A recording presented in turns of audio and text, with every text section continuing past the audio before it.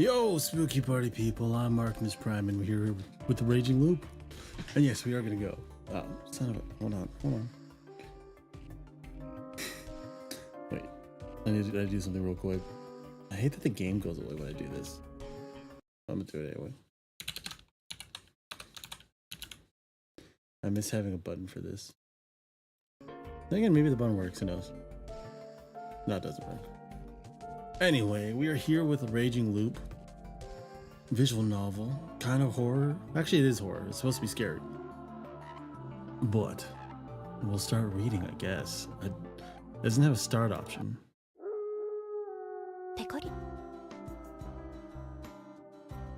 Okay.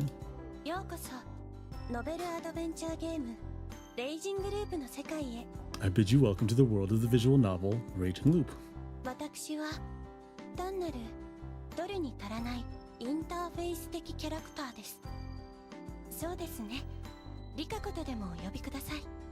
I'm nobody special, honestly. Simply consider me part of the interface. You may refer to me as Rikako.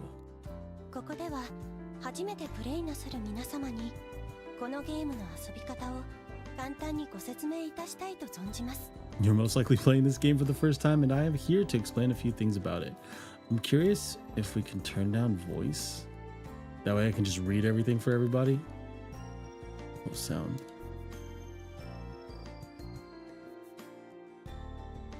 Character voices. If we could have them do English, that would be amazing. That'd be fantastic.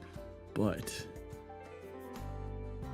I can only hear their voices. Oh, there are so many people. We can either turn them all low or mute them. I'm just gonna mute them, just for time's sake. Next time I'll have them on low.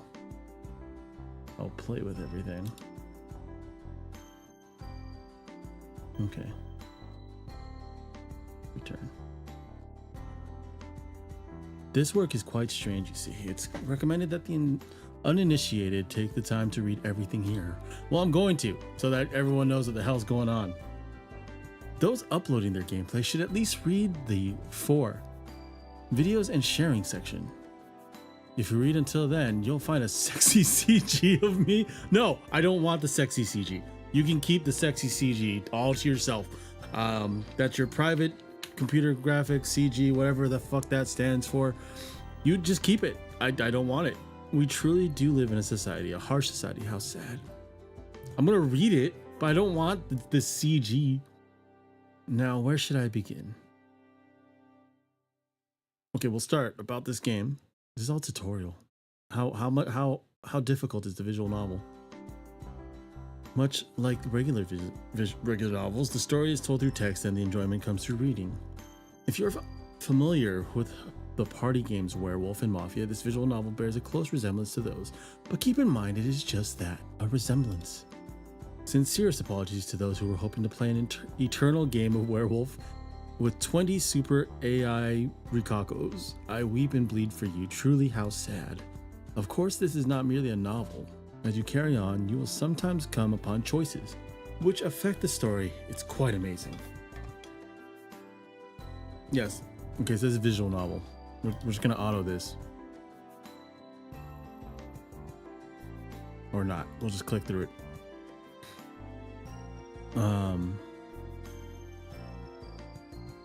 Oh no, am I gonna not have their screams? Because I want to hear their screams.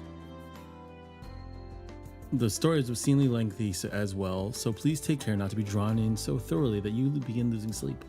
You will not lose sleep over this.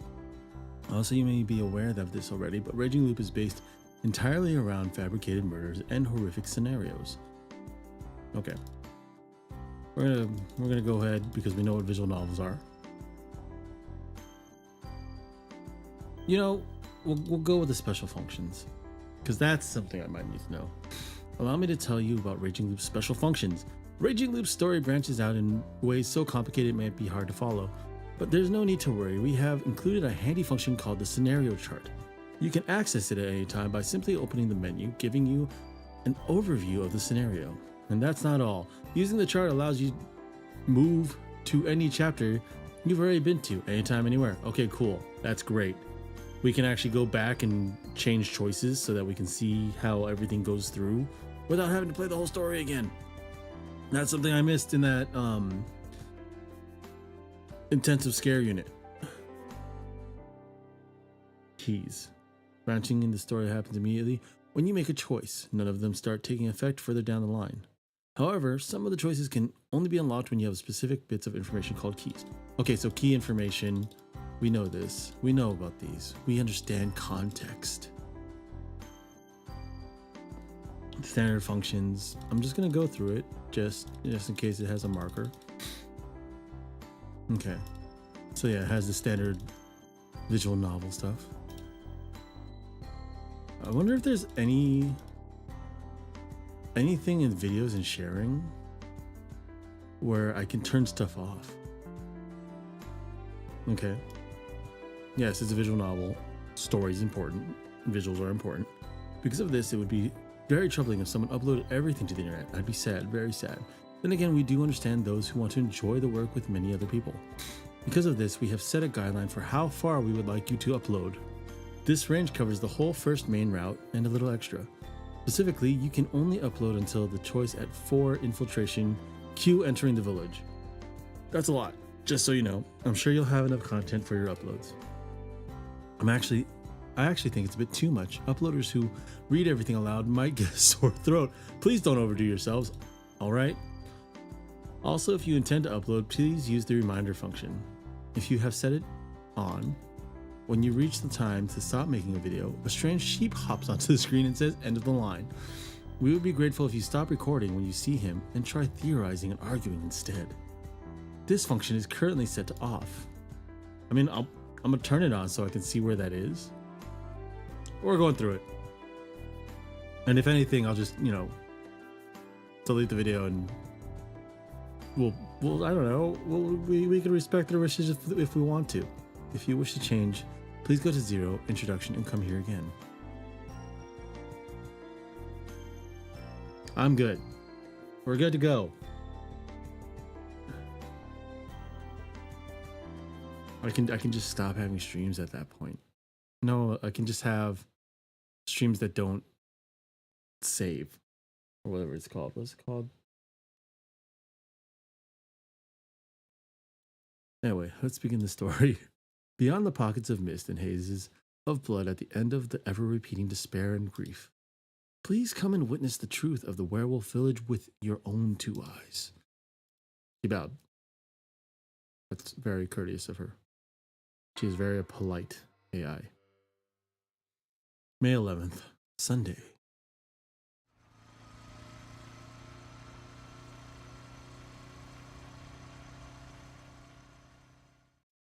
I closed in on the side of the road and killed the engine. It was steeper than I thought. My bike was on the verge of giving out, so I pushed down and deployed the kickstand. Well, I'm lost. Maybe taking a ride down an unknown road with no sat-nav on me wasn't such a good idea. No GPS, basically. I just followed the road, so I figured I wouldn't get lost, but now I was in some deep shit. No, cool it. This isn't a big deal. I sighed, took note of the fact that I'd gotten lost in my pocket journal, and then pulled out a map. Suddenly, a rush of memories flitted into my mind. Oh, I need some key information for that. Forget it. I somehow kept myself from remembering those things. After all, I'd gone on this trip to forget. Ugh. Enough of that. I gotta focus on what's happening right now. Life is simple. Just like this road. It's dark and there aren't any guides, but that means all you gotta think about is whether you go forward or back. Going back wasn't an option in this case, so I'd just move forward.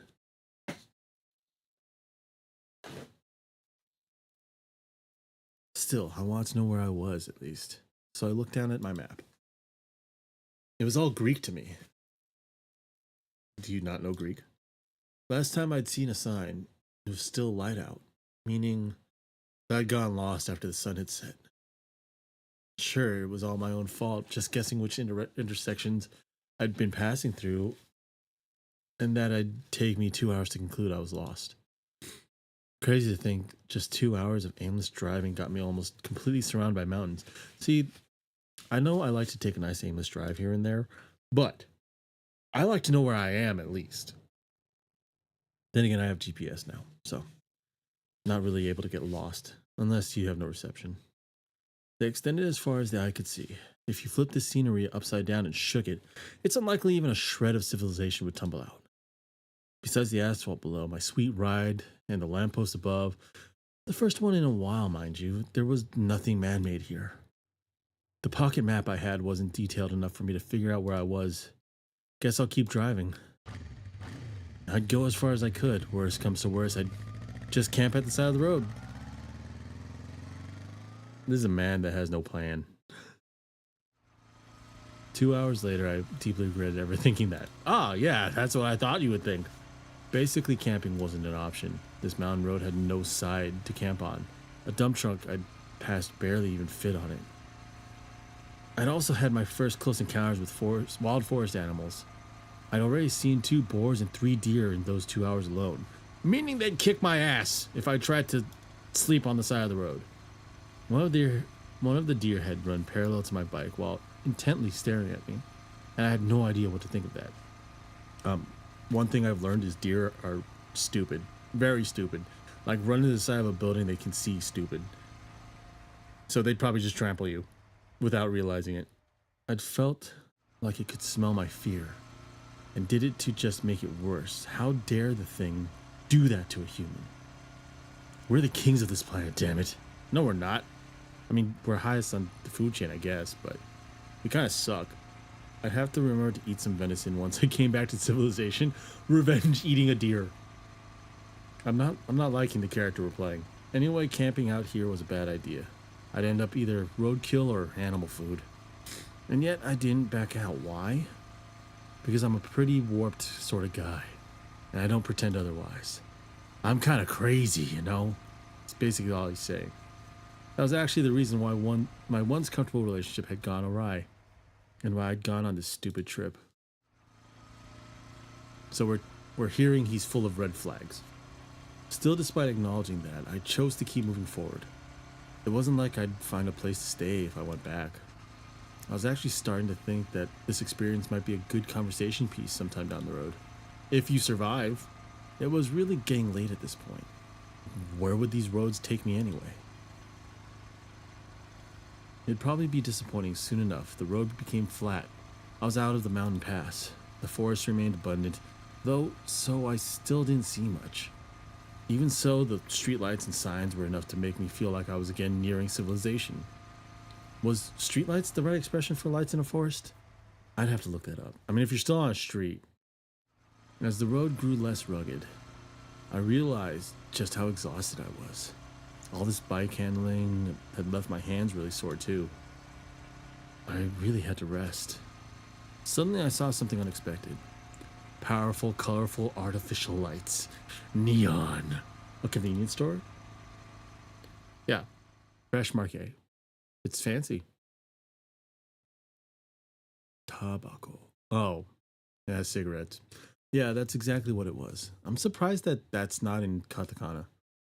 It was next to an intersection between the road I was on and another, even thinner road that could probably support only a single car.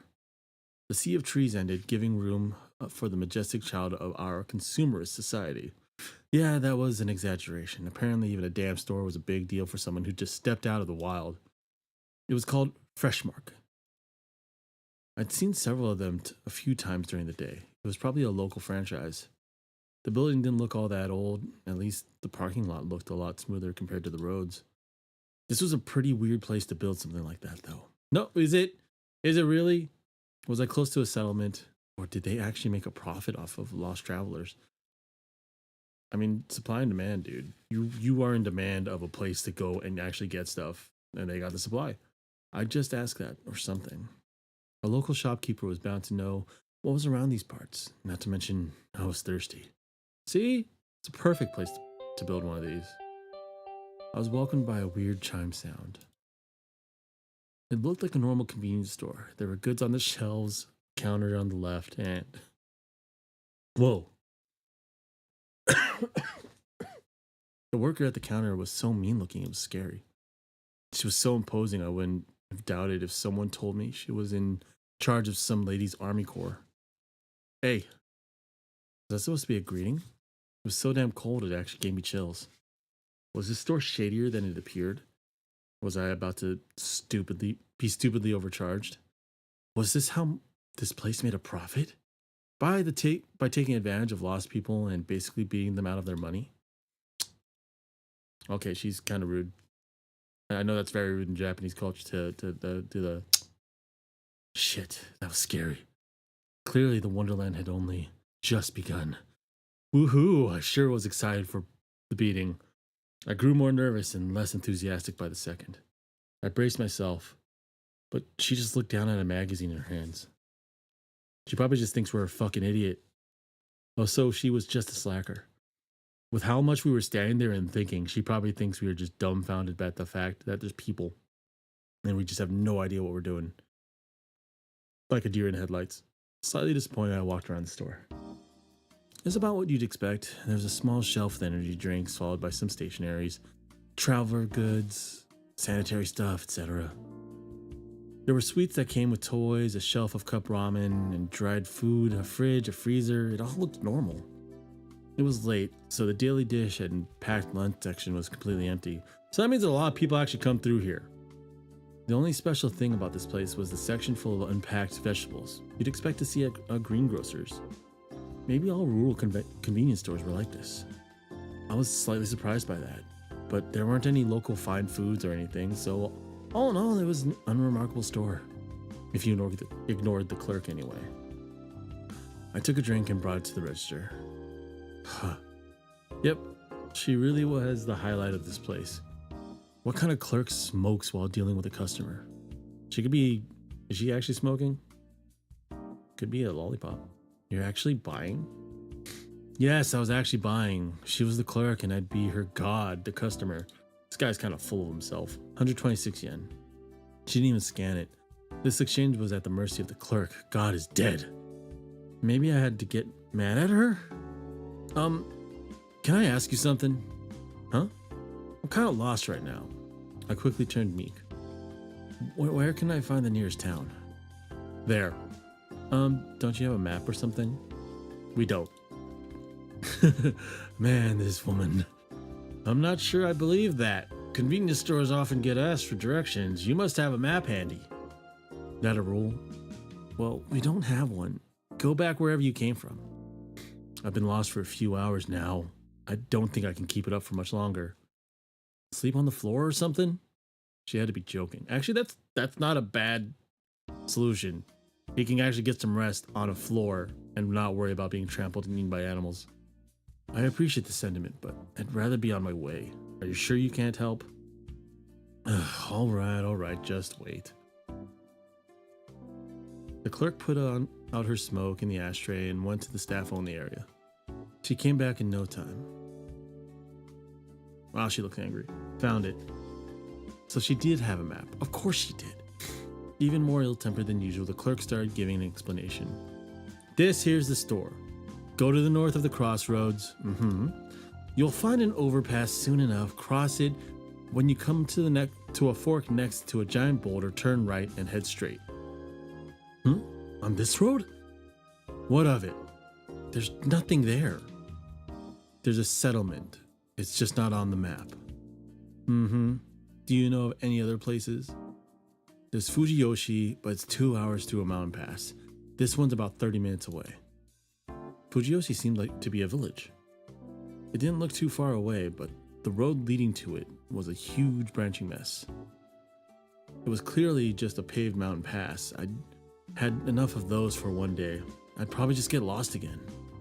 I'll go to that one then. Thank you. Money. Excuse me? You didn't pay for the tea. Here's 500 yen. Why did you put the change in the collection box without asking me? Having too many coins is a pain, ain't it? That was a hell of a line. I casually thanked her, grabbed the plastic bottle of tea. She didn't give me a bag, by the way. and left the store. We're I drank the tea in the parking lot and looked up at the moon, obscured by clouds, but still bright enough to outshine the light of the convenience store. The clerk put me in a bad mood, though, so I didn't enjoy the sight. I threw the bottle in a nearby trash can and aggressively drove away. I mean, you kind of put people in a bad mood, I think. Following the directions, I crossed the overpass. But I mean, the clerk was kind of, he kind of got what he put out there and arrived at the first fork in the road. The byway she told me about was really narrow. I probably wouldn't have noticed if it weren't for the tall boulder standing there, like a roadside shrine or some traveler deity. I stand up, but sitting for too long. Turning carefully, I got on the road. A minute later, I found myself in an even worse wilderness than before. A veil of dead leaves covered the ground, tall grass sided the path, and the sky above was blocked by overgrown shrubs, making it feel like I was passing a wooden tunnel. The road itself was a huge red flag. It was a wonder why I didn't just turn around. The exchange from before might have pissed me off more than I thought. Still, you can't drive angry, dude. This is how you get lost and in accidents. I really didn't expect the road to just end. It happened about 15 minutes in. The view ahead suddenly turned strangely dark, and a split second later, the bike tipped forward. I reflexively hit the brakes, but it was too late. I started going down a cliff. Yeah, that's why you don't drive angry. My bike tilted downwards, and its suspension was put to the greatest test yet, so we basically tumbled down to the bottom. The headlights suddenly shone on some dirt and grass. I knew then that I'd been flung out of my seat. Stifling a scream, I tried to work some steering and brake magic to slow down without collapsing. That was too big a task for a simple road bike. At the bottom of the cliff, it jumped higher than ever before. The suspension couldn't handle the impact, and I was launched into the air. A moment later, I heard a crash and felt an impact, after which came an unpleasant pain. Damn it! An accident where I was flung out like that was a first for me. The launch was really something too. I did a 360 in the air and fell on my back. My breathing stopped for a moment, and the pain was so bad I thought all my bones shattered. My face and limbs were pretty fine, at least, though I wasn't sure if they counted as its silver lining.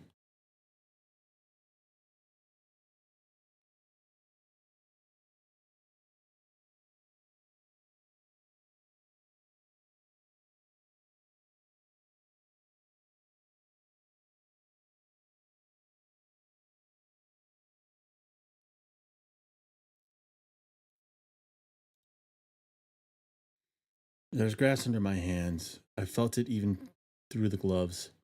That and the smell of green made it pretty clear what I landed on.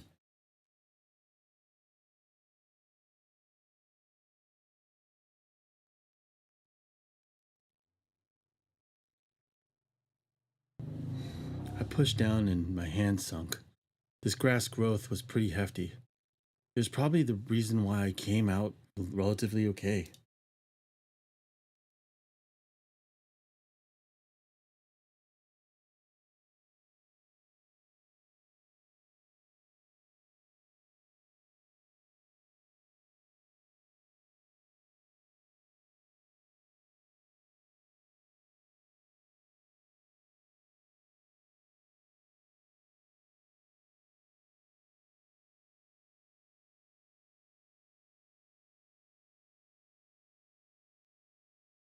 Hold on 1 second.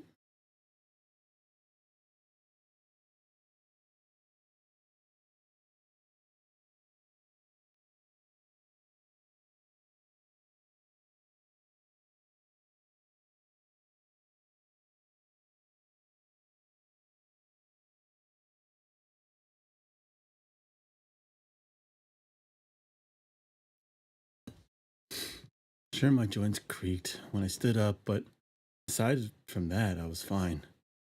It was really dark, so I couldn't really confirm it, but I was pretty sure I wasn't even bleeding.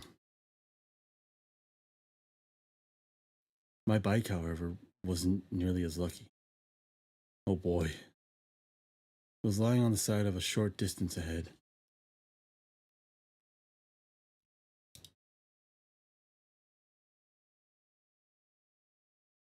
The engine was still on. The back wheel kept turning, making an unpleasant fricative noise. Yep, it was busted. I walked up, killed the engine, took the key.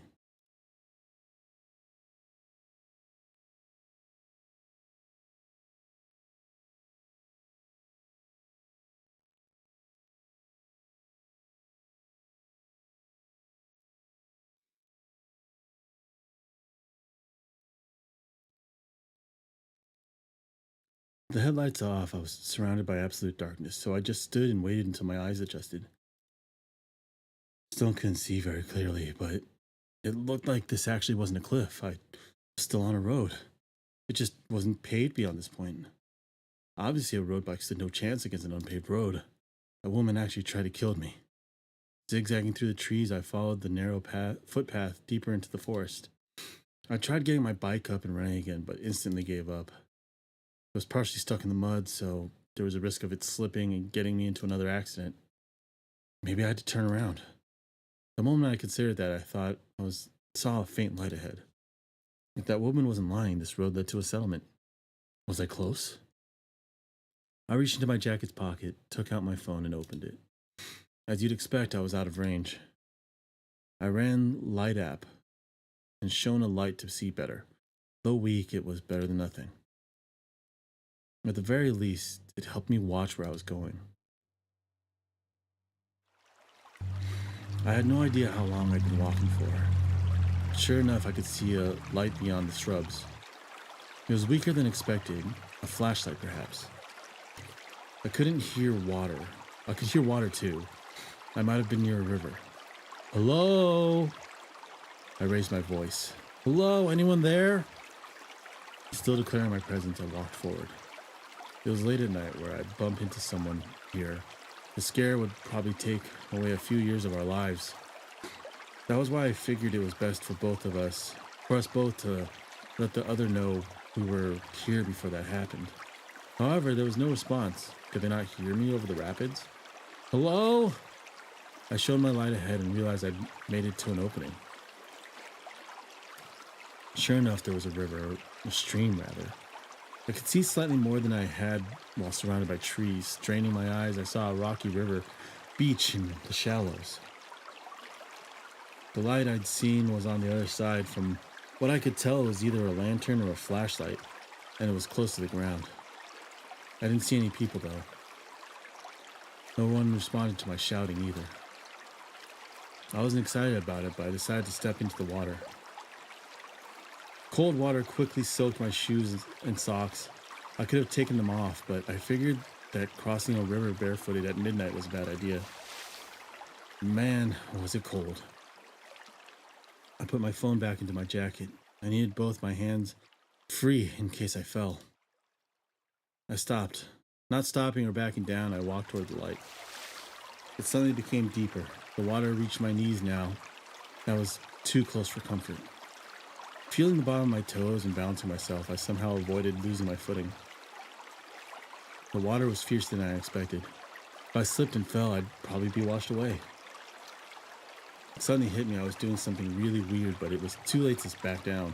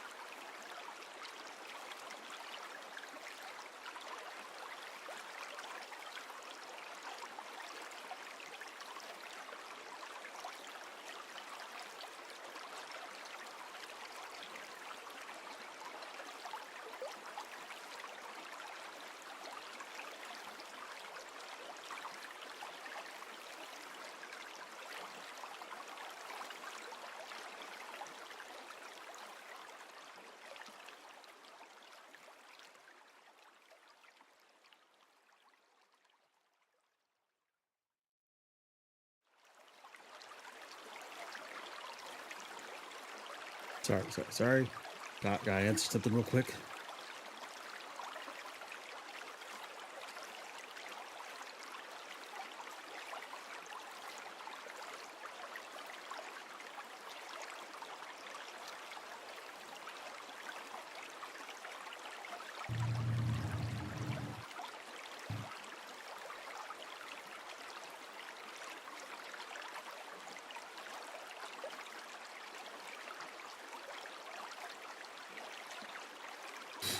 Putting my hands on the boulders and carefully checking what I was stepping on, I gradually made it to the other side. Then, with an unpleasant wet sound in my every step, I walked up to the light. I could already see it clearly. Yep, there was a flashlight lying on the ground for some reason. There wasn't much space here.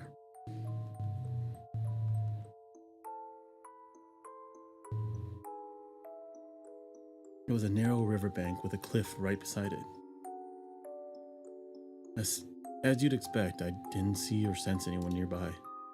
What the hell? Though old, the flashlight was working fine. The strength of the light told me the battery was pretty full.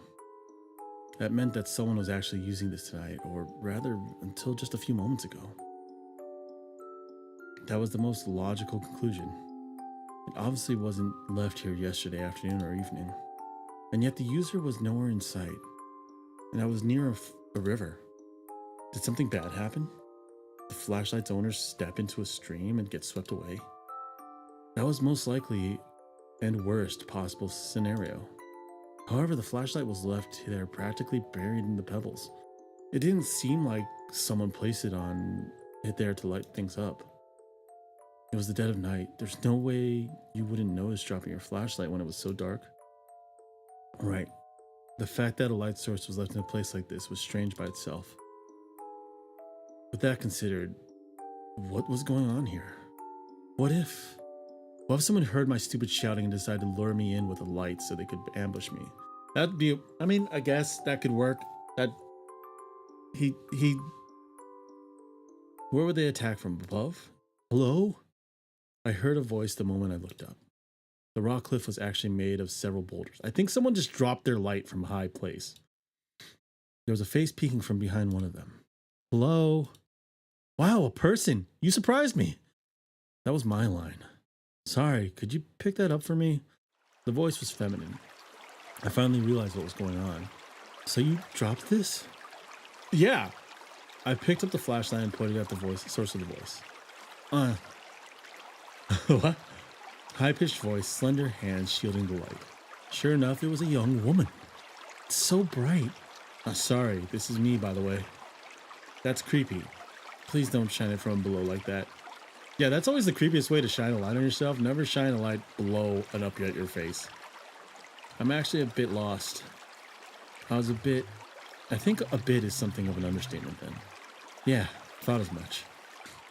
Is this a settlement? That's a difficult question. Can you help me out at least? Help? I just need a place to hide from the rain and wild animals, that's all. Is it raining? When was it established that it's raining? Standing on a boulder, the young woman made a pensive face. Want to come to my place? And that was the conclusion she'd arrived at. Her face told me she was 100% serious. Place, my place. By that, she surely meant a house, a settlement. I know I asked for help and all that, but I'm actually desperate enough to not hold myself back. Huh? As a man? Yes, no, as a living being. I spent the last few hours aimlessly driving around only to fall off my bike. I'm dead tired and at my wit's end here. Oh dear. Then what kind of living being would I be if I just abandoned you?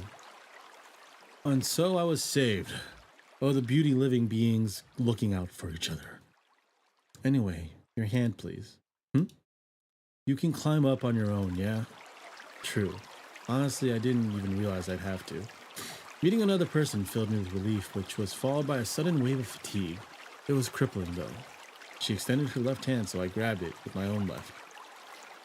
Her slender fingers were stronger than I expected. You know, some girls actually are a lot stronger than you expect. The girl's name was Chiemi Serizawa. I asked if she was related to the Shinsengumi guy. but she said that her family just adopted the name at some point in the Meiji period. She was a 21-year-old who went to college far away from here. This was her hometown, and she was spending her post-exam vacations here. We chatted about stuff like that. Once she'd led me out of the rocky ravine. There was actually a proper path, so the rock climbing was pretty pointless. But I was too focused on my footing to comment. She told me about herself as soon as we reached the solid ground. Okay, so we walked a path and she just told us about her. And what about you? I'm Haruaki Fusaishi, a graduate student in a Tokyo college. Oh, so you're a bit older. I'm 24, so 3 years. I'd say we're in the same age range. Yeah, so don't you dare be formal with me. All right, then you can be casual with me too. Can I really? I like it when girls are friendly with me. I bet you like when girls are friendly with you. I don't know why I said that. Well, I know what you mean. I don't like stiff socializing either. Sure, I'll treat you like a friend. Wouldn't have it any other way. That aside, are we there yet? Not quite. We're like 5 minutes away. Hang in there, Chief. What a lively girl. You could tell she was used to people. That's good. She's not some wild introvert out here in the wild. Also, watch your step and focus on just the light. Any reason? There are loads of pebbles here. It's dangerous. The moment she said that, I stumbled on a rock too big to be called a pebble. Yeah, and it's pretty dark tonight. Yeah, pretty much just focus on where you're walking. That's just pretty much good advice for when you're walking in the dark. I couldn't even see the moon anymore. Nodding in agreement, I focused on following the light in her hand. This is why I carry a flashlight everywhere. I gotta change. Wait here a sec. And so I did just that. Given this was a mountain settlement, I'd expected some old wooden house, but she was actually living in an apartment block. It was too dark to get a good look at it. All I could see were the cheap looking walls, like you'd expect from some old boarding house for students. Also, she lived in the second floor, in room 202. You know, one thing I'm actually curious about. What are Japanese homes made of? Because I know in America, we do drywall. Not everywhere does drywall. Europe does actual brick. So are their walls just as slim as ours? And then, there's some places that do single wood. So maybe they do that. I'd heard some raindrops as we were climbing the rusty stairs, but now it was really pouring. Between that and the darkness and the large tree right next to the building, it was nearly impossible to see what was going on outside. It felt like I was all alone in a world of nothing but the walls, the door, and the fluorescent lamp above my head. It made me feel somewhat helpless. I distracted myself from that by imagining her changing. Pervert. He's a pervert! Eventually the door opened up. Sorry about the wait. Come on in. All smiles showed herself, now wearing sports clothes. This was kind of exciting. He likes fit girls, I guess. Look at this place. It's completely empty, huh? Yep. But get a load of what's in the fridge. Magnificent. Let's drink. Hell yeah. I'm guessing they found beer. Now she looks really drunk. Oh, or lemon chuhai? So beer and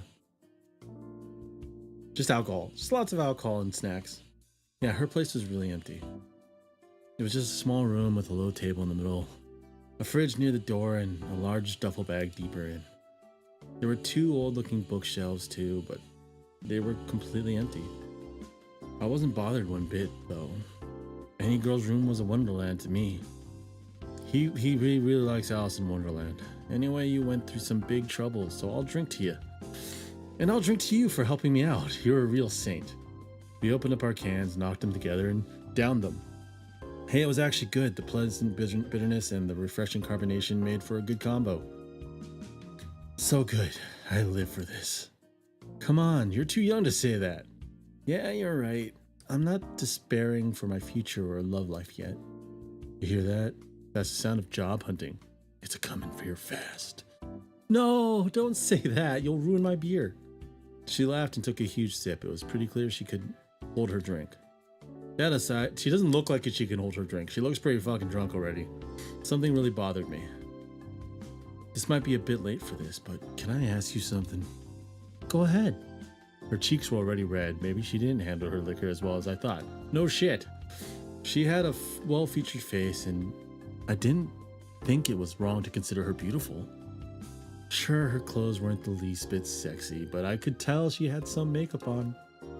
To you, I'm just some stranger who says he's lost, right? Yep. And you yourself are a young woman who invited that stranger into an enclosed space and started getting drunk. Oh, don't you think this is a dangerous? She kept gulping the drink even as she formulated a response. The very fact that I could just watch her do that made this a pretty risky situation, and yet I wouldn't say so. But time for a Chiemi Serizawa quiz. Yay!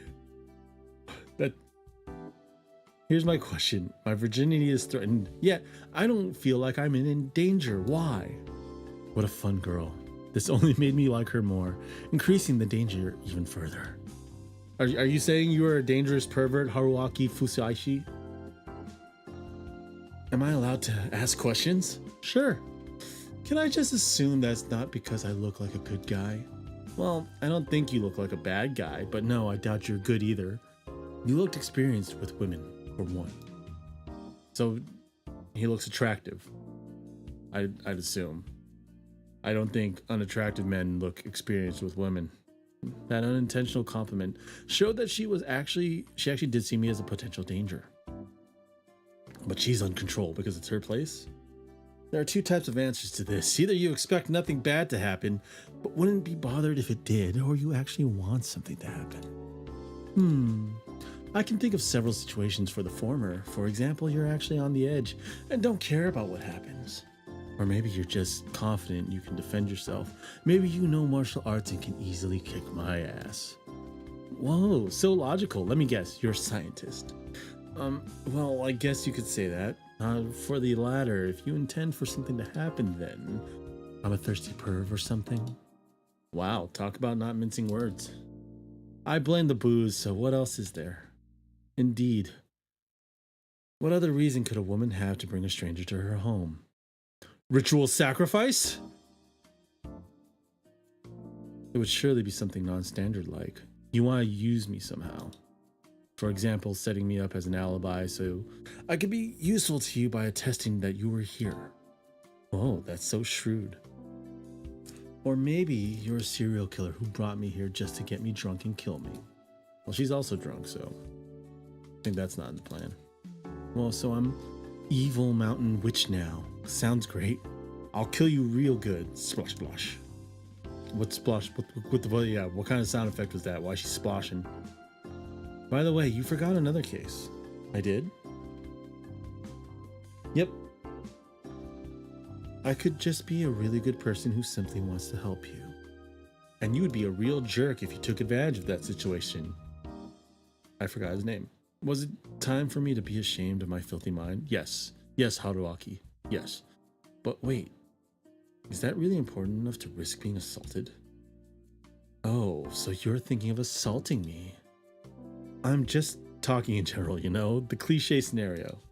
She stopped talking and turned red. It was so cute. I thought she was actually doing it on purpose. Man, was she drunk. And we were just on our second cans. Then how about this? If I don't let you stay here, something even worse would happen and I'd feel real bad. Care to elaborate? There's some scary wild animals around here you might have gotten torn up and eaten. That would have left a bad taste in my mouth. So I figured I'd just let you stay instead.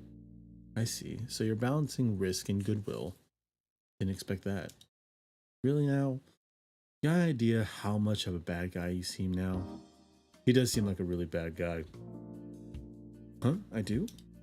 I mean, you assume I was a thirsty perv, a serial killer, or needed an alibi before considering I was just a nice person. You're the one who brought up the perv thing. No, she wasn't. You brought up the perv thing. Details, details. So what's the right answer? We're not just messing around? Yeah, one of them's the correct answer. Get it right, and I'm giving you a nice present. Get it wrong, and you're dead. Splosh, splosh. Seriously? I mean, I think she'd feel guilty if she let me die, but also I still think she brought me here because there's a ritual of some kind, not just because I know what the game is. Ding, ding, ding. You're right. Oh, cool. Well, I wasn't joking when I said this area is dangerous. There's deers, boars, wild dogs, and bears. I actually saw deer and boars myself, but bears? Yep, moon bears. Though they aren't big, they do attack. It's pretty dangerous out there. I think Japan has a lot of black bears, if any bears.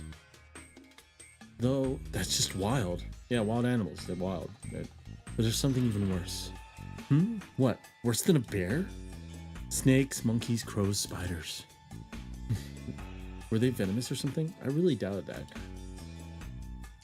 I think some spiders are. Those really didn't seem worse than bears. I don't know, wolves. There aren't any wolves in Japan. Yeah, there are. You're in the sticks, you know. I think it's just wild dogs. She smiled and drank out of a third can. Speaking of wolves, whatever the reason, you ended up coming into a pretty girl's home. Won't you become a wolf yourself? Nope. What a gentleman. Have another one. I wasn't too sure, but it felt like she dodged the subject. Perhaps I wasn't being cautious enough.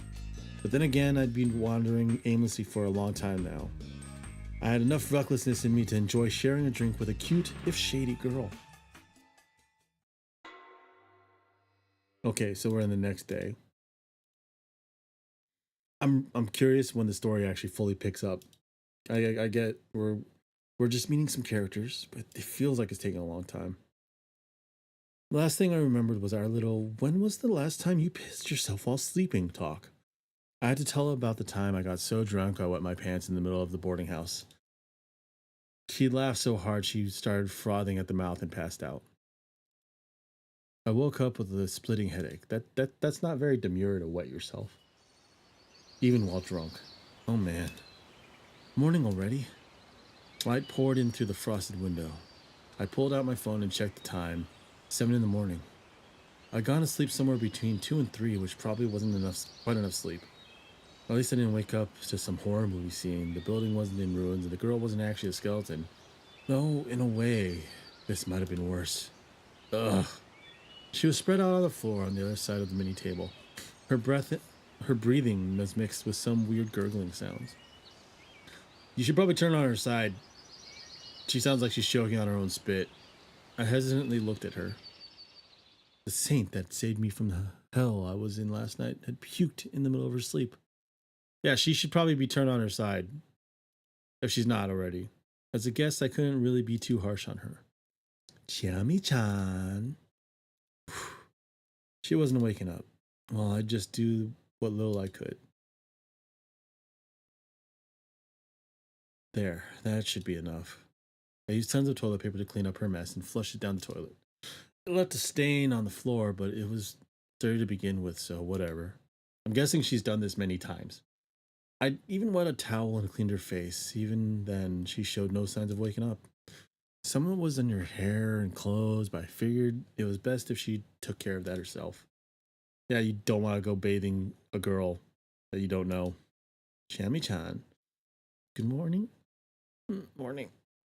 The first hint of consciousness so far today. I'll be leaving for a bit. Without waiting for a response, I walked to the entrance. She'd have to take a shower and change and all that, so I'd kill time outside. I stepped into my still damp shoes with my bare feet. My socks were in the washing machine, with the towel she gave me to wipe my legs, and reached for the knob. I opened the door and was greeted by a gust of wind. The raindrops gathered on the leaves of the tree next to the building flew right into my face, making me grimace. The rain from last night was already over. The sky was pretty clear, but despite that, I noticed the visibility of my surroundings was poor. The building was surrounded by leaves. So it was a storm. It was just a storm, that's all, man. The old structure was basically buried in a forest of trees about as tall as itself.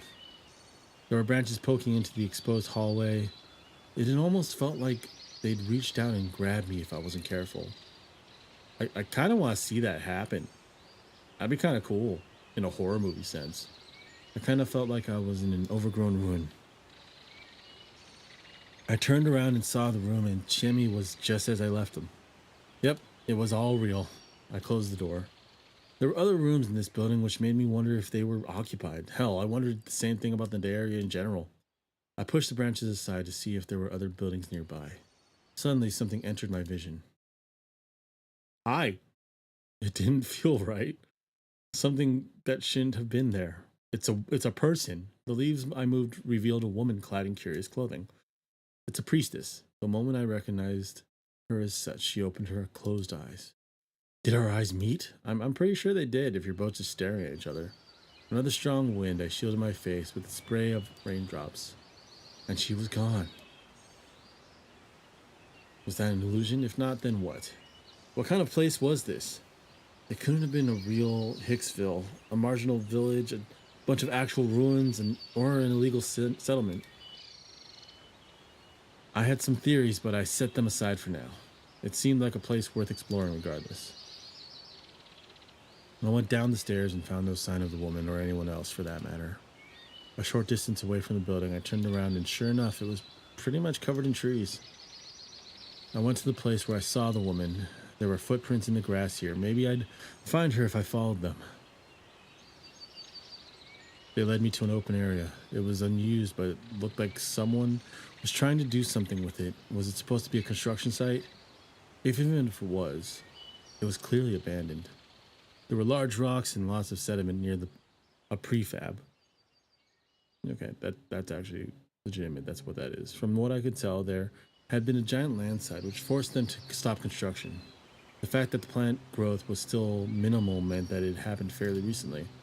The footprints seemed to be going down the hill next to the site. Following them, I finally saw something that could be called civilization. There was a set of paddy fields with houses nearby, so this actually was a settlement. What a relief. I decided to keep following the footprints and approach the settlement. I came across another unpaved path that was clearly used by people and cars. It was lined with weeds and bushes reaching up to my waist. It was the home to caterpillars, grasshoppers, among other things. Probably also centipedes. Spiders were no exception. There was no shortage of insects there, so it was a good place for a net. I wasn't particularly scared of spiders, but I didn't like them either. At least they were just harmless orb weavers. Regardless, I avoided these bushes just in case and followed the path like the good city boy I was. He's in the tall grass. He's about to get some Pokemon action.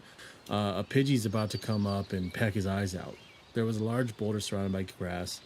It was strangely tall, making it look like it was put there by people. On its dewy surface, there was a gray tree frog, ready to go after the many insects scattered about.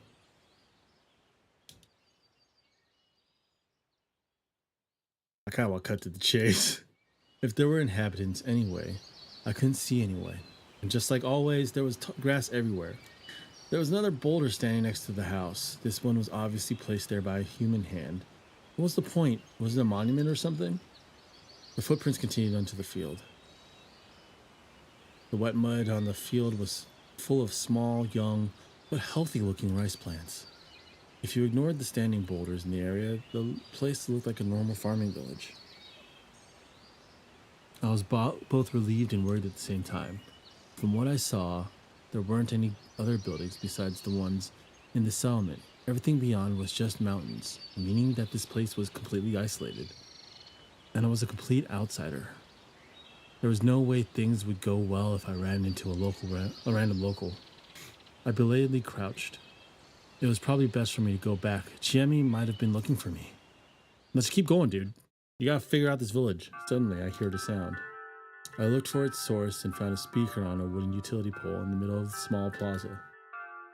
A morning broadcast? I'd never heard this tune before. It was cheerful at first, but had some parts that seemed really dark. So it was in minor key. I found it unsettling. Perplexed, I stopped walking, and what happened next made me hide myself. There was a person in the area, densely surrounded by houses, but they weren't normal. What was with that appearance? Why does she look like a zombie? What was that on her face? I mean, that's the kind of thing that you see with like, I guess Chinese zombies. I mean, they tend to have like a something on their face and a talisman. Though I was a fair distance away, I could see an old woman with some sort of cloth over her face shakily walk out from between the buildings. Oddly enough, there were boulders even there. But even weirder was the fact she walked up to one of them, lightly joined her hands, and bowed her head before it, her face still hidden. Then all was silence. It actually looked like she was revering it. To me, it looked like she was praying to it. This was bad. Really bad. I'd wandered into a settlement with a unique culture, to put it lightly. Forget causing trouble, an outsider like me could get killed here. I just turned around and ran for it. I dashed up the hill. That was the first interesting thing that really happened here. Come on. Past the house, through the construction site, until I arrived back at the apartment building. Chemi looked like a relatively reasonable person. Maybe she could tell me what was up. It just hit me that the way she described this place was somewhat weird. She basically said it wasn't normal. Maybe you're a serial killer who brought me here just to get me drunk and kill me. Whoa, I'm some evil mountain witch now. Sounds great. I'll kill you real good. No way. What if she was actually the bait they used to lure outsiders here? I mean, you kind of just found the place on your own. I'd blame the clerk more than anything for sending you here. Eventually, the broadcast stopped. Chemi still hadn't come out of her room. She didn't respond when I knocked or called out to her. I didn't have to worry about this, right? That just made my inexplicable unease grow worse. What if this was a trap? Was I in a dangerous situation? I had to talk to her.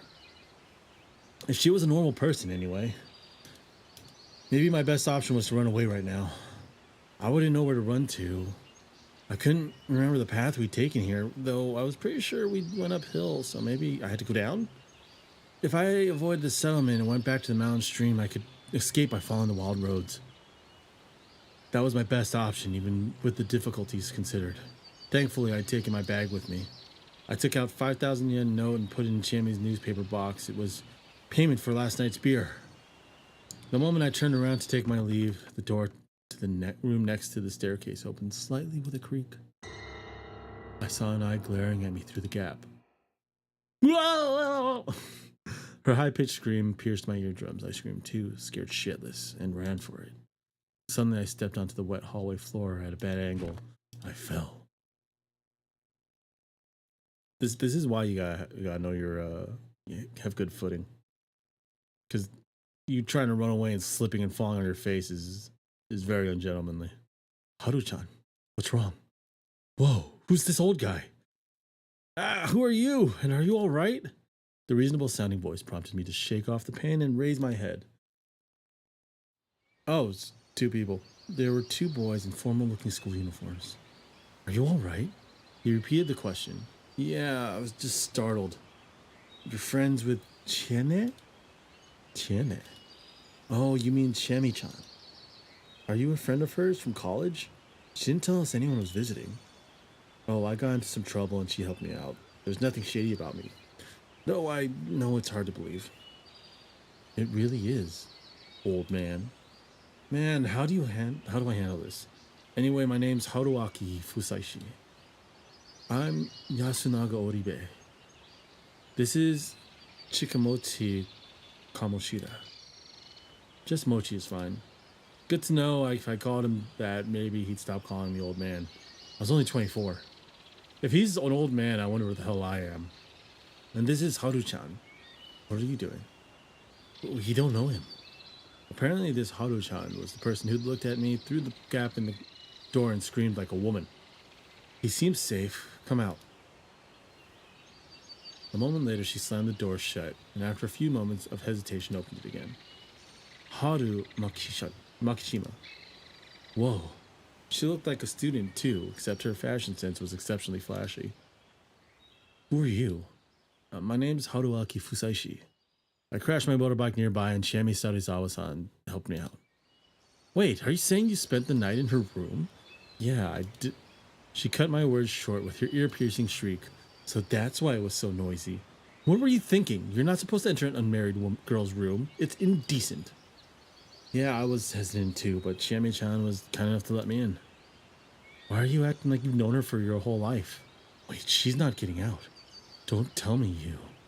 There's a 5,000 yen note in the door. Your shattering scream. Don't tell me you. No, no, no. She just gave me a lot of booze. I'm paying her back for that.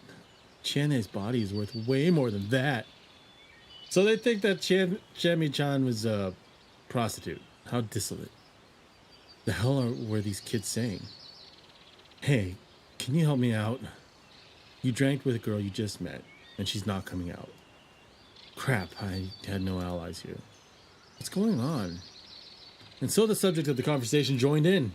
Oh, Jimmy-chan, can you tell them what happened last night? Something was off about her aura. What happened to the lively girl she'd been yesterday? Chane, did you... Man, this is embarrassing. Whoa. Wait, hold on, stop! I can't be a bride anymore. Ear-piercing shriek. Man, what a mess. Though Chime's face was all pale, she was actually grinning. She obviously had a bad hangover, but she didn't stop her from messing around. After calming everyone down, Chime explained that actually happened. How we met in the middle of the night, how she let me stay out of goodwill, how we drank ourselves silly, and how nothing happened between us. Good. Man, it's been a long time since I drank that much. Guess I wasn't prepared for it and puked it out. Sorry you had to see that, Haruaki-san. Hey, I don't mind it. That Haru-chan girl still looked at me funny. She hates him. She hates his guts. Absurd. Anyway, sorry. She like, despite how she's dressed, she wants all men to be gentlemen, which is a good thing. Anyway, sorry, I was so tired yesterday that I couldn't refuse her kindness. Well, this is Chiene we're talking about. She does whatever she wants. He's got good reasons for being here too, so maybe the elders will understand. Where did you find him anyway? Well, next to the river further down. My words made everyone change their expressions. That's a big deal. 2 people over just 2 days? Did I say something bad? It was gonna get out sooner or later. We made quite a scene, so I wouldn't be surprised if everyone in Yasumizu already knows. Hey, what did you mean by 2 people over just 2 days? Don't touch me, you're filthy. I wasn't trying to touch her, and I wasn't filthy. No, you're pretty filthy, dude. You fell off your bike, you haven't had a shower, and I'm pretty sure you sweated your ass running through the village. Sure, I hadn't had a bath in over a day, but still, yeah, you're pretty filthy. Hey, you, why is it a big deal? Taiba's gonna go, eee! Well, that sure sounded bad. Can you tell me more? It's a bit complicated for now. Just keep in mind that this is the countryside. Things are different here than in the city. This guy here was Oribie-kun. Ignore Cheme. And he was the easiest person to talk to. What should I do? Just leave it to me, all right? And it's time for students to eat, isn't it? Huh? But I want to see where this mess goes. No, you don't. Just go already. We'll catch up. Well, I guess it's best to go separately. There's probably going to be some disagreements. Yeah, I knew you'd understand, Yasukun. Take care of all of them for me, all right? Sure. Stop treating me like a child. Yeah, I swear I'll poop on what? Why is that a threat? Why is that the threat they chose? Who threatens to poop on people? Let's just get going, you two. And so the students walked off toward the stairs.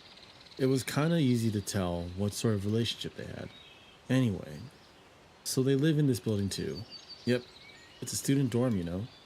A student dorm? In this Hicksville? Still, my senses had betrayed me. There actually were other people here. By the way, you didn't run into anyone else and get in trouble, right? Yeah, I was careful on that front. No, you kind of just like revealed yourself to somebody and then saw someone and ran your ass off. Good, let's get ready to go to the dining hall. Oh, for breakfast? Nope. Eat your breakfast now. We'll go to the dining hall to introduce you. Huh? To who? To whoever has a problem with an outsider coming from Saranaga. Oh, so like that Teiba person, huh? I'm in your hands then. It's fine. If you're that grateful, keep what happened this morning a secret. Sure thing.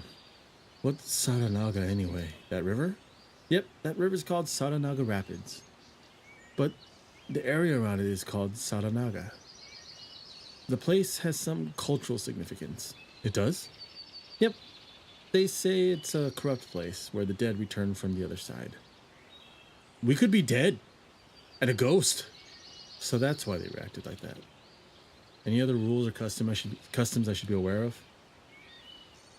Oh, there's lots. So just leave everything to me, all right? Gladly, on all fronts. If I may ask, am I in danger? Nope. But you should try to escape before something unpleasant happens to you. And you're gonna lay the groundwork for that, huh? Yep. The settlement I'd strayed to was a weird place. But at least the guide was reliable. And she wanted me to leave ASAP, huh? That was depressing. You meet a cute girl, you give some drinks with her, and she wants you to get the fuck out of her life. That is kind of depressing.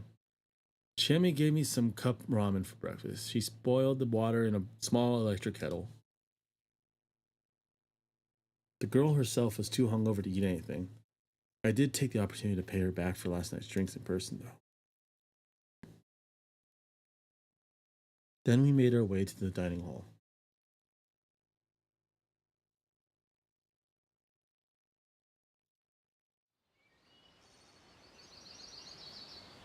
Hmm.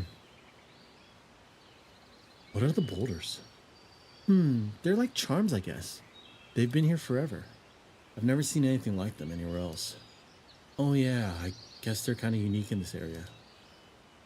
She led me along a narrow path that I'd followed earlier. It didn't seem like any cars used this one. It was very farmy, I guess. This area was also littered with those boulders. Some were cracked, broken, or half buried in the fields. They were clearly religious symbols, but it didn't look like they were that important these days. Or were they? Now that I knew I was safe, I once again became curious about this place. Oh, there's a person. He was working on the field. That's Takumi-chan. Morning, my brain just froze on that name.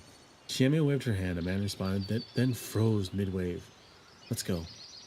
Are you sure we should? That guy looks pretty surprised to see me. Don't worry, he'll be at the dining hall soon. We'll explain things then. Well, if she said so. As an outsider, I had no choice but to rely on her.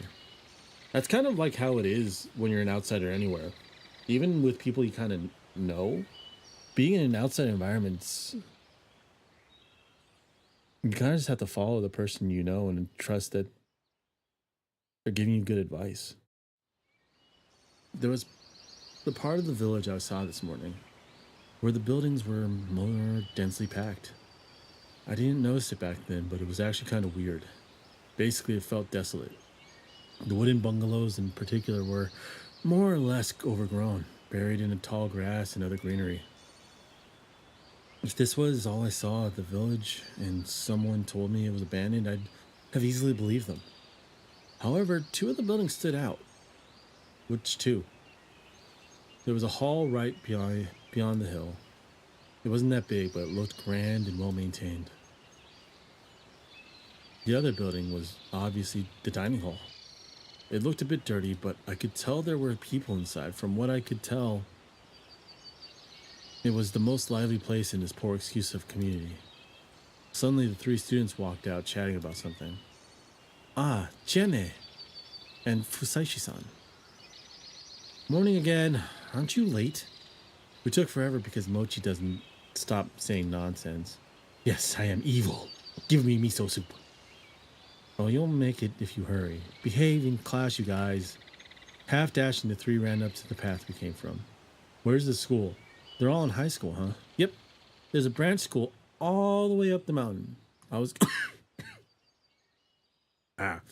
going there myself 3 years ago.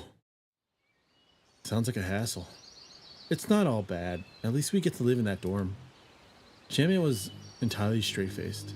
Okay, so I guess everyone from the surrounding areas goes up to that school? There wasn't even a hint of a smile. All right, let's get psyched. Yeah, I'm not convinced. We laughed a little and passed the curtain. Time to meet the town. Who's this? Welcome. Oh. The inside was as aged as the outside, but looked well maintained. Is he a visitor, Chime-chan? The hostess looking lady asked. Though somewhat aged and fatigued, she was definitely beautiful. He uses the word beautiful a little too freely. There were two others beside her. Is that the old lady that we saw? One was a lady in her 70s or 80s. She was probably the one I saw this morning. The silhouette matched. Her clothes matched too. The other was a man who seemed a bit younger than her, probably in his late 60s. Though they were just sitting there, there was a menacing aura about them. I'll introduce him. This is Haruaki Fusaishi. I found him at Sadanaga last night and took him into my care. Their reactions were powerful. The lady gasped, while the two elders rose to their feet with alarm. The tension was already there. The moment I walked in reached its peak. I know you're concerned, but this is just a coincidence. Unlike that little girl who he knows exactly where he came from. He went on an old path with his bike and crashed. It's actually really sad. That's why I think we should help him leave. What do you think? After saying all that, Cheme fell silent. The ball was in their court now. Now that is troubling. The lady voiced a harmless opinion, careful not to upset the old people. It was very clear who was in charge. They were elders, in more ways than one. Chi-chan, why did you even go to Sadanaga at night? I had a hunch. I guess you know what happened. I couldn't fall asleep. It's gotta be a Yomibito. Shut it, Taibei. From the conversation, it was pretty clear that something had happened before I arrived here. It was probably similar to what happened with me. She'd mentioned some little girl. Perhaps there was a child who wandered in here like I did. According to Chime, the Sadanaga Rapids were a place of significance around here. It was a place from which dead people came to life or whatever. Also, this Tai must have been the E-lady that boy mentioned, and the Yomibito must have been a term for the dead who come from there. Apparently, the primary goal here was convincing these elders to approve helping me. Where are you from? The old man's voice put my derailed mind back on track. I'm from Tokyo? How old are you? 24? Older than Chi, eh? He chuckled. I immediately realized he was taking a jab at me for hiding behind a younger girl. Nice to meet you. I'm Haruaki Fusaishi. Like she said, I wandered into town after my bike crashed. He could have died in that bike accident. We had a game in which someone died in a bike accident earlier today. He could have crashed, died, and then she just found him as his spirit. Our spirit. I guess this is us. I seem to be a total outsider here, so I didn't want to speak out of turn. That's why I asked her to talk on my behalf, but I think I should say something at least. Well, I won't trouble you any longer than I have to, so I would be grateful if you pardoned my brief stay. And please don't blame her for helping me. Hey, Haruaki-san. I think she went against this village's customs by helping me out. Hey, Pony, how's it going? The students also seemed surprised. I'm an adult. I'm willing to take responsibility for any trouble I caused, as best I can. So, please put up with me. I bowed my head. He seems all right to me, Taiba?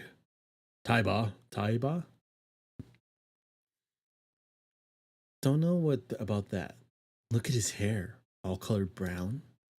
Shit, I forgot I didn't look like a very presentable to more traditionalist people. Outsiders are all like that. Just help him get out of here, I says. Oh, that's him. Do what you want. I guess they got their half-hearted approval. Haruaki. Haru, eh? Like my granddaughter. What a mess. Oh, so that means you're... Yep. He's Haru-chan's grandpa, Kanzo Makishima. Pleasure. I didn't know what else to say. Haru-chan and I weren't on the best of terms so far. Anyway, it seemed like we were past the difficult part. Drove into Sadanaga, eh? No, actually, I would ask for directions at a convenience store, went down a side road, and ended up losing control on an unpaved section. And then you went in Saranaga? Why didn't you turn around? He wasn't impressed by my choice of actions. Yeah, you kind of didn't watch the road and didn't see you were driving onto an unpaved path. You should keep a when you're driving a motorcycle, you gotta make sure you keep a lookout at least a mile ahead of you. At least from all the motorcycle training I've done. It just hit me that I had no idea how much time passed between the crash and meeting Chime. Takumi and I'll go see it. Takumi's working in the field. It's to get him to leave. Let the boy help. You never change, Kanchan. What's going on here? We're joined by a new inhabitant. A huge muscular man with a ponytail. Jimmy, who's that guy? Oh, Takumi-chan. Oh, so he was the one we saw in the field. Wow, he sure looked big from up close. All that field work was good for his muscles, clearly. And from what I could tell, he was in his 30s. As Chime introduced me and told him of my situation, I found out his name. Takumi Muro. Man, that must have been hard. So, old man Konzo. We'll pick it up. Tatsu. Taeba-chan. What? Wait a bit. While I help this guy. I already spread the stuff on the field, so I'll mow the grass at noon. What a good boy. He could be Mr. Shakedown. He looks like he could be a Mr. Shakedown. If this was a Mr. Shakedown, I wouldn't want to deal with him. I would avoid the crap out of this Mr. Shakedown. It ain't a big deal. I'll be so quick you'll think nothing happened. Good to hear. Nothing, huh? Boy. Me? What is it? You're in Yasumizu. It ain't a good place. It wasn't the place that wasn't good. Not my presence here. We don't like outsiders here, and outsiders should let sleeping dogs lie. So you should hurry and leave. That's the plan. So it's settled. Yep. Thanks, Takumi-ni-chan.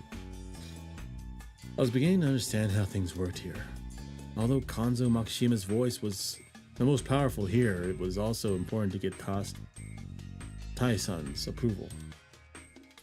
Konzo-san was probably in charge of tackling the settlement's practical problems, while Tai-san provided spiritual and moral direction.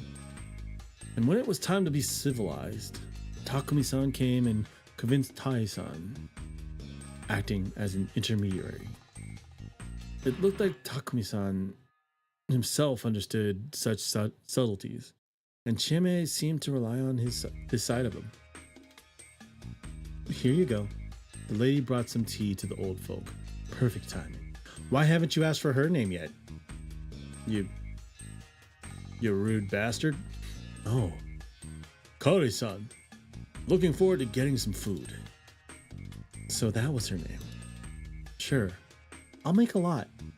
It'll be a reward for waking up early and working hard. Hey, I'm doing it for Yasumizu, Bachan, and you. It's nothing really. Oh my. These two sure seem to get along. They looked about the same age too. Would you like something to eat too? Kaori Oribe. Is that dude's mom? The glasses kid? No thank you. I ate already. Then here's some tea. I can also get you a light snack if you'd like. What would you say to some onigiri? Oh, that would be... Sorry. Can we borrow the phone? We need to... Quick. Oh? Sure. But why not have some tea first? Thanks. But it's urgent. Let's go, Haruaki-san. Sure. It didn't look like I could say no.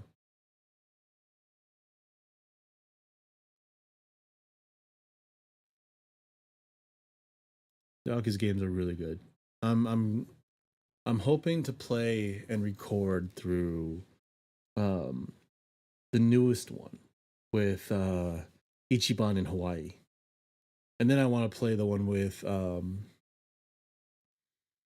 the pirate one in Hawaii also. At the end of the creaky hallway, there was a black rotary phone, a rarity in this day and age. This is the only phone in all of Yazumizu, by the way. Seriously? Oh, and that's not a single mobile service. Oh, and not a single mobile service provider works in this area. Really? Wait, do you want me to? Who do you want me to call anyway? Road service, insurance, stuff like that, and family if you have to. Oh, that made sense. Hell, I should have been the one to say that. Yeah, Haruaki, dude. You don't know your ass from a hole in the ground. You have no idea what you're doing. Like I said, it'd be best if you left as soon as possible. So you should use everything you have. Because outsiders aren't welcome here. Yep. And I shouldn't pry any further, huh? Haruaki-san, I see you catch on quickly. That's good. Not quickly enough, to be honest. But you can also seem really curious. It shows, huh? Of course it does. Honestly, though, you should avoid sticking your nose into things. Because we'll part ways soon anyway. Exactly. That's kind of sad. Oh, you want my contact info? If you're willing to give it. Yay, that makes you guy number 53 on the list. Damn, if that ain't a letdown. We still went on to exchange our info. I could only hope that being number 53 wasn't as big a problem as it sounded.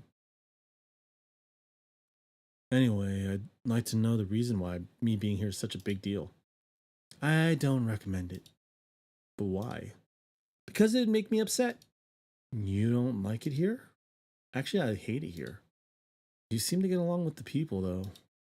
That's just how it looks. I was a huge problem child, so I feel kind of awkward around the older folk here. I probably won't be streaming the game. I'm gonna stream a lot of this, most likely, and like other games. But I'll definitely make videos. And there's tons of things you can't see right away. Oh, but I can't say I actually hate the people. With that, I decided to stop prying about this place. Any further, I'd back away before she came to hate me. Oh, can I ask one thing though? Oh, gutsy. Go ahead. Do you like that Takumi Muro guy? What? Me? Like him? Yeah. No way. Takumi Nichan's cool and all, but he's too rugged and over a decade older than me. He's out of my strike zone. And he's always only had eyes for Kaori-san. It sure felt like it. They married or something? Nope. Kaori-san's a widow. Well, that seemed complicated. You're prying a little too much. Get back out of their business.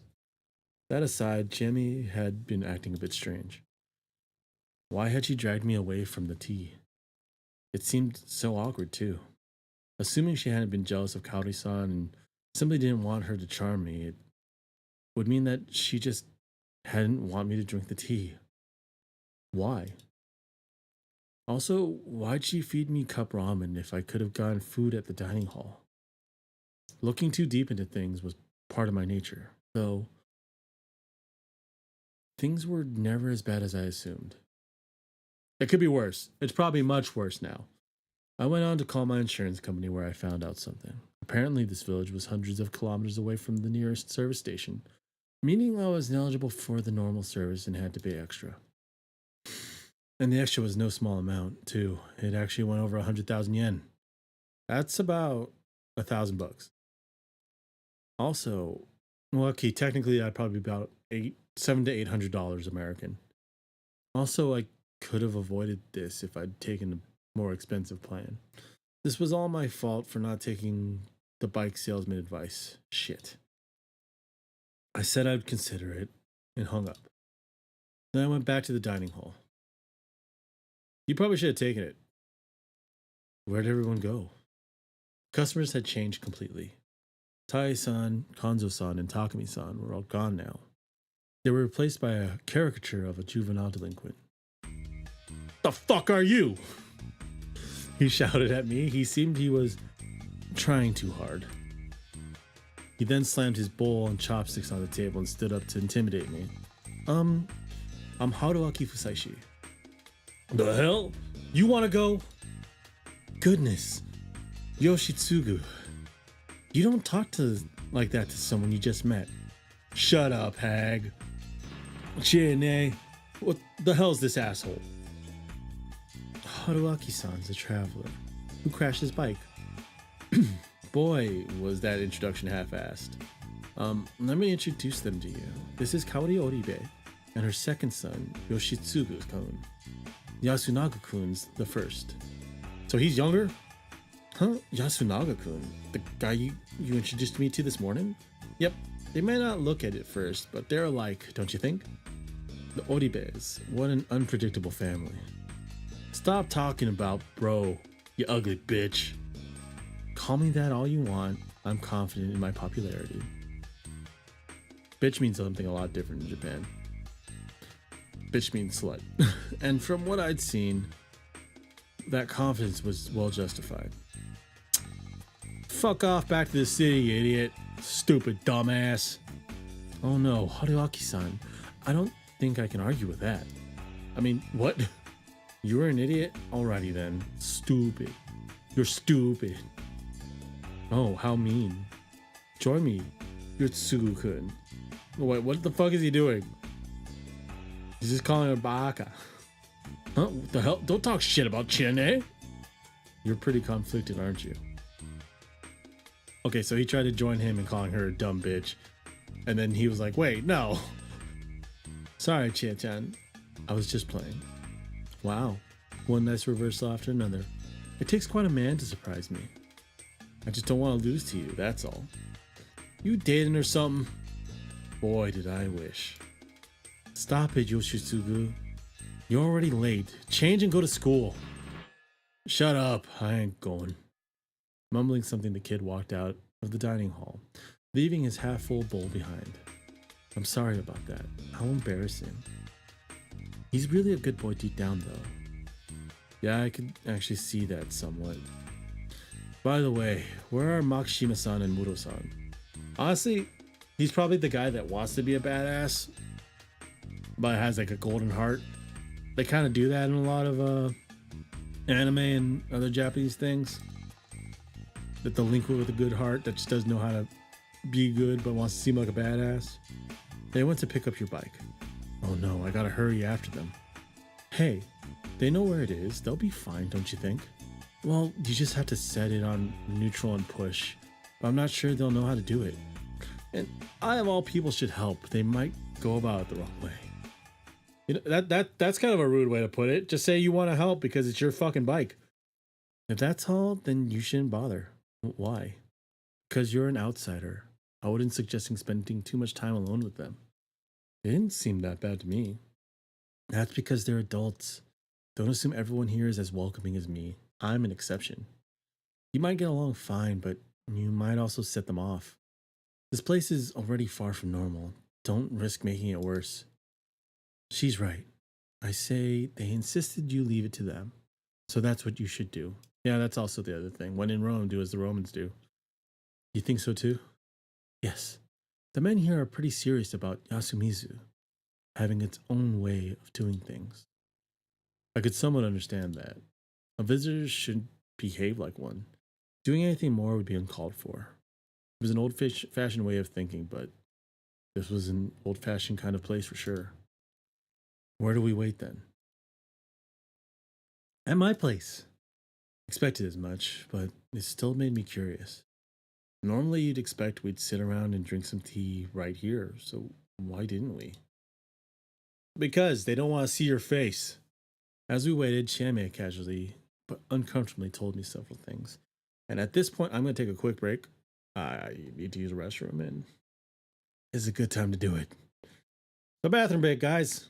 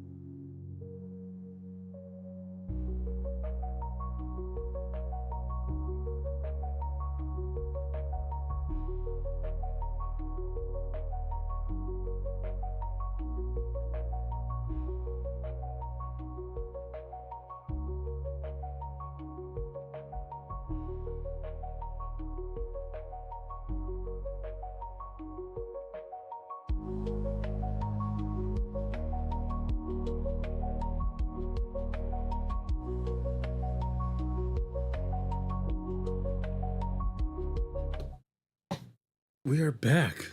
Oh, good, good, good. I was afraid that the screen would have frozen. Some of my equipment's not doing as great. As we waited, Chieme, casually but uncomfortably, told me several things. First, I found out that the people here in Yasumizu were a bit on edge right now. The reason for that was the fact that, excluding me, they had 3 whole outsiders here. Wait, so besides him, there were 3 outsiders. I'd assumed this myself from what I knew so far, but apparently yesterday's morning, a little girl was found straying around Saranaga Rapids.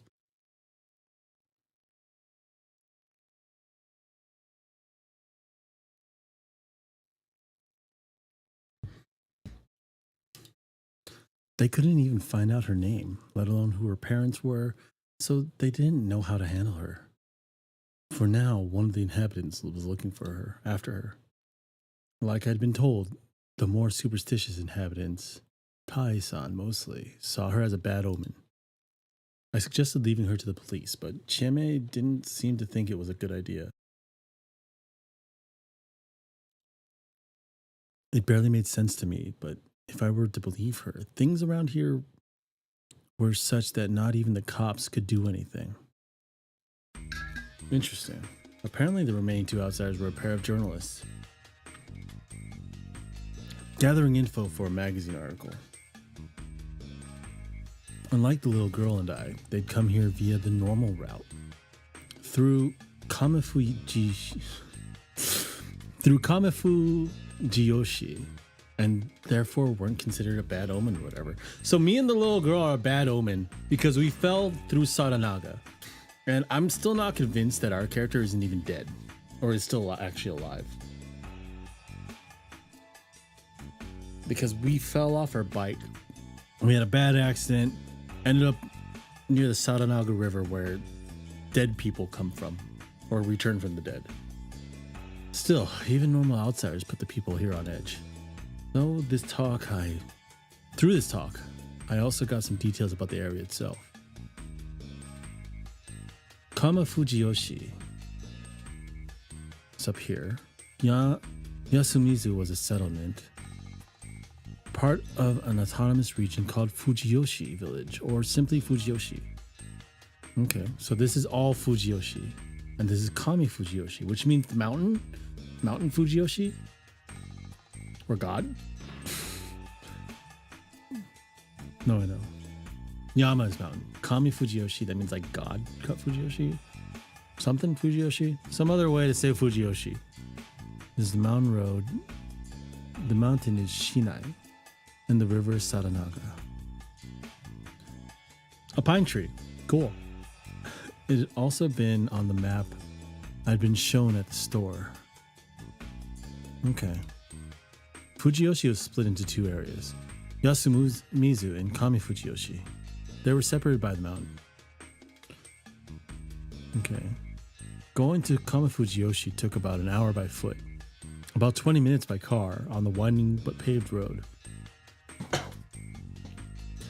Side note, the school the students went to was in Kamifujiyoshi. These 2 settlements had ties so strong they shared customs and cultures. Chieme said the local seasonal events were quite unconventional. I asked her to elaborate, but all she said was that Yasumizu had special meaning to Fujiyoshi. She was making me more suspicious than I wanted to be.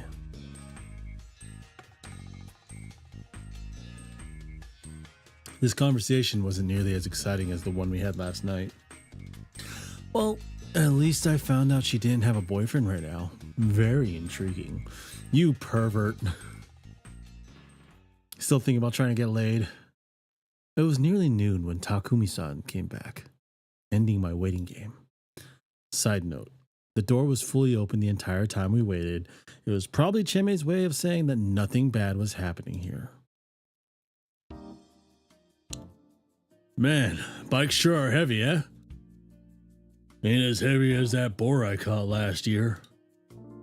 I really didn't expect them to just carry it here. That's kind of weird. I know he's a huge, strong dude. But god dang. Like, sure, there were 2 of them, but just how much mass did you have to have to haul a 200 kilogram piece of metal so easily? Actually, that's not that bad. 200 kilograms is about 400 to 500 pounds. If Takumi-san is a huge muscular dude that actually squats stuff, he could probably carry that thing on his back easily by himself. Because I can actually squat about 420 pounds when I was at like my strongest. Hold on. I'm gonna show this. Grommet size. Grommet.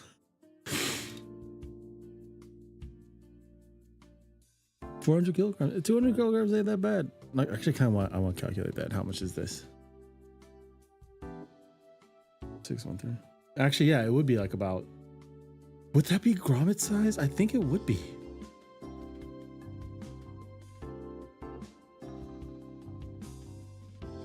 Yeah, that'd be 440 pounds. So Takumi-san, along with, I can't remember the old man's name, they should be able to carry that. That's a very plausible thing they've done. Because, like, I mean, I could deadlift close to that, and that's just all grip. I mean, yeah, sure, there's some leg and back in there, but it's not that bad to just hold, which is something else I've done. I can hold on a barbell, which is even, well, that's easier to grip. But holding a barbell and walking back and forth isn't that bad. So walking back to the village could have taken a while, but it's plausible. The unpaved road and the river made my sweet ride really damn muddy. How did you bring it up the cliff? There's a pulley. We bring stuff up from the bottom every now and then. Takumi. Oh yeah. Now's not the time for that. Hey, you think this thing's all right? It looks pretty damn wet. I'm not sure. I'll check. And yes, somebody did say something about getting laid, Pony. Nobody got laid. The main character just wants to. I'll leave the rest to you. Then, old man, this took longer than I thought it would. You'd fine if I do the sharpening tomorrow? I saw them off with a loud thank you. Now then, need help? I'll see what I can do by myself first. Hopefully he's somebody that knows how to fix his own bike. The worst part of the repairs was right at the beginning. I wanted to start by washing it, but the old lady, Tai Yamawaki, was her full name, got really mad at me. She didn't want any Sadanaga mud on the ground here because it was corrupt or something. But this plaza was the only place with easy access to water supply tap. So I did my best and convinced her to let me wash it as close to the edge as possible. Once it was clean, I could start checking what was wrong with it. It actually looked pretty good, bent in places, sure, but the wash got rid of the bad sound the wheels made. The only problem was that both tires were flat. And it was a pretty big one. Both tires were flat and it was a pretty big one. So was there a big hole? Or is it a big tire that's flat? You didn't bring tools? No. Aren't you supposed to whenever you go on a bike trip? Actually, yes. That is accurate. If you're going to go driving hours and hours on your motorcycle, you need to bring some tools. Because in case your bike breaks down, you get a flat something, you're able to like fix it and get on your way. I just thought I could call road service and they do all the work. Yeah, it's a very big problem. Oh, big problem. That makes sense. Thank you. So unprepared. I have no excuse, honestly. I was having a moment when I went out. Didn't think things through. Oh, sorry. I was thinking about something else, I guess. Maybe thinking about how he fucking needs to have tools. Just in check. Well, oh, can I ask what happened? My girlfriend left me. That seems like a lie. Does it seem like he doesn't have a girlfriend? It wasn't. In any case, somewhere to get tools to fix a flat tire. It is a big problem. That was a huge problem. Also, it depends on how he got a flat. Because tools might not help in a flat, unless he has a bike pump or an air compressor. And thinking about when this game was... Actually, no, they should have air compressors that'd be portable. There might be some in the Nosato Mansion. Nosato Mansion? Yeah, if it's the biggest place in Yasumizu. If you can't find something there, you won't find it anywhere else in the village. I need more water. I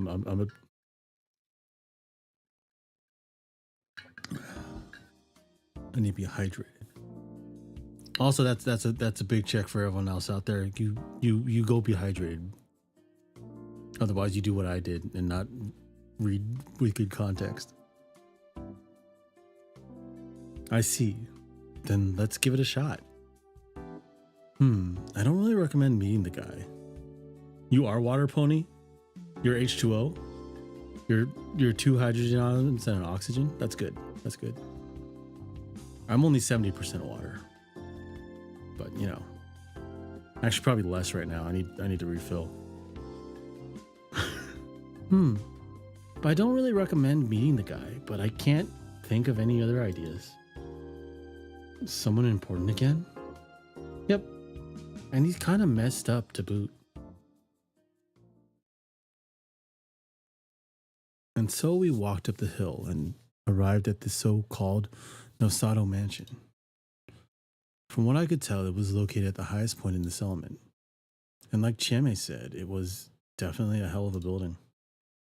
It had an elegant Western design, which would probably look even better if the place were well maintained, or better maintained. The yard was overgrown, and the building itself was pretty much buried in ivy and small trees. If someone told me it was cursed, I'd instantly believe them. Did people actually live here? I wonder if the intercom works. She pressed the button next to the aged iron gate. Yasumizu was a quiet place, so I could easily hear the bell ring inside. Should we try again? Let's not. We'll piss him off. Moody guy, huh? Moody, yeah, that's pretty accurate. I wasn't sure what she meant, but I opted to just wait rather than ask more questions.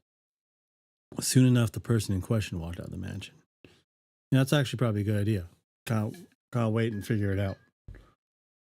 Yeah, this is maybe not yet, Pony, but it's supposed to get spooky. What is it? Who are you? He wasn't young, but he didn't look middle-aged either. He certainly looked high-strung, that much was sure.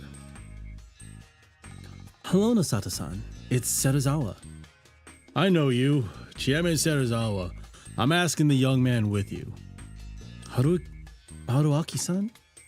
This is Kiyonosuke Nosato-san. Kiyonosuke-san, this is Haruaki Fusaishi. He got into an accident. That introduction was the briefest one yet. What? I explained the situation again. He furrowed his brow when I mentioned the Sadanaga. In addition to the reason we were here. So, I need repair tools so I can get out of here as soon as possible. Are the tires tubeless? Huh? I have patches, but I think fixing tubeless tires would be a bit too much for an amateur. Though, there's no problem if you aren't.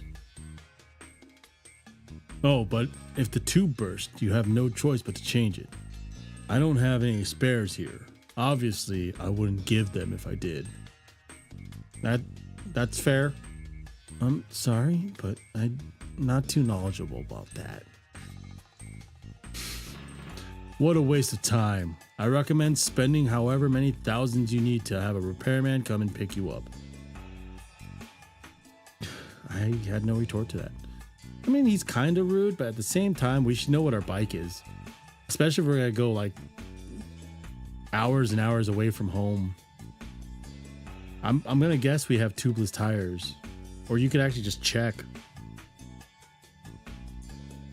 Oh, but Nosato-san, I don't think we can have any more outsiders come here right now. Huh? Haven't you been to a proper city? Don't tell me you still believe that nonsense. I'd be fine with it, but I doubt the elders would be. We've had too many visitors these past few days. I don't care what you Yasumizu peasants think. Okay, now he's being pretty fucking rude. What do you expect me to do anyway? Fix the tires myself and get oil all over me? Oh, I'd never suggest that. I just think that a Fujiyoshi village head should help a troubled visitor. How about instead relying on me? Only when it's convenient. You just give him a traditional Yasumizu welcome. You know, throw him off a cliff. Whoa, what the hell? Come on, you can't say that. Shami's tone was slightly off. I could feel a bit of irritation behind her words. I know it might be a bother, but can you at least lend me the tools? What? I'll just borrow them. You won't hear or see me work. I can even pay. Well, I don't mind that much, but I'll want compensation for anything you break. Student or not, I'll have you act proper. Then he pointed me to the garage and walked back to the mansion. Man, I thought we were screwed there. What the hell's a burst tube? Wow, that's lame. What, you think every biker can fix a bike by just bashing it with a wrench or something? I don't know. But aren't there a lot of girls who's into guys good with cars and stuff? I don't think it's so much the being good with cars and everything. I think it's just being self-sufficient and be able to fix problems. Oh, so you're into Nasoto Sashi? Nope, he's just acting like he's smart. He's probably never repaired a thing in his life. The guy's not nearly as experienced as he'd have you think. You know, he probably just understands the problems he has and talks to the guys that repaired things. He probably couldn't even do it himself. Huh? Then why does he have a bike? Why does he have bike repair stuff?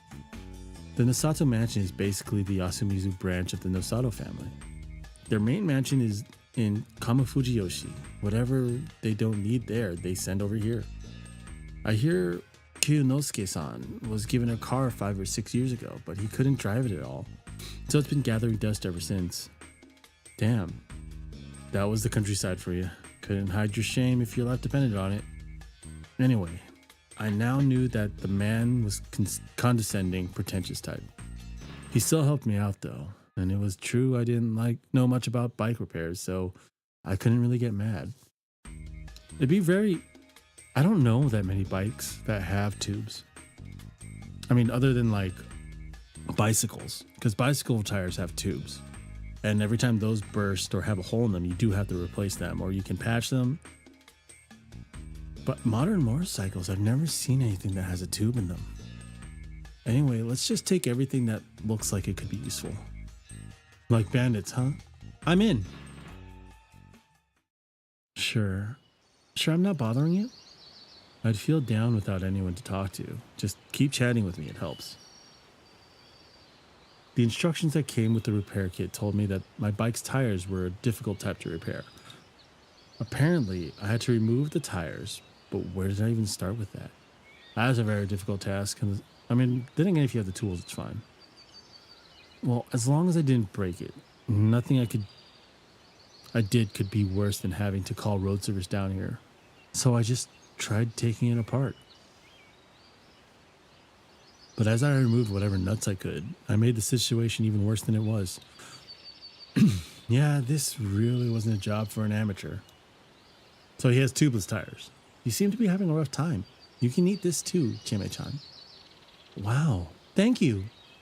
Well, this looks serious, man. Machines are just no good. Hey, the benefits of culture are great, as long as they don't break. Think he can fix it for sundown? That might be hard. Don't worry though, worst comes to worst, I'll do something.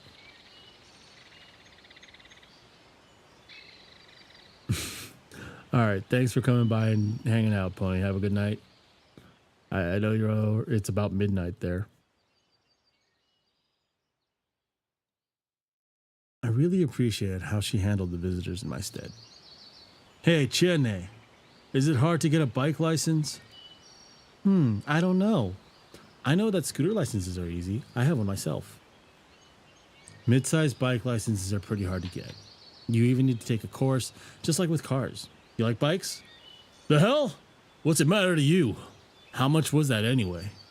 800,000 yen, brand new. Holy shit. What the hell? That's way too high. You an idiot or what? How'd you get that much? Part-time jobs and all that. And you got it into an accident. Poor Haruwaki-san. Shame sensei, if I may ask, what happened to my share of the food? Oh no, I ate it. Oh, poor Haruwaki-san. I didn't want sympathy from the one responsible. As I told her off for not leaving me any food, I somehow removed the tires. Thinking about it, if you had the tools for it, the front tire is never hard to remove. The back tire, because of the chains and everything, could be. I could only hope I'd be able to fix this up. I'd had this thing for less than a month, but the trouble it was putting me through made it feel somewhat dear to me. I wanted to fire it up again and make it go as fast as it could. Suddenly I heard an engine. It felt like it was mocking me. Hold on. An engine? Here? I stopped working and turned around to see an unfamiliar van drive into the plaza. Borrowing the classic-looking piece of junk in Masada's garage, this was the first time I'd seen a car here. As far as I knew, no one living here actually owned a running car, so... These are the journalists I told you about! I knew it. Once the van stopped, a lady stepped out of it. Hello! Oh, she's pretty. Hello. I'll be bothering you again today. You're a new face. Hello. My name's Haruwaki Bike Crash. At least he's owning up to that. Don't be so hard on yourself. We're just making the introduction as short as possible now. Next time he's gonna be Haruwaki fell in Saranaga.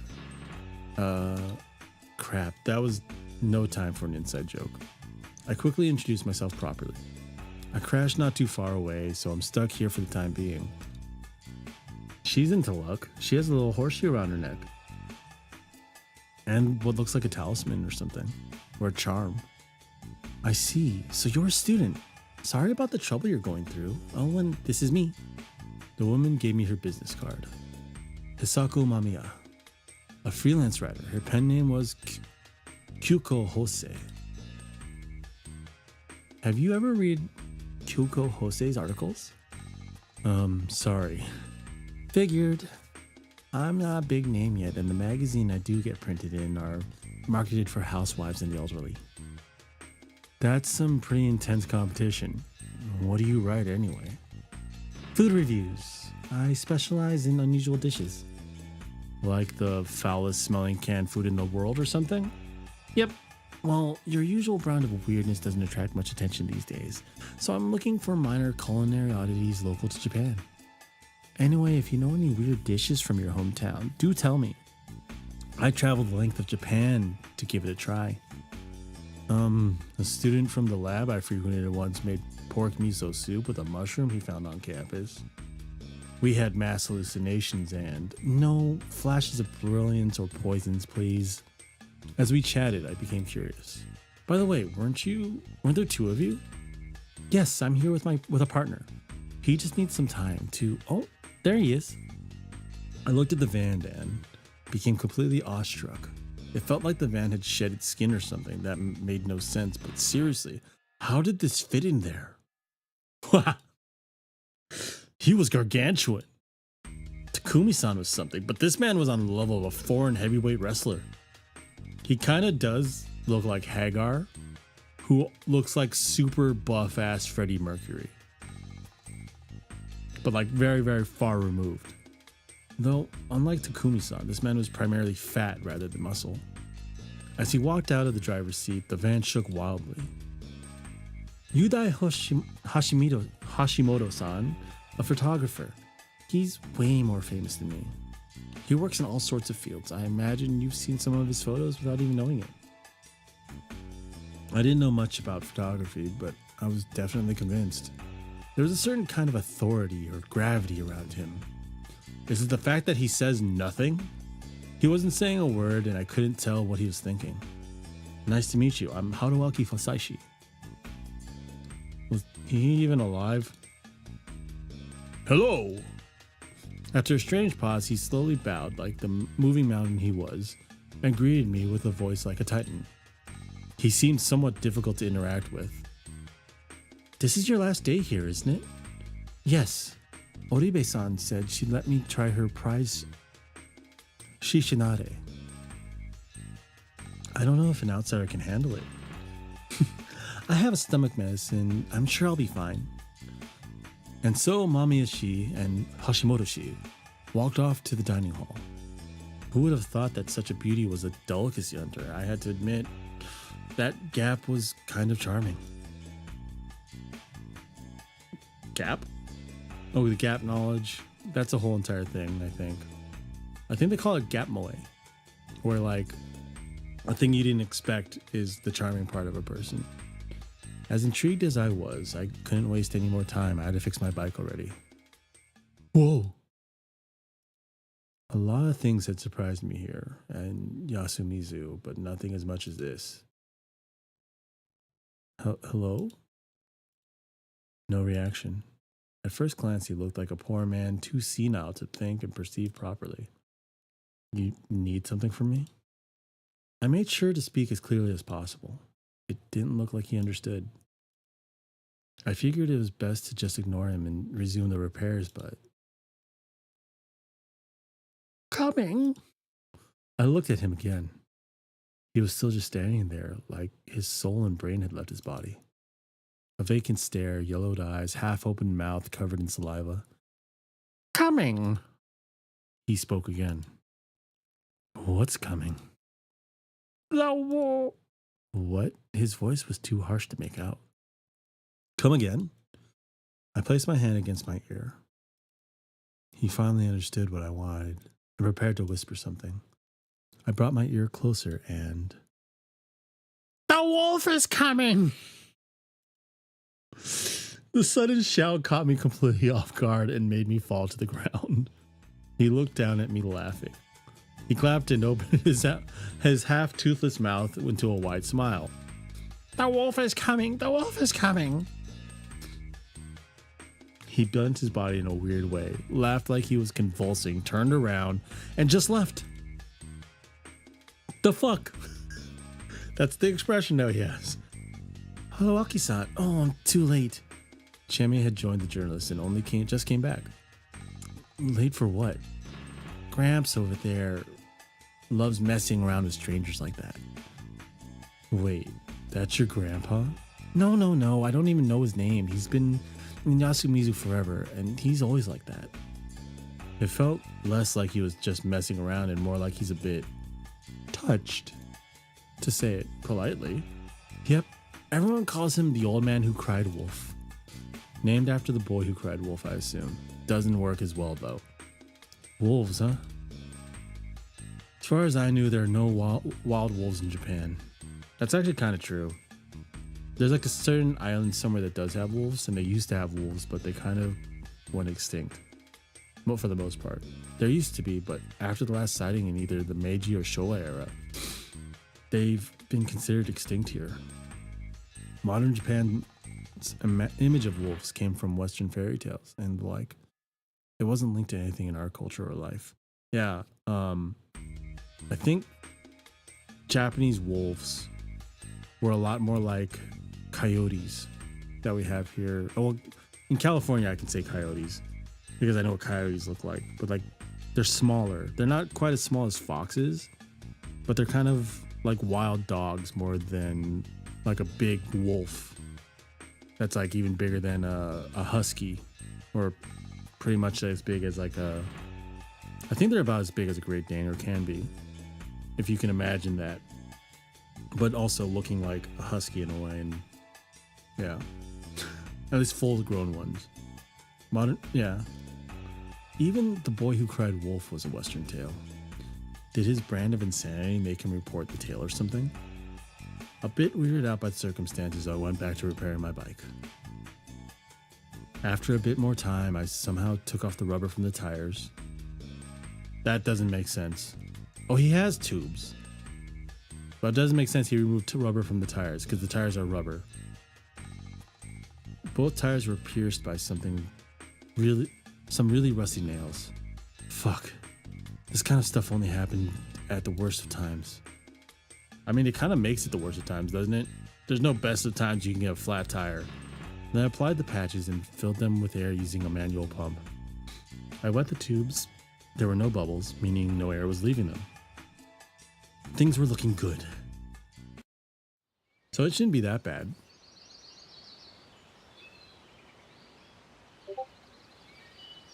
After the high schoolers came back from school and passed by, no one else stopped to talk. Chamia was looking a bit bored now.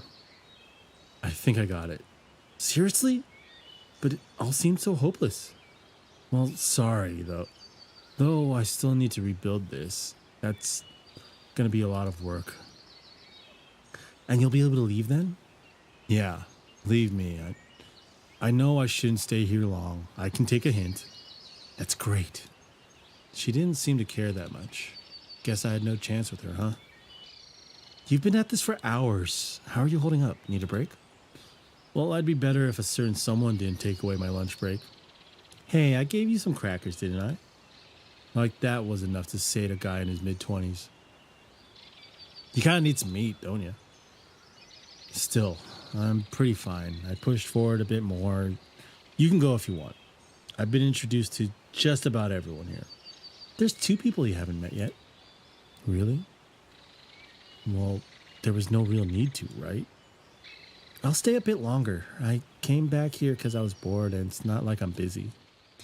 Couldn't you play around with your 52 guy friends? I take it back. I came back because I wanted to be bored. Living in the city is so annoying and tiring, especially with 52 guys texting you all the time. Oh, sorry, I lied about the 52 guys. Why? Because I wanted to keep you in check, I guess. Why would she pull a tactic like that? Only to reveal her hand. Hey, did you really get dumped by your girlfriend? And now she's asked me that. I did. Honest. I see. Well, after that relentless assault, it wouldn't be fair unless I played my own card. Want to come with? Huh? It's a 2-seater? Yeah, there's even an extra helmet. It's not dry yet, though. I'm obviously leaving soon, so unless you have something planned, you can join me. We can even go on a bike tour if we have enough time. I can take you anywhere. I wouldn't trust him. To be honest, he kind of just got lost after a few hours, so I wouldn't think he knows where he's going. Flexible, open to fine-tuning, wild and charming. This was a good date invitation, if I said so myself. That sounds great, and I have no plans. Oh? I'll go get my stuff then. Chame smiled and turned around to head to her place. She then looked back at me and, you should hurry before I change my mind. Yeah, sure. Well, that made me motivated. This is one tiring trip, but at least I met someone good along the way. I'd just forget everything. I didn't want to remember while on the road with her. I could only hope that clever girl and I would eventually grow closer. With that ulterior motive in mind, I resumed rebuilding the bike. Clever girls can give a lot of good inspiration and motivation, I'm seeing. After several failed attempts, I was finally making some good progress, putting the bike back together. Afternoon had passed, and it was almost evening. At the rate I was going, I'd definitely be working while it was dark. Would that even be possible? If you had a good flashlight, it might be possible. It might. This is where, like in editing, I would insert a fake flashlight commercial for one of the best flashlights out there, or even just like a fake commercial I made about an actual flashlight that I actually think is good. It might be way past midnight by the time I was done. Jamie might dump me for that. Man, life sure was hard. The plaza I had worked in was now totally empty. There was no one around me. All I could hear was the wind, the frogs, and the tools in my hands. It was desolate, to say the least. I suddenly felt really weak. It made me keenly aware of being in a place I didn't belong and that I was preparing to escape. It was an oppressive atmosphere. like the bars of a cage were slowly swinging shut. What's this? Haruaki? Think you're gonna get attacked or something? I tried to laugh it off, but it didn't work. As I became more conscious of my surroundings, I began to hear things I hadn't noticed before. Evil's afoot. I heard a voice. Someone was singing. It was an inarticulate little girl's voice. I stopped my work. Before I knew it, I'd put my tools down and gone looking for the source. Was I that starved for human presence? Or did the malaise make me feel like I was in danger? I walked. I thought it was a lot darker than this at this time because it went right to black. Down the hill to where the song came from. Passing the tall grass, I arrived. I'm gonna guess we haven't met the little girl yet. Its guardians are here. It was a strange sight. The field was covered in tall grass, and whoever's taking care of the little girl. There were countless rocks peeking out of it. Unlike the boulders all over Yasumizu, these were only up to my waist. I'd still say those were kind of boulders. They looked like gravestones. 6. The Badger hums along great with an array of bricks. The field extended into the dusky western sky before ending at a cliff.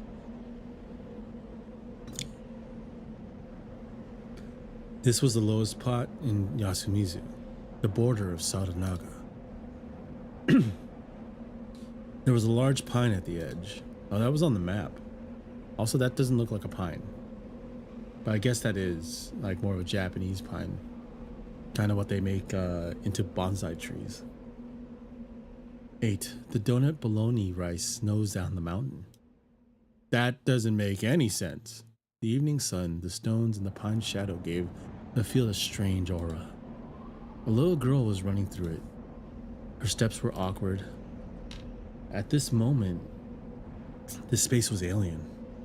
I felt like I was looking at a Giorgio de Chirico painting. The place felt like it didn't belong in this world. Suddenly, I came to understand this place was special. You should have known that from the beginning. It was a sacred, mystical ground where no outsiders were welcome. The girl fell. Are you okay? I run to, with no hesitation, the little girl. Ah! Help up. Half-crying little girl, muddy clothes, new graze on band-aid covered kneecap. I console little girl, push away, run. Someone appears. Girl saw once me. What is with this broken ass English? Prepare for the feast when the evening mists arrive. Girl weave incomprehensible phrase. Hide behind little girl, fear and hostility eyes. Run. Girl hug little girl, warn. Me? You probably won't make it, but run. Me girl behind.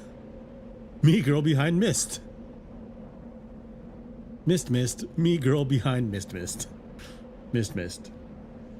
Mist mist mist mist mist. Me girl behind mist mist mist mist mist. Mist mist mist mist mist. What the hell is happening? Me. Turn around. This is his thoughts. Run. Where? Back to the bike. In a daze, I came back to the plaza. Suddenly, Jamis shook me, bringing me back to my senses. Where were you? Sorry, I'll finish the job now. It's too late, you idiot. You won't make it in time. You gotta hide. I was reading. I was reading everything. I couldn't understand what she was getting at. What are you doing? Go to your room right now. But Haruaki-san's. Forget the outsider. Old man Konzo and I'll check the other places. Stop wasting time and go back to yours. I couldn't understand. What were these two doing? What scared them so much? It didn't take long for me to find out. That was a really weird thing to read. Just arrows and words. I looked down the hill from Sadanaga beyond the field I'd just been in came a rising haze. It was so dense you could easily call it mist. Mist, mist, mist. It moved strangely like a living creature as it flowed into the plaza. Haruaki-san, over here! Chame pulled me by the hand. What's going on? My head feels like it weighs a ton. Deal with it. You gotta find a place you can lock the doors. You'll die if you don't. What do you mean? Tell me. Please don't ask questions and just do as I say. Just this once. Albeit hesitantly, I did as she said. We ran up the hill and crossed the rice field path until we made it to a simple outhouse. This should be fine. Seriously, what's going on? And sure, that was a hell of a mist, but this won't protect me, right? Listen, there's no time to explain. So please just do what I say and only that. Get in there, lock yourself in, stay inside the whole night, and don't make a sound. My mind was pretty clear by this point, so much so that I began to wonder why it was clouded until now. Because of that, I could easily understand exactly what Chame just said, despite how weird it was. You know, you gotta just trust her implicitly at this point, dude. I could also see she was really desperate. 3, 8, 19, 20. So these are key information that I don't know yet that would help me here. Now that's a hell of an order. Haruaki-san. Just so you know, pulling that off is pretty hard. When I do, I'd like a good reward and an explanation. Sure, I'll tell you everything. So please survive the night. The words, the teary smile, none of it looked fake. See ya then. You gotta hurry, right? Yep, Haruaki-san. What? I'll tell you tomorrow. Leaving me one hell of a homework assignment, Chame ran off. The plaza was covered in the mist by now. I could see it rising to take over the fields too. This is a miasma. Anyway, a promise was a promise. At least he has his place to shit throughout the night.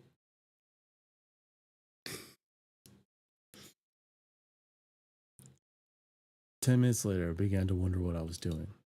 Was I really supposed to spend the night here? Yes, this outhouse wasn't like a prefab you'd find at a construction site. It wasn't just a shack built by hand. It merely happened to have a toilet unit installed. Oh, it was a shack. It was just a shack built by hand. It merely happened to have a toilet built inside. It was Japanese style, so I couldn't even sit down. Oh, it's a squatty potty. All I could do was stand. Another problem, it was the type of toilet that periodically had to be pumped empty, so the smell was really bad. Well, yeah, it's just a septic tank, and not a really well ventilated one either. Sure, there was a cover on the toilet unit, but without any kind of air freshener anywhere, the smell of ammonia could only do so much. The only good thing about being here was that if I had to go to the toilet, well, mission complete. But what of it? Again, was I really supposed to spend the night here? Yes. There's a miasma. You feel lightheaded when you're in it. You just stay there. That's what you do. The question quickly made me realize how stupid this was. And I began making assumptions to make this easier for myself. Was I being pranked? Or was everyone here just crazy? Hell, the mist had already filled the surroundings. And there was no way that this shabby outhouse protected me from it. At this point, I would actually just assume there's something else in the mist that's going to kill my ass if I go outside. The air here already felt misty and damp. The temperature here was low, so I could still bear it somewhat, but staying here all night would make me feel all wet. Again, I wasn't safe from the mist here. That considered, I'd probably be better off sleeping in the grass outside than staying here. Why? Why would you be better off in the grass? There's wild animals. The reasonable part of my mind urged me to stop playing along with these hicks. However, get in there. Lock yourself in, stay inside the whole night, and don't make a sound. Yeah, that doesn't sound like a warning to hide from mist. That sounds like there's something that's going to get you in the mist. Because the mist doesn't give a fuck if you make sounds. Sure, I'll tell you everything. So please survive the night. My sense of duty made it hard for me to break the promise I'd made her. Actually, that wasn't quite true. I was more intrigued by the prospect of learning more about this place. Good. You get to live. Anyway, I took the time to compile what I'd found out today. This was the Yasumizu settlement, a special part of Fujiyoshi. It was situated right next to the Sadanaga Rapids. The people living here were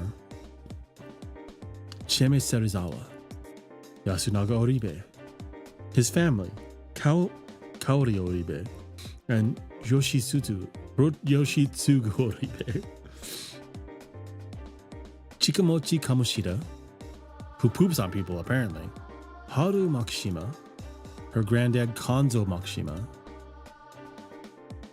Tai Yamawaki, Takumi Muro, Kiyonosuke no Sado. It seemed like he was from Kame Fujiyoshi, the place on the other side of the mountain, but for some reason he lived here now, because he's in charge of the place. And finally, the old man who cried wolf. Those were the 11 people I'd met, and Chieme said I had 2 more left, which were a little girl and a girl with white hair who looked like a priestess. That could only mean the 2 I'd met by the pine were the ones. A little girl, she was probably the child that stayed in Sadanaga yesterday morning. And then there was the fantastical looking white-haired woman clad in strange clothing. She was probably the one I'd seen in the morning. The fact I'd seen her twice made it likely that she was indeed real, but with how mysterious this place was, I couldn't rule out the possibility that she was an illusion. According to Chieme, the little girl was being looked after by someone in the village, so I could only assume that the white-haired woman was the one. If I counted the little girl, it would mean that Yasumizu had 13 inhabitants. Then there were the 2 journalists, Hisako Mamiya and Yudai Hashimoto. Well, I would assume they would have left. But maybe they had to stay here overnight. Add me to that, and you had a total of 3 outsiders. But I'd put that aside for now. Isn't that technically like 4 outsiders, because the little girl would be an outsider since she came from Sadanaga and she wasn't originally in the village? Anyway, time for an assessment. Yesterday morning, a little girl strayed into Sadanaga, which made her an outsider. To make it worse, no one, not even herself, knew anything about her. She instantly got branded as an ill omen. The next day, Chieme, who was in Sadanaga for some reason, found me there. They recognized me as a proper lost person, but since I came through Sadanaga, I was also branded as an ill omen. So that's 2 outsiders. From what Kiyonosuke Nasadoshi said, it was safe to assume that it used to be customary to throw people like us into Sadanaga off a cliff. And then there was the mist. The girl said something mysterious. Prepare for the feast when the evening mists arrive. I could only assume it was related to the same superstitions. After all, the mist came from Sadanaga itself. It and the river seemed to be central to the local customs and ideas. With that in mind, how was it dangerous? What was going to happen now? Why aren't you assuming that there's something in the mist that will come and kill you because she told you not to make a sound? Yomibito, as in people from Yomi, the ancient Japanese land of the dead. Dead people came back through Sadanaga, and they were corrupted. Well, that gave room for some wild ideas. Was there some sort of pathogen in Sadanaga that rose up from the mists? Did it turn people into zombies? Was it about to be a part of a Japanese Resident Evil? Wait, that was already Japanese. It's also called biohazard in Japan. What if you had a 10% chance to be infected by the mists, but a 100% chance to be infected by another person? That'd explain why everyone had to isolate themselves like this. Does the mist just make you a dummy? If I become a zombie, I probably wouldn't have the mind to unlock the door. So basically, by locking myself in here, I was quarantining myself. I hadn't put all that much thought into that, but that seemed like a good story. Sure, stuff like the boulders and the wolves didn't fit anywhere into my idea, but it was still interesting. Then again, I knew this was Hicksville and all, but would a superstition that science could explain so easily really survive the modern world? It seemed so weird. Get in there, lock yourself in, stay inside the whole night, and don't make a sound. Don't make a sound. To be frank, the reason why I spent so much time on these delusions was because I was scared of things I didn't know or understand. Yeah, that's kind of where fear comes from. In the past, people used to attribute stuff like natural phenomena and diseases to gods, devils, yokai, and then do nothing but fear them. You fear the unknown. That's how fear kind of works unless you like really just are afraid of circumstances or consequences. Then you kind of just stress out over the consequences. They were scared of these manifestations of monsters and whatnot. But on the other hand, it was better than not seeing or not knowing what they really were. The fact that you could die to things you couldn't see or understand made life really unreasonable and unfair. That was why it was very logical to give things names and mental images in order to recognize and memorize them.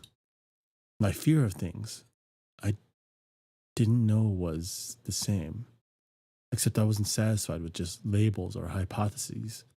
I needed to reach the truth.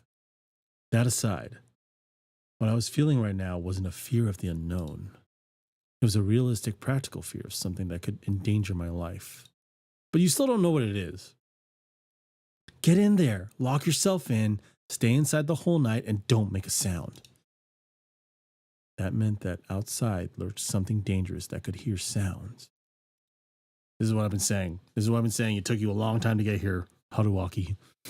Perhaps it was the so-called dead that rose up from the river. Or maybe assuming I was right with my Sadanaga sickness theory, it was people who came out and beat the shit out of all the diseased who didn't follow the rules. The wolf is coming. Maybe the wolf was the title given to the killer. Suddenly I heard a scream in the distance. I can't not take a look. This is bad. This is real bad. This is what you don't do. You keep your door locked and you stay inside. Wow. That was some timing. Right as I was about to form a new hypothesis, the proof connecting it all suddenly came to me, and it was right outside. It had gone really dark. There was no sign, no lights anywhere. The darkness was fear. Unperceived equals unknown equals dangerous equals scary. Leaving this place was dangerous. Dangerous equals scary. Scary equals scary equals scary equals scary. Scary things were scary no matter how much logic you applied. Good logic right there. But I couldn't discard my desire to get to know the fear and conquer it. I opened the door and stopped in place. Night was an absolute darkness. No matter how dark or cloudy it was, the sky always gave some bit of light to us. However, I came to understand that it could be hard to see even if there was light, especially with a big mist around. There's some moonlight, that's good. Everything I saw was covered by a dense mist. Combined with the pale moonlight, it made the area seem milky. It made it hard to get around. Regardless, I couldn't ignore the scream. There was something beyond this veil. I kept moving forward. Unless my ears were deceiving me, the scream belonged to a woman and had come from the right. I couldn't let myself think that. He thinks that it's Chieme. I think Chieme has a lot more to do with this story from how much I've seen her in images. That's just me being meta. So I hope she doesn't die. I don't think she will, unless we have to have key information and go through this again to make sure she doesn't. Or rather, I didn't want to think that. The unknown was scary. Personally, I'd found that principle made my life really easy. I had more than enough fear from those which were directly threatening my life. I really didn't want to have the fear of losing someone as well. The fear of losing someone is one of the greatest fears I freaking have. Change your line of thought, Haruwaki. Solving the mystery might save someone. two birds with one stone. I began walking faster. Another scream, it was close. I realized I had to find a way to protect myself. I was unarmed. So I looked around for anything I could use as a weapon. I felt around to see if there were brand new branches or anything. Sadly, all I felt was grass. I went deeper and searched the ground itself, so I felt something hard. It was rock. A moment of digging later, I took it in hand. It was a bit smaller than my hand. I almost teared up at how useless it seemed, but it was better than nothing. Rock's actually pretty good. It's close range, but you can actually hit harder with it. With a nice overhead swing. I looked at the base of my feet and saw the grassy ground. I could easily move forward if I first checked the ground using my feet. And since I might have been close to the danger, I had to focus on what was ahead too. I'd recognize the danger and, if possible, get rid of it. I concentrated entirely on that and stepped forward.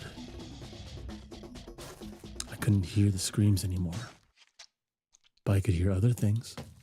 A wet sound, the sound of something cracking. It filled my mind with countless things I didn't want to imagine. Even so, I kept walking forward, until I saw it. It's a werewolf. Oh, my hypotheses were nothing but delusions. The truth was truly something you had to see yourself. But why? Why was this so scary in spite of being true? Because it's a fucking werewolf, dude. It wasn't supposed to exist. It couldn't exist. It's gonna tear us apart. After all, it was a wolf with a humanoid body. It's John Talbane. This is Darkstalkers, and we just met John Talbane before he got to hang out with Felicia. Why does it have 3 eyes? And there's no such thing as werewolves. Except you have a word for it. It's Jinro. Although also that's another thing that's French word for werewolf. There's a whole thing there. The next morning, in a paddy field in Fujiyoshi Yasumizu, 3rd block, someone discovered a thoroughly mangled corpse. The clothes nearby led the discoverers to conclude that it was the traveler Haruaki Fusaishi. Oh, we died. We got murdered. He's still moving. Strangely enough, I could perceive this particular moment. A Yamabito. Purge him. And so goodbye Haruaki-san. Now we are dead was finished off by the girl. The feast begins.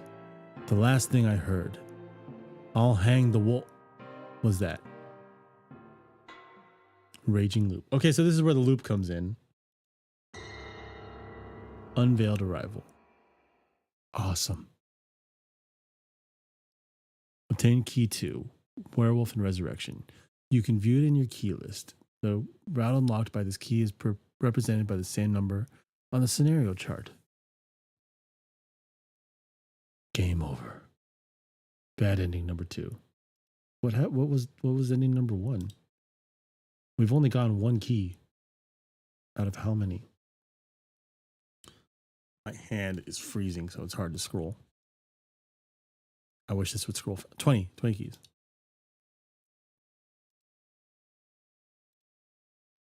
Let's see this chart. Okay. Detailed charts. We need key 4 here. Anything else? Nope. Need key 2. Oh, the key 2 is to not go outside. Oh, wait. Skip. Let's go back to that chart. So dense mist. That's where we need key 2. That's where we get key 2. Okay. I'm understanding this chart more and more. We played from here. Good. Suddenly I heard a scream in the distance. Keep still. Don't die. This is a good introduction to key information. What was that? It sounded like someone's life was in danger. It meant something dangerous was nearby. Wait, I couldn't be rash. The world didn't have many things that logic couldn't explain, like the existence of murderers. But until I saw the source of the scream myself, it was nothing but a source of fear. Get in there, lock yourself in, stay inside the whole night, and don't make a sound. I reached to open the door, but something stayed my hand. It was my promise to Chieme. But that scream just now was very real. It wasn't normal. I had to assume the situation was dangerous, and maybe I could help if I went out. But that meant endangering myself. I was no saint. I had no plans to rectify that. If there was something that could get me to walk out, it would be curiosity. My curiosity had won over many dangers thus far. But curiosity killed the cat. That's how you die. Especially in situations where there's a weird miasma outside and werewolves. But right now, it was weaker than my fear and risk of death. Why? Because I already knew. Shit, what the hell were these memories? It wasn't a premonition, a dream, or anything else that vague. My brain recognized it as something I'd experienced. But how? After all, I was still alive, and the time from those memories had yet to come. Was I a precog or something? My God, I swore I'd never experienced anything like this before. And why did the memory come back to me at this particular moment? Regardless, that overwhelming fear and that pain and death that followed were exactly what waited for me if I opened the door. I couldn't feel more certain of that. The thoughts rendered me unable to move, immobile. I stood still, completely certain that I had lost my chance to leave. I wasn't childish enough to sneer at selfish decisions, but this still didn't feel good. Not to mention, I was upset at myself for not being able to act like me and just run out simply because I was curious. That's a very bad way to live. Just run out there because you're curious. I understand going and seeing, sneaking maybe, getting a peek, but running straight out there is not a good idea. I didn't even feel saved until that moment. Suddenly the door began to shake. This place had a handle on the outside and someone was pulling on it hard. It was locked, sure, but there was only so much it could take before it broke. I prepared to pull it on it from inside, but get in there, lock yourself in, stay inside the whole night, and don't make a sound. What would happen if I did? Whatever was outside would instantly know I was here. Even if I protected the door, the thing had lots of other ways of hurting me. But what if it didn't know about me? It was just weirded out by this randomly locked toilet. What if I didn't show a hint of fear to what it was doing? Would it just leave? I chose to just wait and see. Once again, someone pulled the door, shaking the structure as a whole. I gulped down a scream and focused on the lock. If it broke, it'd be over for me. Over as in I'd be dead. That was what the memory told me. I was powerless back then, and even more so now. Assuming I tried to fight back, what would work? I'd heard that teeth were the hardest part of the human body, so maybe I could bite it?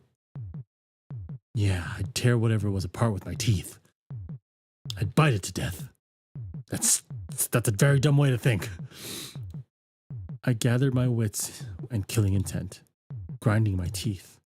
I glared at the door. How long had it been?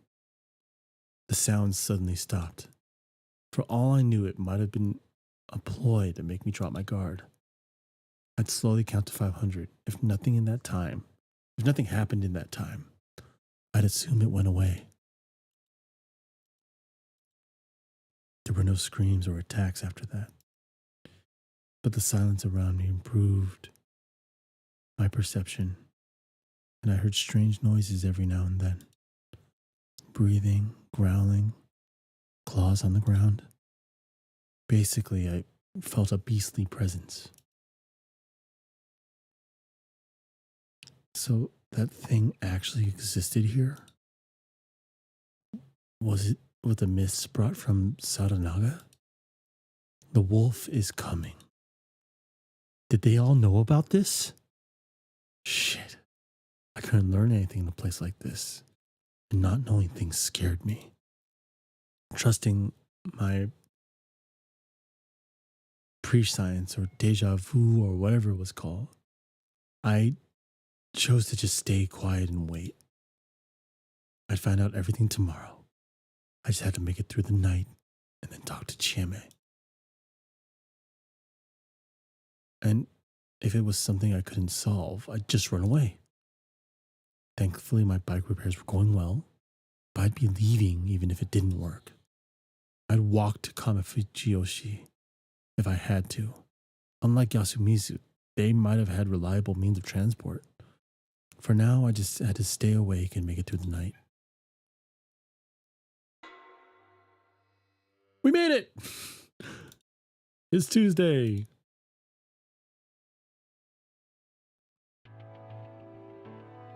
I never liked seeing night gradually turning brighter as the morning arrives.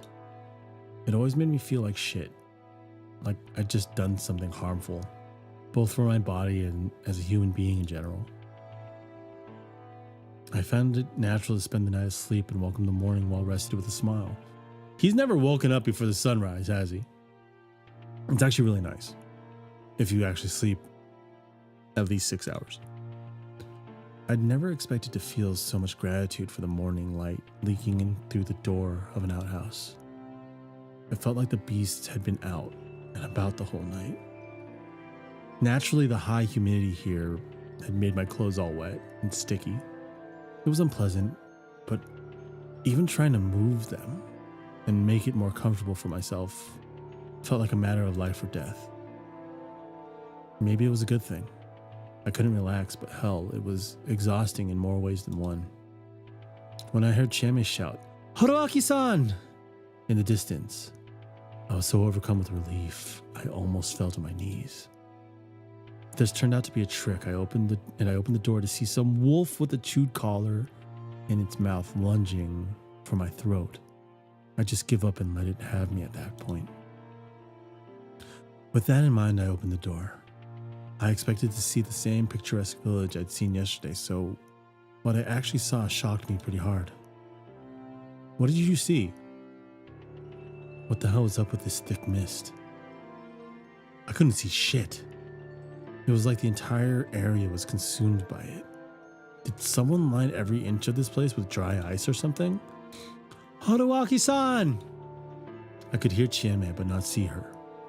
Chieme-chan! I'm right here. Haruaki-san! What a Screaming. I heard a wet sound and finally saw a silhouette within the mist. Are you okay? I'm stuck in the field. I walked up and saw exactly what I expected. A girl struggling to free one of her legs stuck deep in the paddy field. I see. Well, good luck. Hey, help me out. Oh, you can't do it yourself? Take my hand then. And out you go. Wah. I tugged her hand and braced my legs. That was enough to help her, but she lost her balance and... Whoa, safe. Headlock. This is a wrestling move. You're actually pulling it off. Despite how close we were now, this wasn't the least bit romantic. Anyway, I'm glad you're okay. Who died? I'm glad she didn't. I'm pretty sure she wouldn't.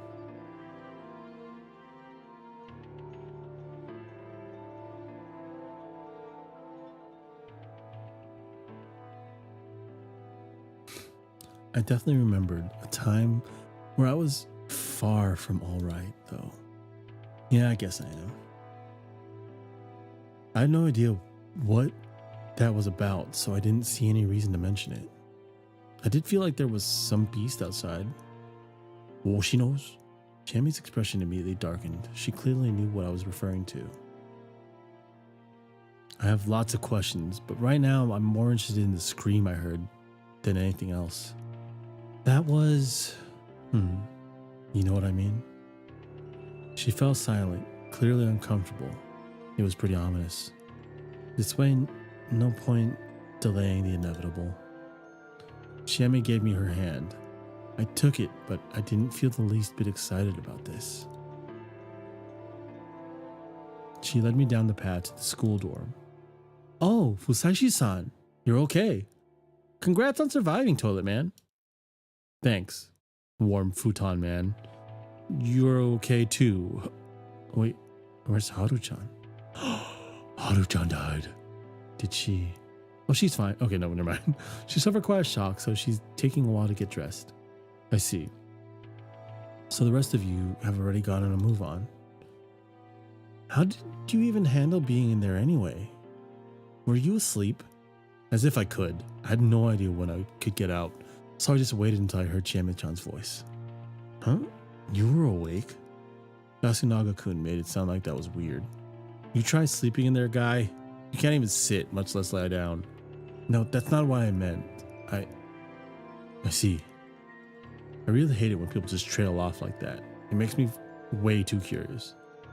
Why are you here anyway? Waiting for Hao-chan and keeping a lookout. A lookout? We're not letting anyone near the scene until the situation is clear. Scene? So someone actually... Want to see? It's a good way to test your stomach. Mochi, don't mess around like that. Yeah, I do. The invisible and unknown were way scarier than anything else. Not to mention I could already smell something foul. I lightly moved them aside and walked up to the so-called scene. Are we going to see this? Oh, it's red. It's just blood. There was a corpse. It was in such a horrible state, it was hard to recognize it as human. I imagined this was what you would have gotten if you overturned a butcher's cart. That was how thoroughly the victim was disassembled. Also, the butcher would have had to deal in entrails. Enough of that comparison.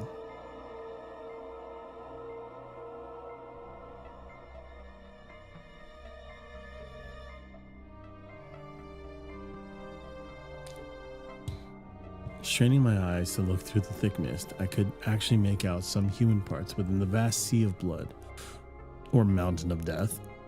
Hands, torn clothing, hair, and a shoulder bag. How professional. She kept holding her interviewing tools even while running for her life. Didn't do her odds of survival any favors though. Oh. I mean, yeah, they're an outsider. Despite the body's state, it wasn't hard to tell that the victim was Hisako Mamiya, the small-time food journalist. That thing, did it come to me once it was done murdering her? This is awful. Are you alright? Feel nauseous or anything? Chiame was standing a short distance away looking at nothing in particular. I got nothing to puke. And, well, I'm used to this. Is that what you were studying in college? Well, I guess you can say that. Seriously? So you can do autopsies and stuff? When asked if they study medicine, I guess you can say that is what students from similar departments say to make themselves look good, but I did see a few pathology analyses. I crouched down and put my hands together. Then, grimacing at the harrowing reek of blood, innards, and especially digested food, I brought my face closer. Perhaps I could learn something from this. I could eat even if it wasn't much. His corpse wasn't split into pieces. The limbs were still connected, but they were folded in a natural way and looked really flattened. They were either crushed or bent with no regard to bone or muscle position. Then, her whole body had been torn apart. The innards were particularly badly damaged. The words, wolfed down, felt like the best way to put it. I found it hard to describe. This wasn't my job, so there wasn't much I could tell about it without touching it. This is way beyond anything I've seen before. I can barely tell what happened here. I had an urge to add that this seemed inhuman, but I kept myself from saying that. Anyway, we should call the police. Leave it to the pros.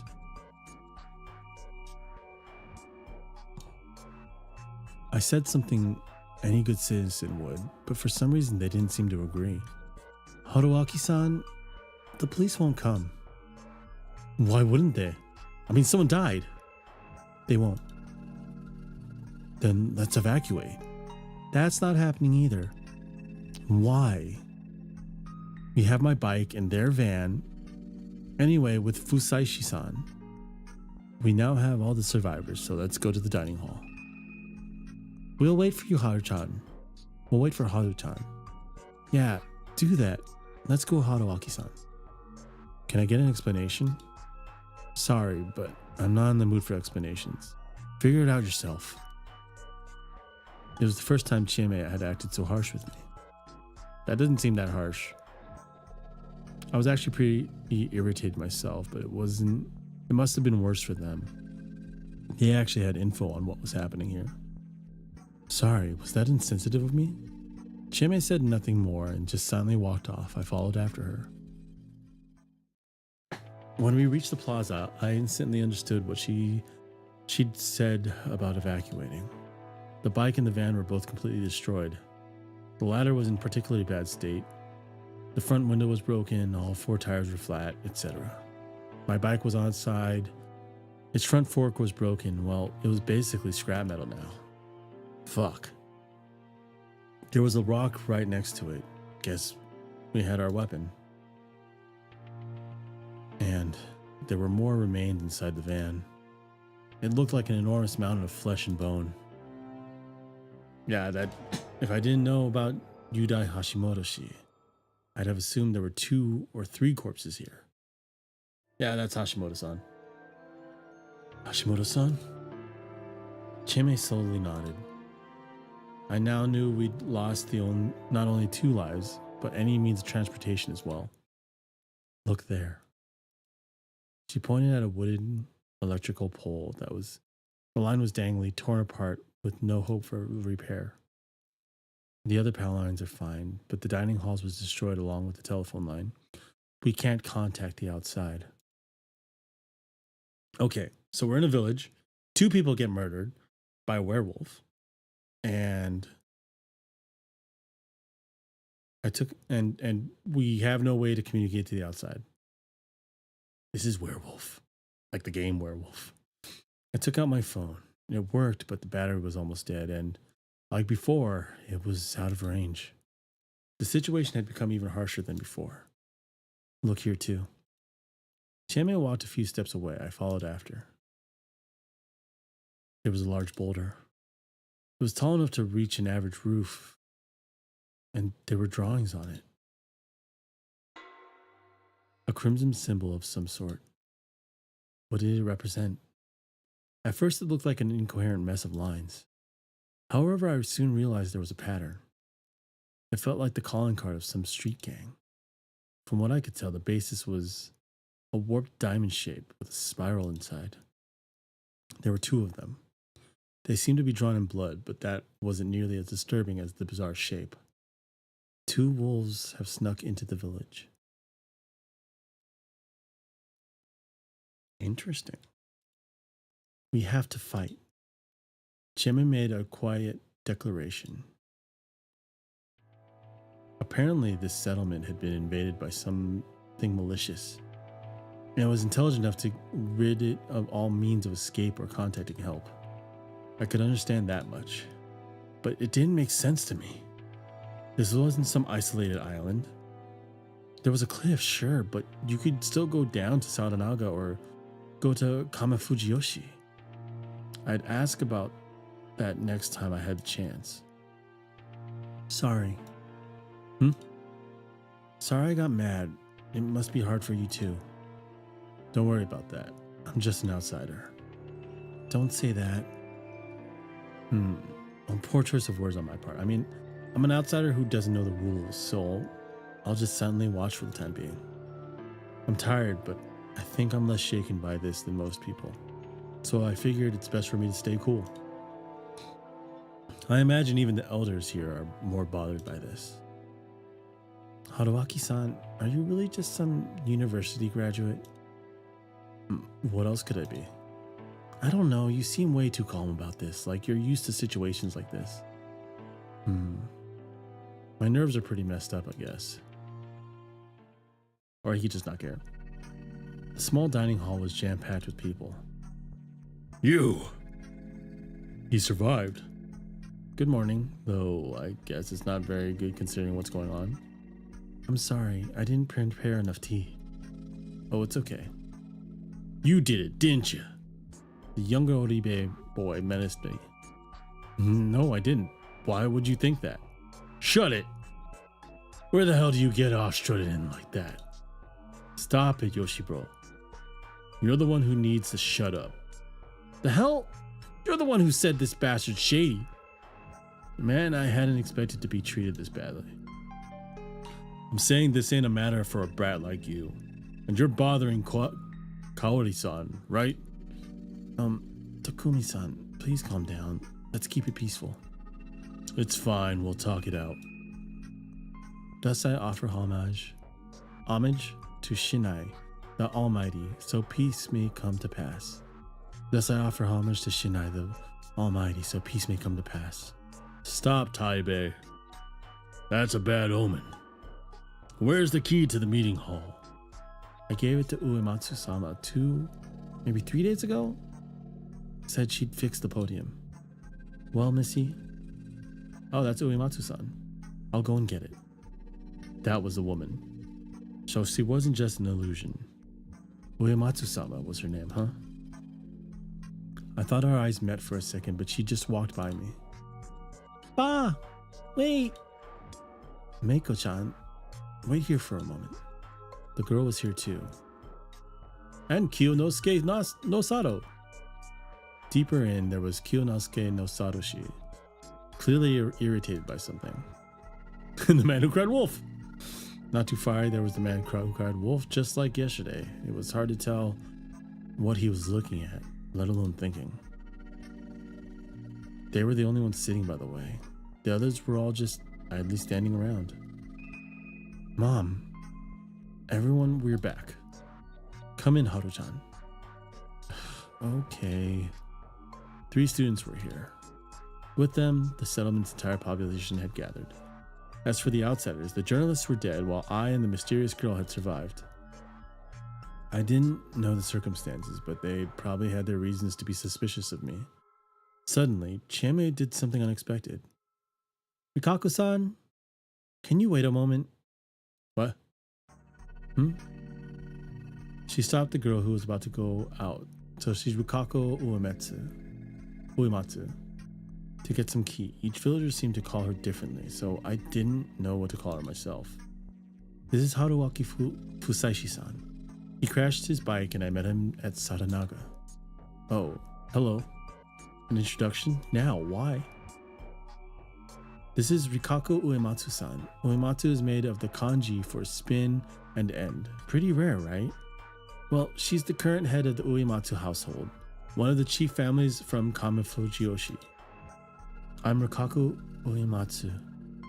Pleased to make your acquaintance. Oh, so she was like a local celebrity, huh? Like Kyonosuke-shi's Nosato family. And that's Meiko-chan. We only call her that because we don't know her real name. Bah. Hello there. Nice to meet you. The girl they called Meiko trembled a bit and... Oh my. Whoa. Sprinted through the crowd to hide behind Rikako Uematsu. So what do you say, Chieme? I suggest not inviting Haruaki Fusashi-san to the feast. What? What is the feast? I felt a wave of perplexion go through the room. Gee, that ain't how it works.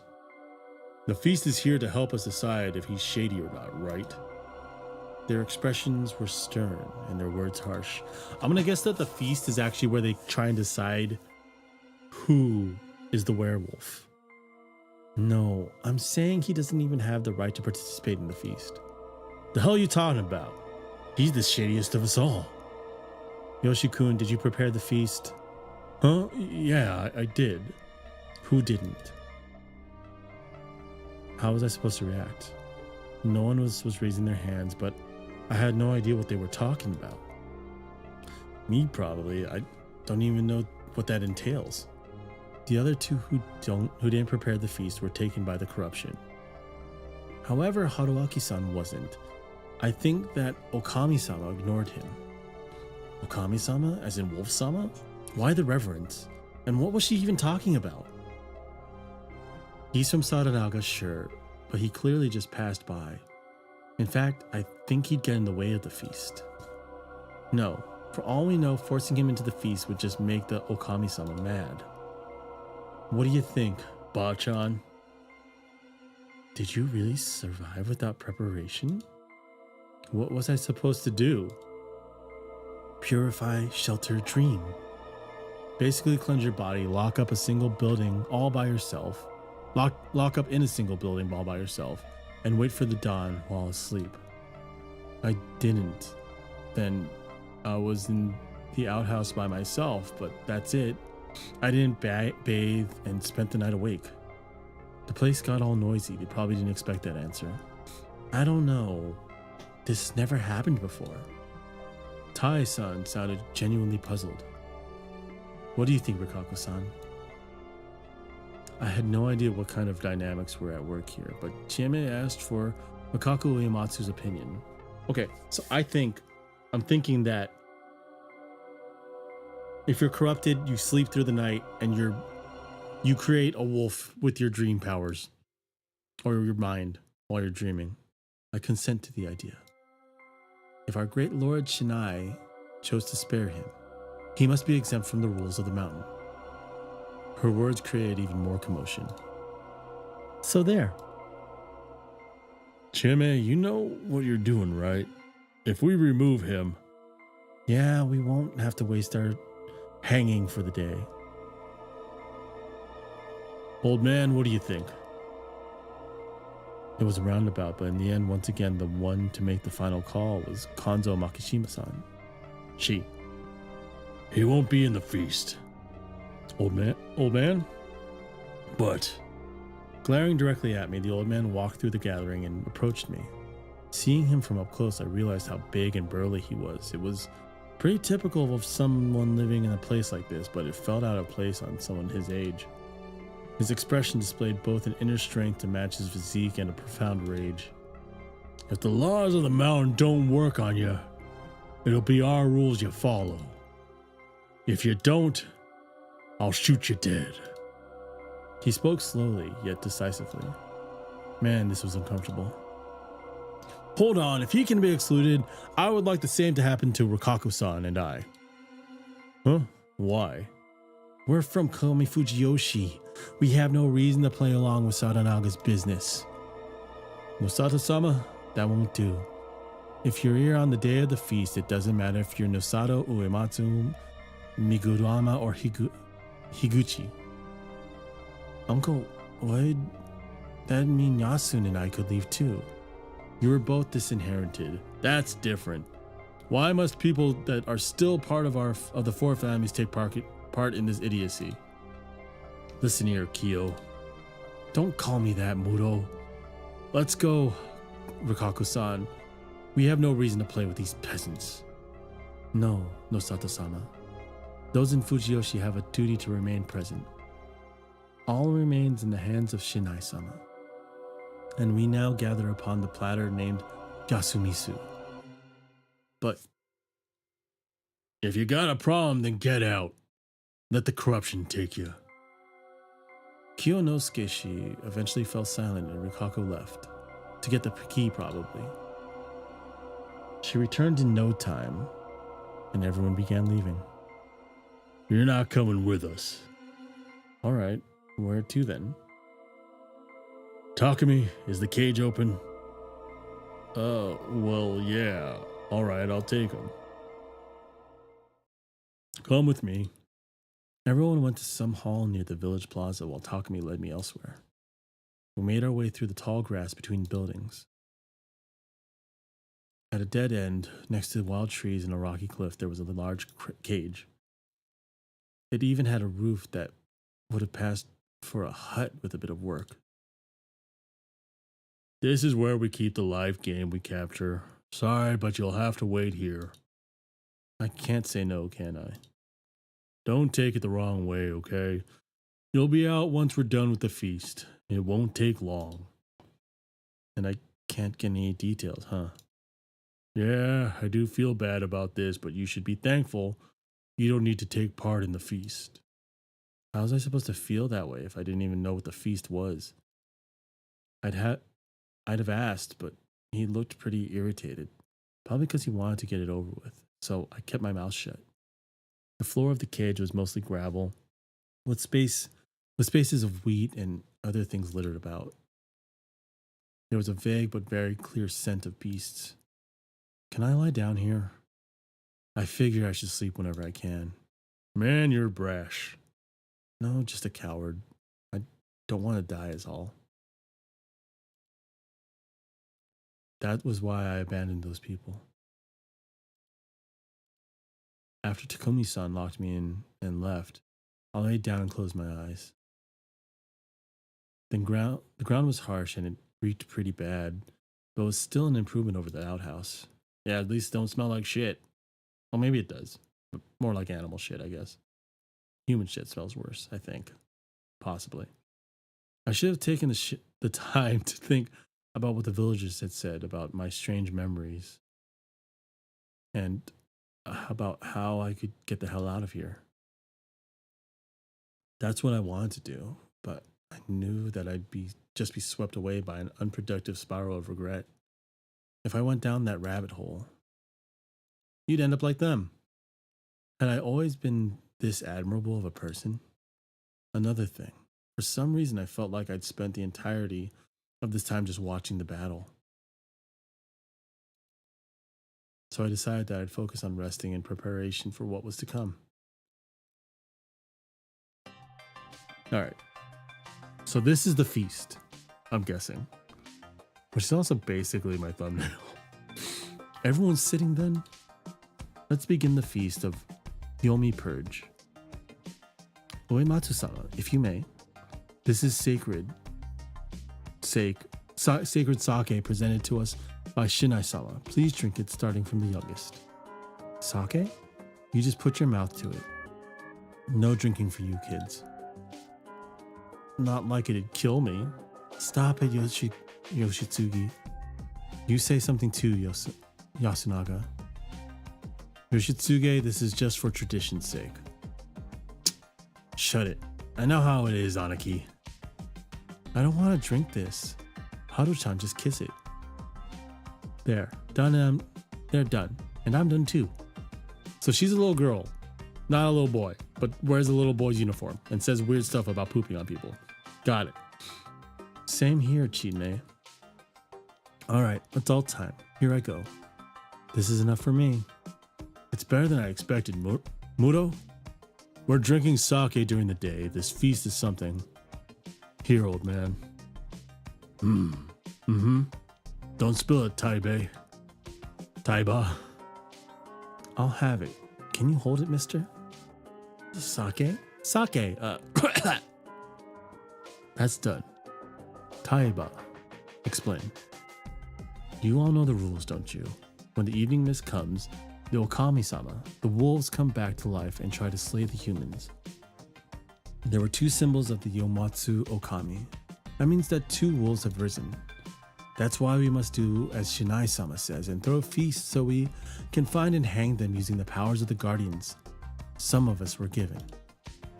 If we don't, we will be taken by the corruption. That means dying a horrible death. To avoid the corruption, we must have feasts to slay the wolves. That is our role as inhabitants of Yasumizu. One-chan? What does slay mean? It means kill. Scary.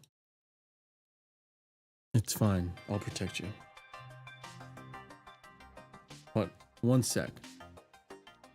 I need to take a quick break.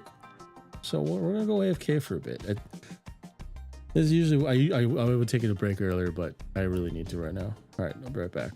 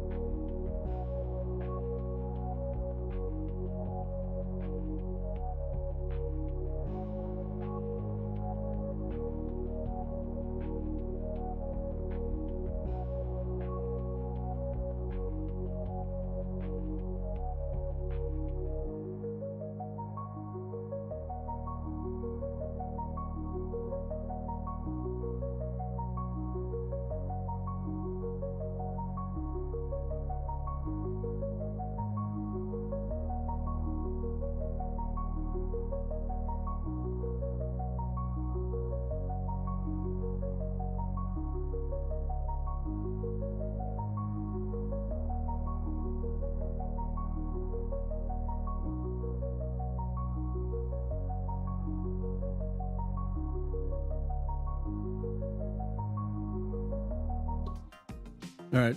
Sorry it took a while, but I'm back. We are at the meeting of the feast.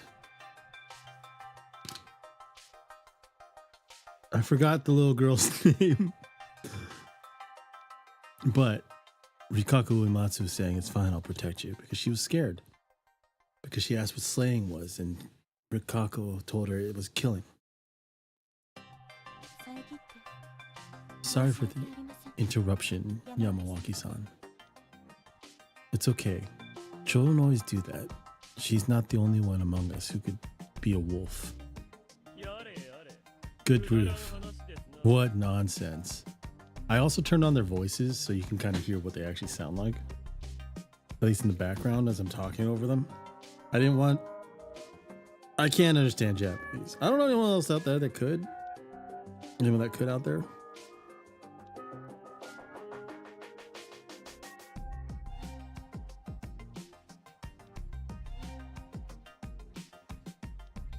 One second.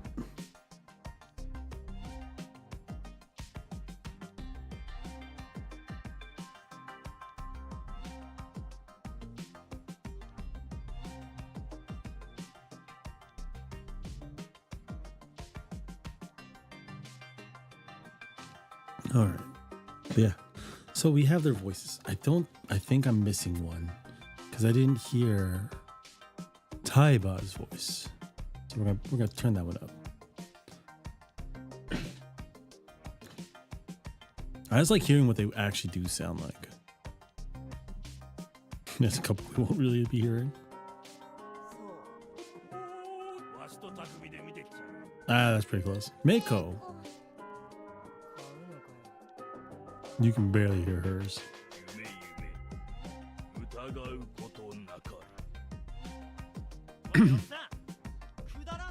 If that's what you think, then just fuck off and let the corruption have you. Yoshitsugu. Oribe-san. I'm concerned about your son's upbringing.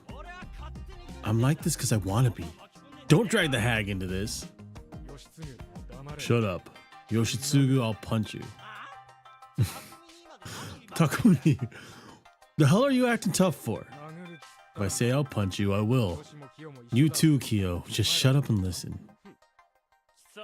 You don't have the guts. Hear that? Adults don't have stuff like that to get to them. Anyway, Bachan, this doesn't seem right to me. I've been hearing about this ever since I was young, but it never made sense to me.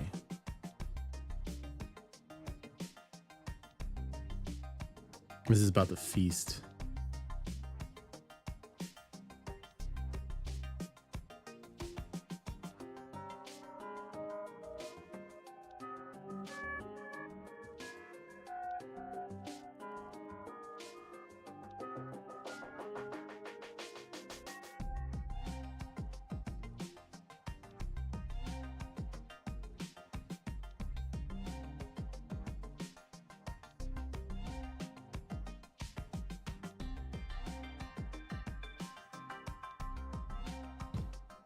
One second, I have to finish this. All right. Yeah, he's been hearing about it since he was young. It never made sense to him. We've been here for as long as we can remember, with the exception of Meiko. We all know each other. They've been replaced by wolves like hell. They're the same as always. Takumi.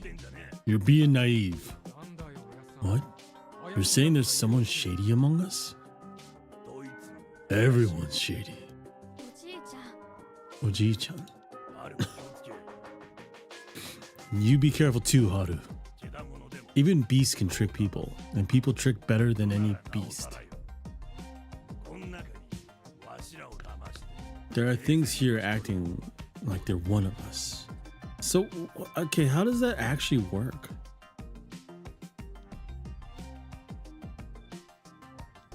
How does that actually work with this? Because, like, they know each other. Why are you so confident? There's truth in what the ancestors said. Well, if you say so. Yeah, I'm not sure how that works. How can so two people here get corrupted and turn into werewolves, and then during the day they act normal?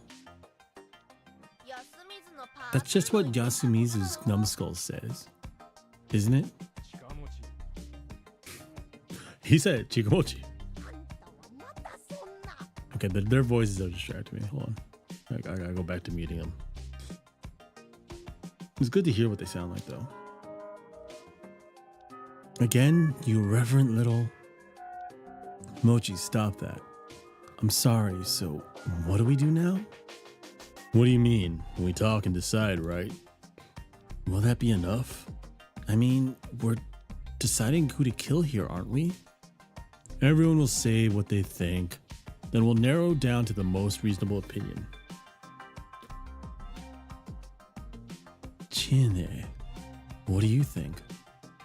I think it's a mess. We already have people who think no one's shady, and those who think everyone is. Yammering on and on about something that can't be reasonably decided is a waste of time. Besides, in the end, this is just going to be decided by whoever's most influential. What are you getting at? Don't worry too much, Chieme. Most of us here are Yasumizu brothers and sisters. It'll work out in the end. You're going to hang somebody, Takumi. You're going to hang maybe two people, I think. I don't know. Maybe they can say no hangings because they said that they can forego a hanging because of Hakui. Our character. I can't remember his name now. I am having trouble remembering names. I appreciate that you're being so considerate, but we're talking about killing someone here.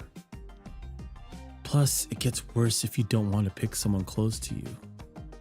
You'll choose someone else. Someone you don't like or a stranger. Personally, I think you shouldn't let that kind of thing affect your decision. It'd be a grave mistake. Hey, I'm trying to say that killing and all that shit is insane, and we should stop it. That won't do, Takumi. Ba-chan's saying the same thing. That's why we gotta talk it out, you know? I know what you're trying to say, but... can I? Haru-chan's speaking. What's the likelihood of that guy Chiene brought being the one who killed the journalist? See, what did I just say? I don't think he did it. It's just my gut, though. What about you guys? Takumi, you said he's shady.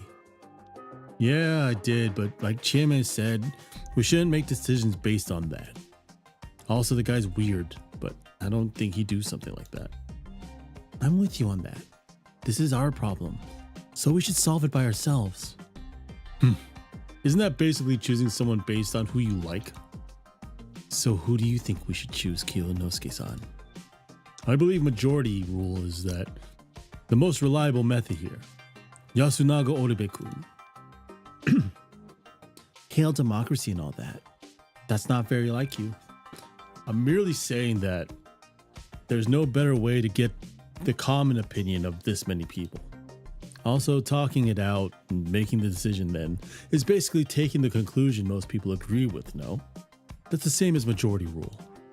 Otherwise, like you mentioned, everything would be decided by whoever had the most influence. Who would that be here in Yasumizu? Kanzo Makishimashi? Tai Yamawaki-san? And who would be killed? Me, of course, the non-local. Isn't that foolish? Considering the people deciding might themselves be wolves? Nosato-san. Just so you're aware, I have no intention of dying. At the very least, I want a method where I have a say in what happens. I'm against all of that. Majority rule? Yeah, you'll get a conclusion, but there's no guarantee it'll be right. I still think talking it out and deciding then is the best. Speaking of which, what would we even talk about? Tai Ba-chan, you said something about the guardians of the mountain lending us their aid, right? Yes, the snake, the monkeys, the crows, and the spiders will lend us their aid. Do you know the details? The snake! Old fart, you know about it? The snake can ask the mountain who's a wolf. There are two monkeys, they both know who the other monkey is. The crow can ask the mountain if the hanged one was the wolf. A spider can ask the mountain to protect someone from the wolves, but only for one night. That's what I've been told too. The wolf has come. I wasn't aware you knew this. I thought you were just senile, but looks like you're pious too. Anyway, that means some of us here should have those powers. What do you mean? Wait, do God and the Guardians even exist? Isn't it just some serial killer using old folktales as a cover? I mean, that'd be kind of weird. If every so often, I don't know how often this happens to this village and the mist comes, but if every so often one of them just turns into a serial killer, it's kind of the same thing as one of them just becoming a werewolf because of corruption. Haru-chan, God really does exist. You just believe he does. Isn't that part of the whole God thing? No, all of us must have seen Shinai-sama at least once in our lives. But that's... Calm down, Haru-chan. Are you alright? Yeah, sorry. Whether it's true or not, we should start by putting together what we know. It's too early to decide anything. Let's make the Guardian thing a bit easier to understand. Can't you youngins remember the old tales better? The snake sees, the monkey holds hands, the crow tastes, the spider protects. The snake can discover the wolves among the people. It's also the guardian beast of the Migurumu family. The monkeys know for certain that the other monkeys aren't wolves. It's the guardian beast of the Higuchi family. The crow can't tell if the one who dies is a wolf or not. It's my family's Nosato's guardian beast. That's pretty sad. Silence. It doesn't matter if they died already. We know if they're innocent or not. Isn't that basically what witch trials were based on? They do a thing that would normally kill a person, and if it doesn't kill them, they're a witch. Which is still a terrible, terrible thing to do. Silence, and the spider can keep the wolves from entering someone's home. It's the Uematsu's guardian. Why does she have red pupils? Indeed, each family's crest represents their guardians too. But how do those chosen by the guardians use their powers? The snake writes the name of one still living person on something and puts it under their pillow before bed. How do we know who's the snake? The next morning, Shinai-sama tells them whether it's a human or a wolf. So if they all do it, and then if Shinai-sama tells them, then we know who's the snake? There are two monkeys, and Shinai-sama tells them who the other monkey is the moment they're granted protection. The crow is told whether the person who's hanged the day before is a human or not. The spider writes the name of one still living person and places it on their pillow. That person will be protected from the wolves, but only for one night. So the spider has to protect somebody, and if they protect a monkey, the other monkey knows that they're a monkey. Cool. With these methods, we must use the powers of the guardians to pick someone to hang each day. If we get all the wolves, we win. If the wolves get everyone else, we lose. Do you understand now? Yes, but where did you even learn this? I heard about it from my Oba-chan. Wait, that means that those who have village head family blood have their guardians, right? I'm not so sure about that. I mean, we don't have anyone with Migurama blood, disowned or not. I heard that. The guardians are very fickle about who they lend their aid to. Then who are they? If they reveal it, they might make themselves targets to the wolves. We won't get anything done if we can't talk about it, though. You think so? What if... screw this. We're wasting time here. Listen up. My guardian's the snake. Huh? What? Kumini, is that true? How do you even know that? I forgot to explain that the guardians come when we're dreaming and leave a mark for the chosen ones.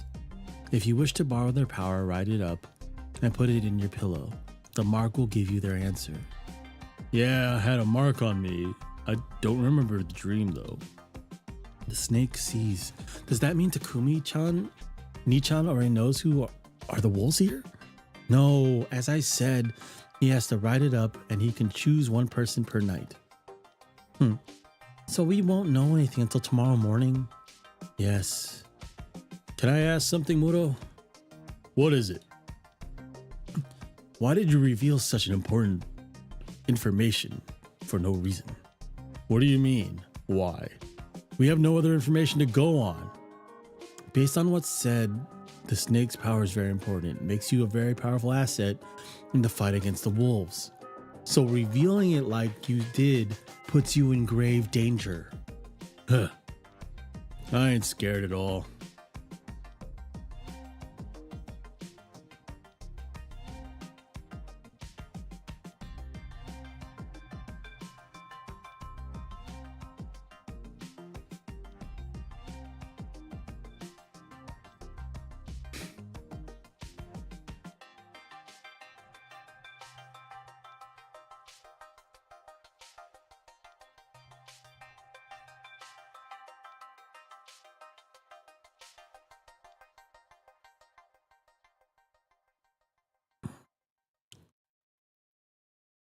Sorry, 1 second.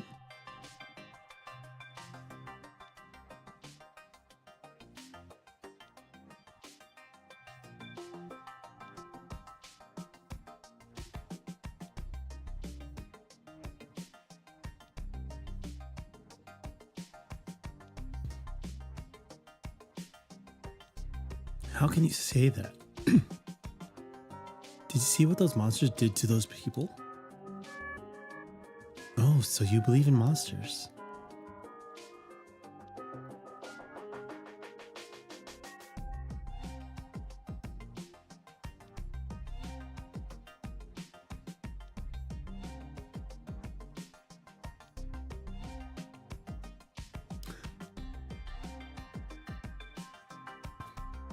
It was a figure of speech. Anyway, this turn of events has cost us a valuable weapon.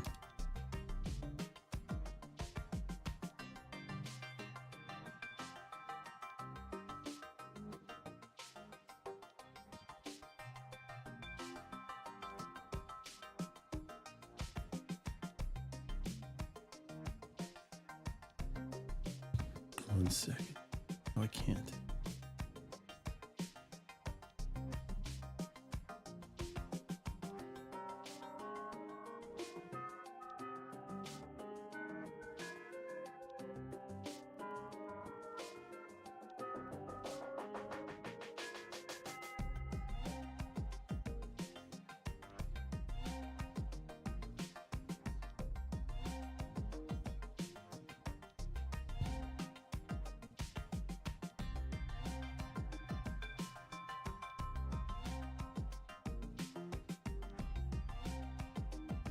Don't decide that. You don't know shit.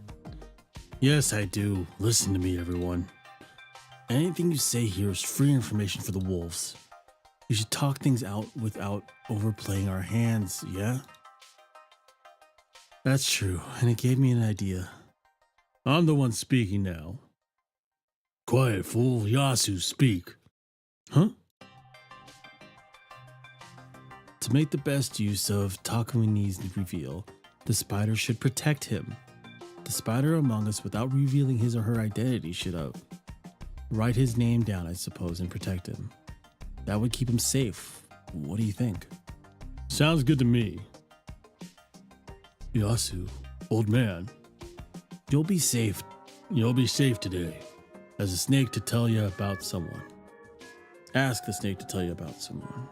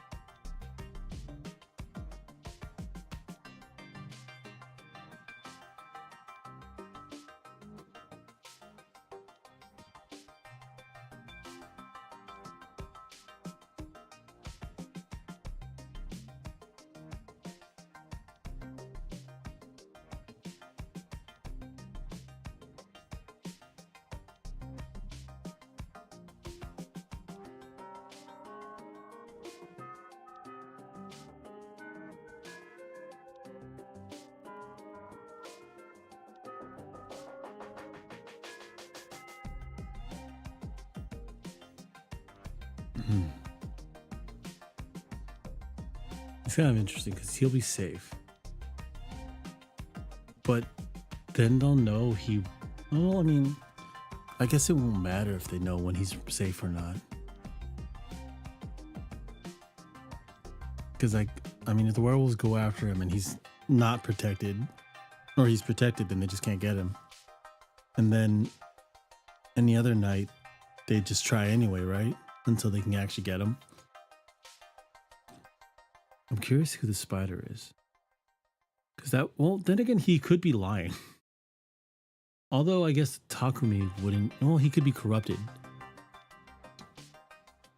So to save himself from being hung from everybody, he could be saying he's a snake. Or he has a snake guardian's blessing. Meanwhile, he's a wolf. But then that would mean that whoever actually has a snake guardian's blessing would know he's lying. But they wouldn't want to reveal how they know he's lying because they have the snake. Because they'll be like, no, I have the snake. That would make them the target instead. And he would learn who has the snake. Although I guess that would also be a he said she said scenario where it's his word against whoever else says they have the snake. And then everyone here has to choose who possibly has the snake. And then they both have to come the next day. So it's save him for today at least. But if it's revealed he doesn't actually have the snake by someone else, that would make sure he gets hung. And if someone else had the snake, though, the other wolf in the group would take him out. So I definitely wouldn't. If I actually had the snake and he's lying, I wouldn't reveal I have the snake and say that he's lying. But I'd try and find another way to make sure he gets hung at some point if he's lying about having the snake. It's a really interesting game. I've played Werewolf a bunch of times, or Mafia. I can't remember the other name that Uematsu said. But I have played it. It's like Among Us. With roles. That's what we're basically playing here. Is visual novel Among Us. With additional like roles. Like in Among Us they had the sheriff and stuff, but these are kind of roles they have in Mafia or Werewolf. Where like the town goes to sleep at night, someone dies, or two people die. And then they have to meet like this every day until they find out who the wolves are.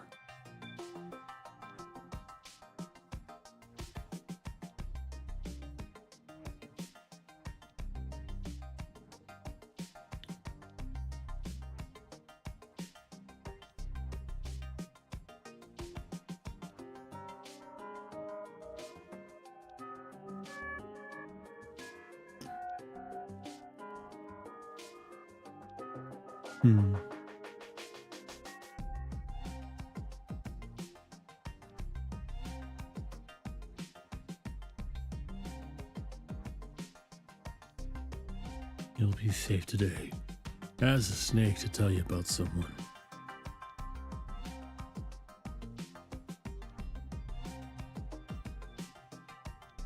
Whatever he finds out will definitely be correct, right? Yeah, if he has the snake, that would be correct. Right. Takumi Nichan, can you promise you won't lie no matter who you investigate and the results you get? I mean, he could be lying right now about having the snake guardian. Of course I won't. Isn't that good enough for today? I don't think we can hang anyone without any kind of proof. That's fair. Because it's life and death. It's actual life and death for them. In the actual game, you'd kind of just want to hang someone. Because you still have a chance of taking out one of the wolves. And it ain't that serious. But here, it's actual life and death for people. You sure that's okay? Oh, why wouldn't it be? Just sitting around and waiting doesn't suit me, okay? I know that, but oh, by the way, I think Takumi Ni should tell us who he'll investigate. Why? So if you investigate someone and don't like the result, you can't lie that you actually investigated someone else. What the? I wouldn't lie. Okay, so wait, if he investigates, but that wouldn't make sense either. Because like if, let's say because he likes Kaori-san. Kaori Oribe. Who he happens to be sitting right behind. Let's say he investigates her, clears her name. Or he investigates her and finds out she's a wolf. I don't think he'd want to keep her around. I mean, I guess. But also she's a murderous wolf. I don't know how to take that. I mean, she's corrupted. But then again, you know, he is in love. I can see only that being the person that he investigates and lies about. That's reasonable. I'd say it's necessary for Muro, considering how sympathetic he is to Yasumizu's inhabitants. He's not that special in that regard. Everyone wants to protect their own, but the situation doesn't allow that. There's another positive to that. We can all discuss and decide who we should investigate first, right? True. I'd like to talk about that too. Who do you think I should go for, Yasunaga? I'm not too sure, but I think we should start with the ones who's most likely to be unjustly chosen to be hanged. Or hung. Hanged? That would be me. Honestly, I feel as though I can't speak if I'm not confirmed to be a human. You're speaking quite a lot if you ask me. Then I'll investigate Kyo. Is that okay? Everyone just falls silent. Fine by me. Then we're not hanging anyone today. Is that really fine? Yeah, it's gonna be fine. That's it for today. That's the first feast. No one gets hung. We find out that Takumi is a snake. Or has the snake powers. And we know the rules of all the other guardians. Someone here is a spider who can protect someone for one night. He has the snake powers, meaning he can investigate somebody. And he'll know if the person he investigates is a wolf or not.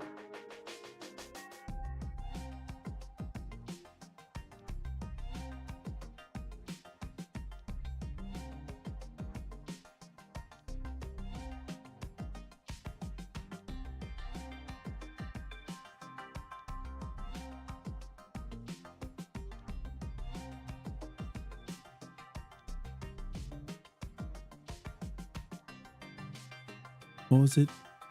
Oh, the crow. I think it was a crow.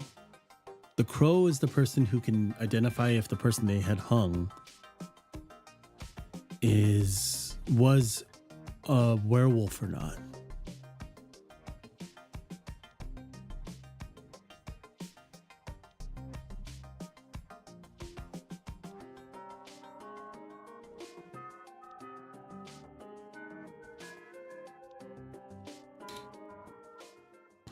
Okay, so we know the roles.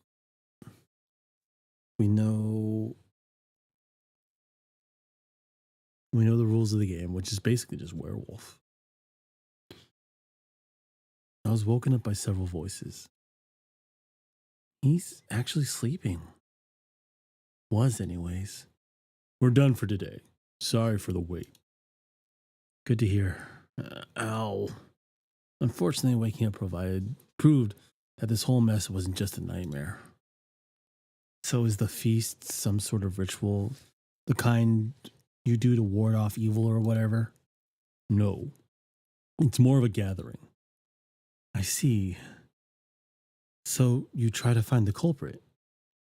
Haruaki-san, you don't beat around the bush, do you? Yeah, I realized I'm a real victim here. So I need information. It's a tall order to stay alive without any. Takumi-ni-chan, can I tell him about this?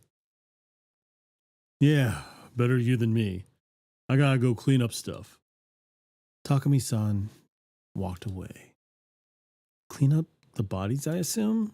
Yeah, Taiba-chan probably won't let us off until we've sent the Yomabito to Saranaga. You're supposed to preserve the crime scene, right? This is doing the exact opposite. Then again, it didn't seem like anyone expected the cops to show up in the first place. Because the cops can't know. Because they can't contact the cops. Also, the cops just don't come around here. Here's my first question then. Let's take this somewhere more private.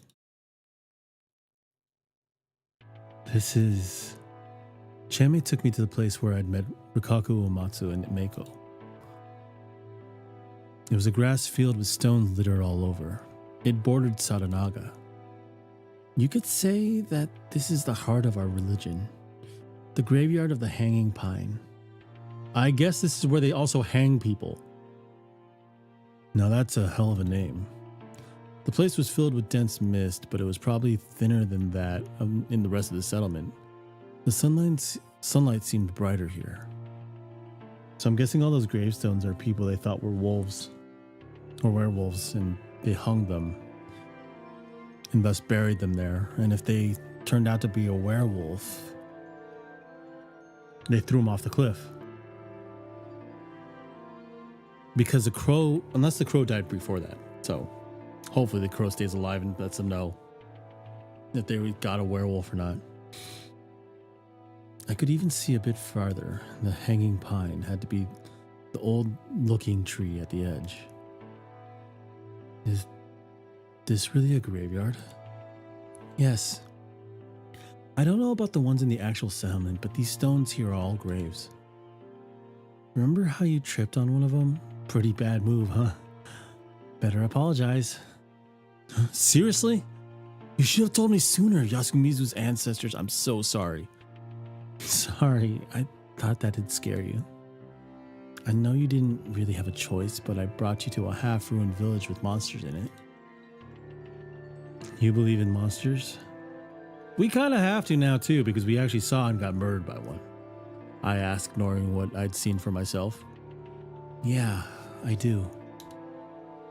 Gemma's voice resounded through the impossibly thick cloudy air. I didn't think you were the type. And you're the type who's weirded out by that? I wouldn't go that far. Bullshit, I can see it all over your face. Was it that obvious? Apparently it was, because she can see it all over your face. It wasn't like I found it disgusting or anything. I just didn't think I could get along with people who believe stuff like that, despite a lack of actual proof. Except for the fact that you've seen one.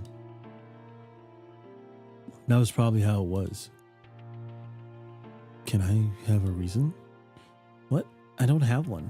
Not sure I believe that. Well, if I do, there's also a lot of evidence there's actual monsters here. Not even like by a serious point, but metaphorically, someone who could like bend someone's body that way is a kind of a monster in themselves. It's because I've seen God. That was, see, you're weirded out. Tell me more. Wow, not bailing out after all. For now, let's just focus on the immediate issue. She was hiding something.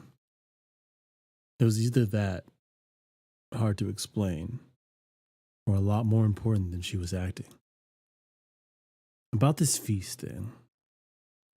All right then. Chiame's explanation. Yay! I've been waiting for this. A graveyard probably wasn't the place to joke around like this, but at least you could see past your nose. It didn't seem like we had to worry about anyone eavesdropping. I tried putting together everything Chiame had told me. First, Fujiyoshi Village had a unique legend. There might have been similar ones somewhere outside, but I just treated it as Fujiyoshi exclusive for the time being.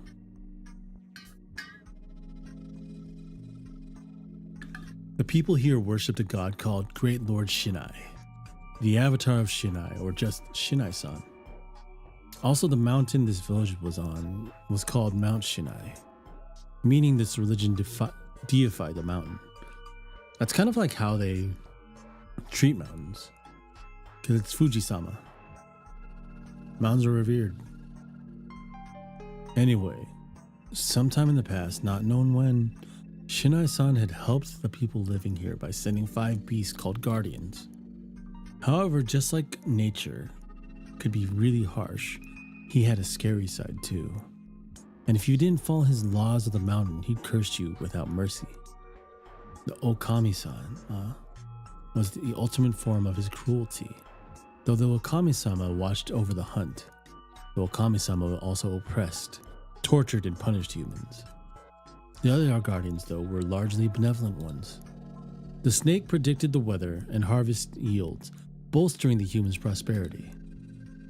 The monkeys defied the wolves, secretly teaching the people of fire, along with other important bits of knowledge. The crow pecked at and ate up the flesh of the Yomibito, the enemies of Shinai-sama. The spider warded off the Yomibito and ensured that the humans slept and dreamt soundly. The Yomibito did indeed mean people from Yomi, as in the land of the dead, but apparently it wasn't very clear what they actually were. But just as I suspected before, it was thought they had something to do with corruption, death, and the land of Yomi. The most likely idea was that they were the dead that had returned from Yomi to bring harm to the people still alive. At the start of the legend, Shinai-san, the animals and humans were facing the Yomibito. Apparently, that was still how it was in Kami Fujiyoshi, the leading part of Fujiyoshi. It was the basis of the teachings of the Great Lord Shinai's religion. Thanks to that, the 5 beasts, including Okami-sama and Shinai-san, were still worshipped here. In Yasumizu, however, things were a bit different. The legend here had a turning point when the human, snake, monkeys, crow, and the spider cooperated to kill the Okami-sama. With the destruction of their cruel rule, the human village experienced great growth. That had been when the 4 head families, who were said to have the blood of the 4 guardians in their veins, were formed. The snake was Migurama, the monkeys were Higuchi, the crow was Nosaro, and the spider was Uematsu. However, it didn't end there. The Okami-sama joined the Yomibito side and became a sinister creature that wanted to bring harm to the humans. The Saranaga Rapids were Yomibito territory, and the Okami-sama appeared from there whenever the evening mists came. The Okami-sama would then kill an inhabitant, take on their form, and act like them. But at night they would show their true self and brutalize the real inhabitants. That was why the people of Yasumizu, who lived next to the Saranaga Rapids, had to stop them. For that, Great Lord Shinai created an event called the Feast of the Yomi Purge. Despite the name, it was no banquet, but a ritual to kill the wolf. Okay, that explains a lot. In the feast, the villagers were allowed to kill 1 person a day. You had to basically kill your own people, something that was taboo for ages. But it was permitted here in order to rid the group of the wolf. So that also makes sense. That doesn't make sense why Takumi would lie. Sure, he would probably, like, say Kaori-san was replaced with a wolf. He'd protect the Kaori-san that was there, that he could see, but it'd still be a wolf. If he finds out that she's actually a wolf, I'd think he'd want to tell everybody, because she's actually already dead and a wolf is just pretending to be her. Some humans were also given the powers of the guardians: snake, monkeys, crow, and spider. It was like a banquet of betrayal. They all drank some sake and chose someone to kill. That more or less explains everything. I see. There was a lot to unpack, but I got the gist of it. Basically, the humans betrayed the Okami-sama, one of their guardian divinities, and we're still paying the price. But there were some points I didn't really get. I won't tell this to anyone else but you, but I'm pretty sure I saw the Okami-sama. No way, where? I just took a peek through a space in the outside door, the outhouse door, so I didn't get a good look. I couldn't tell her that I'd had a realistic dream where I was killed. It had a human body and the head of a wolf, I think. No way. Can I take that as a... He seriously saw it? Yeah, a human body and wolf head matches up with the depiction of the Okami-sama in Shinai's festivals and the deified images in Kamafujiyoshi. Before I saw it, though, I heard a woman scream, so I figured that thing killed Mamiya-san. Was that the brutalization you told me about? I mean, if it killed and replaced her, you wouldn't have her body, right? Sorry, I forgot to tell you something. Shinai-san is very strict with his laws and gives various punishments to those who break them. You mentioned something like that. Basically, they broke the rule of preparing for the feast by bathing, locking up in a room all by yourself and sleeping. That's why it's believed they died to the corruption. I couldn't see how you could get such mutilated corpses from something called the corruption. But there was something more important. Basically, you didn't tell me about the laws and turned me into a toilet man. So I could die, huh? No. Listen, I honestly thought there was no way an outsider could survive. But I wanted to at least find a way that gave you a shot at making it through the night. Because I didn't want to let you die. And look at that. I actually survived. Yeah, sorry, but I really didn't expect this. Shame. I didn't get splashed, huh? Don't be like that. I'm actually really glad you didn't die. I wasn't sure how to feel about this, but hey, at least you tried, right? So that scream really was Mamiya-san's, huh? Or was it someone who got brutalized? No, I'm not really sure. From what you told me, it's possible that that was your scream, and the Okami-sama already replaced you. Well, it's possible, but I know full well I'm no wolf, and that's what I'm gonna say. Just like everyone else, huh? Fair point. Now this was a predicament. Question 1. Ask away. Are those marks the only proof that there are 2 wolves? I recalled the strange symbols on the large rock, the 2 warped diamonds with spirals inside. Yeah, that mark represents the Okami-sama returning from Yomi. So since there are 2 marks, it stands to reason there are 2 wolves. So it's speculation. Not much reason to question it though. We have these annual mountain festivals and there's always a guardian costume parade. The number of wolves in the parade is announced in a similar way. So it's normal for there to be multiple wolves, huh? Yeah, in Shinai-sama's shrine, for example, you have 3 wolf statues. For the festival, the Migurama divine the number of wolves or something, and then record that number overnight. By leaving those marks on the stones, huh? No, Kamafujiyoshi doesn't have Okiba. Those stones, I mean. So they apparently draw them on the shrine grounds. Apparently? The people of Yasumizu are taught to wait for the guardians in Yasumizu. So I never saw the marks myself. So one of those marks in Kamafujiyoshi means 1 wolf in the parade. Not exactly. The wolf sign in Kamafujiyoshi isn't as warped for one. The mark with the spiral and the diamond is only the sign of the wolves that come back from Yomi. It's a Yasumizu thing, so they don't have it in Kamafujiyoshi. I see, but still, the number of wolves and marks match up. Yep.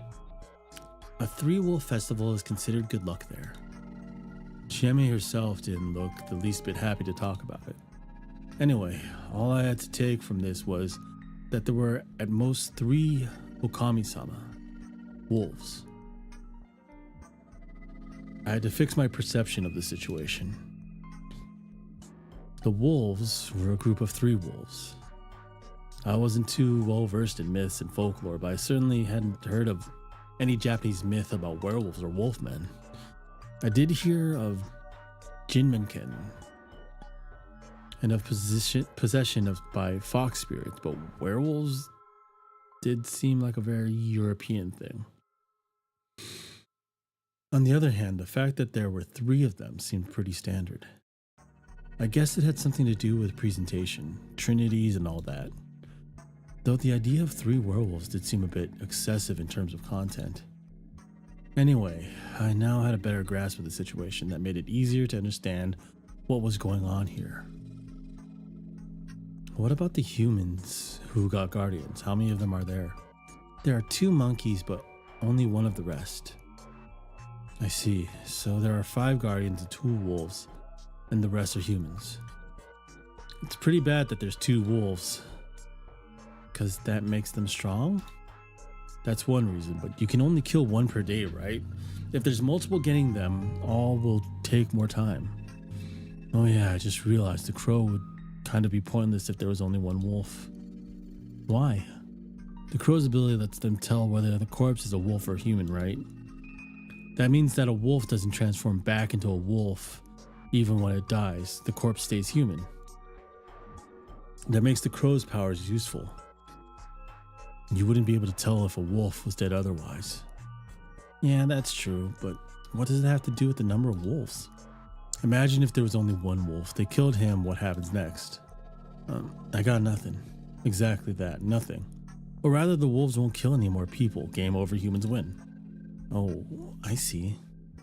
So if there was only 1 wolf, you could tell it was dead because the killings would stop. And the crow would be pointless. Exactly. Wow, you're sharp. Well, it's not like this information is very useful. That also isn't very true, because I guess if you kill someone and the killings don't stop, then you know you didn't get a wolf. I guess that's fair.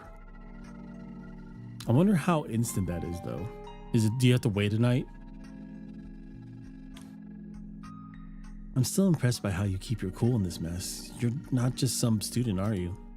What else could I be? A detective? I like that. I'm a famous detective who came to solve a difficult case in the countryside. Seishi Yoko Mizo's world. And you normally investigate affairs and debts. Wow, that got real quick. Anyway, I got more questions. How many people can the wolves kill per day? It'd suck if everyone got killed overnight. That won't happen. Remember the snake? They need to ask the mountain who's that. Who's what? True, and the spider would be pretty useless if they just protected 1 human while everyone else, including them, died. This is also why I wondered if Mamiya-san and Hashimoto-san got brutalized. Killing even 2 people would make it pretty bad, but if it was just 1 per day well, that raises another question. Why do these supernatural monsters even need to follow rules like this? Is that weird?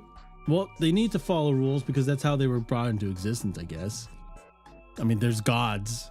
Gods make the rules. They have to follow them. Of course it is. Imagine if there were 3. 1 corpse would barely serve as a snack.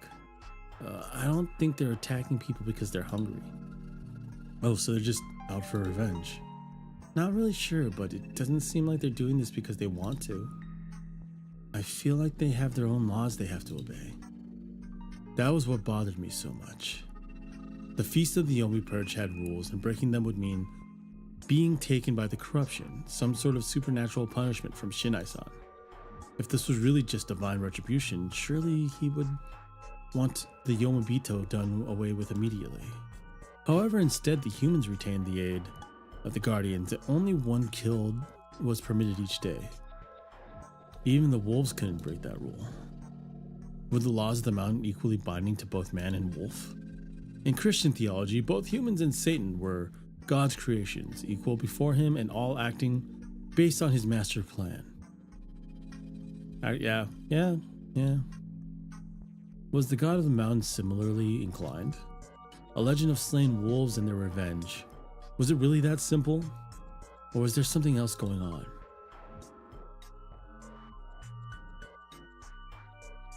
It was quite scary. I want to know all about it. I guess we should ask the elders how many people the wolves kill. True. But is someone really gonna die again tonight? We already got 2 casualties. And for all we know, those wolves replaced... Those the wolves replaced might be dead too. Hold on. They're cleaning up the bodies, right? We gotta check them properly to see if there aren't more than 2 bodies or anything. Kanzo Ji-chan checked it first thing in the morning. There were only 2 people's worth of bones and blood. And guts. Huh? Really? Does he have experience doing this kind of thing? He's a hunter, so he's used to butchering animals. Well, that made sense. That reminds me, this is probably the most important thing. Why aren't you trying to run away and call the police? I want a straight answer to this. I honestly can't think of a better move in this situation. I was aware the people here were superstitious, but those superstitions are getting people killed. So why was not a single person objecting? We can't escape this place. Can I ask why? It's complicated, but we all know it's true. There's no way to escape this place. The mist is completely impassable. I'm not going to waste time on something I know can't be done. Have you seen it yourself, or are you just trusting what someone else said? Sorry, I can't really explain how, but I just know. Once the feast begins, no one can leave Yasumizu. No one can enter either, I think. So it wasn't logic, but blind conviction. Or perhaps she'd subconsciously gained the knowledge through some experience. Yeah, as if. So you have no proof, but still believe you can't escape. Yep, everyone else would probably say the same. What are the odds that your blind faith is in something that's total bullshit? Well, higher than 0. What if I said that I, as someone overlooked by the gods of the mountain, would try to leave anyway? I did everything I could to stop you, even if the others allow it. It's because they don't care if you die. That was pretty scary. So you're worried about me. More than anyone else here. Thanks, I could just feel the love. Love? She was going all red on me now. This seems to be taking it pretty far for an act. But no, I just have a conscience. She likes him. She really likes him. The others here don't then? Well, you should know that they're way colder to outsiders than they appear. I'm kind of an outsider myself, so I can relate to your situation. You'd go on a trip with someone just based on that. Hey, that might have been our final farewell in this life. So I wanted to make it nice. Huh? You only agreed because you felt sorry for me? Don't think you can get out of the promise that easily. Wow. How do I respond to that? Oh, but wait, your bike's broken. If it's for a date, I'll take a loan on a new one. Date? I guess it is, but wait, you'll take out a loan while you're still in school? Besides, don't promises like that usually end up with someone dying. Let's worry about that after we survive. Shit, first she was all over me and now she's playing hard to get. In normal circumstances, that could be kind of fun. Right now, she was the only one I could rely on. The emotional support would have been nice. Back to the whole police thing. Really, you can't expect much from them here. Because it's supernatural. Well, that's one reason, but we also just have just one officer in Kamafujiyoshi. And Kamafujiyoshi wants nothing to do with what happens here in Yamizu. You know, I've been thinking. Spot on. I hadn't even said anything yet. Yep. Yasumizu is basically the local settlement for those who were ostracized. She really did guess what I was going to say. Ostracism. In ancient times, villages often punished criminals and the like by ostracizing them. They were ignored and excluded from all social welfare aid. Basically, people were excluded from the larger group and treated coldly. It was one step away from banishment. I mean, isn't that how Australia was made? It wasn't just emotional torment either. Back in those days, not getting the help of other people was a matter of life and death, making this quite a harsh punishment. Did you all do something? Most of us did nothing. The Makishima, Yamawaki, and Muto families have been here for generations. Can you keep a secret? Sure.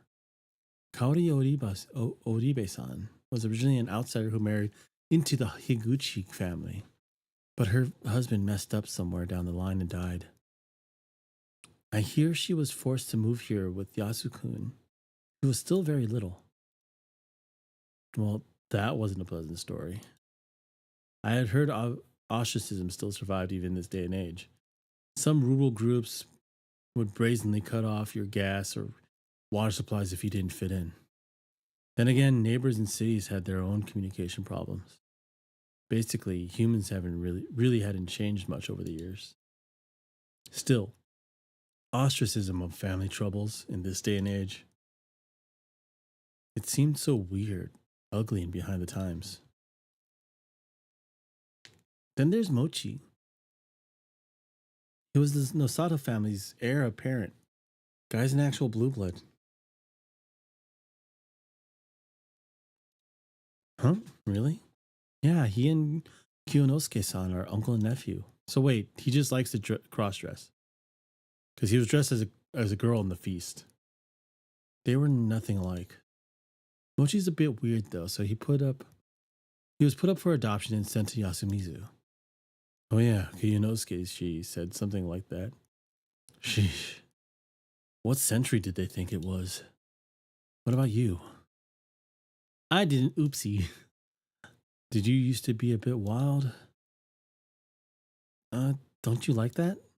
Nope, I'm actually into that. Wow, you really go all in, don't you? With her pulling hidden runs, I really had no choice. Anyway, this place was basically abandoned. I couldn't expect any outside help. And everyone here believed they couldn't escape this place due to supernatural reasons. What were my options here? We should stay. Staying seems like the right option. Trying to leave though, I'm very curious what's gonna happen. So I'm gonna kind of save. Can I save? I save. Save file 1. Because I just want to see what happens if we try to leave. Heck, we might even get a key option. It was probably best to just leave before I got too deep into this, and while it was still bright out. Being left out of the feast hardly guaranteed my safety. I couldn't expect anyone to lead me out, but dropping dead in the middle of nowhere seemed better than getting eaten alive here. After making my decision, I wrapped up my conversation with Chiemi, and we returned to her room. She gave me some cup ramen. It looks like she wouldn't tell me why she hadn't let me eat the dining hall's food until I asked. I didn't want to go any deeper into this than I already was, so I didn't ask. During lunch, Chiemi went to the bathroom. That was my chance. I took out a notepad, quickly wrote "Sorry, I'm leaving" on it, took my stuff and left the room. Using the mist to my advantage, I passed the inhabitants and headed to the upper parts of the settlement. Alright, I got to the entrance to the mountain path. The road wasn't paved and sided by 2 giant boulders reminiscent of Tori without a top. I could see why everyone was afraid to go beyond this point. The human mountain forest looked both gloomy and scary. But walking further seemed less risky than staying in the settlement. I walked ahead, and soon had to stop. The road was ruined. Our car would have been useless here. So this was why Mamiya-san and Hashimoto couldn't leave yesterday and had to spend the night in the van. However, I wasn't exactly heavy, so getting past this was easy. I had no idea why obstacles like this were enough to hold back video game characters. You could easily walk around it. Holy shit.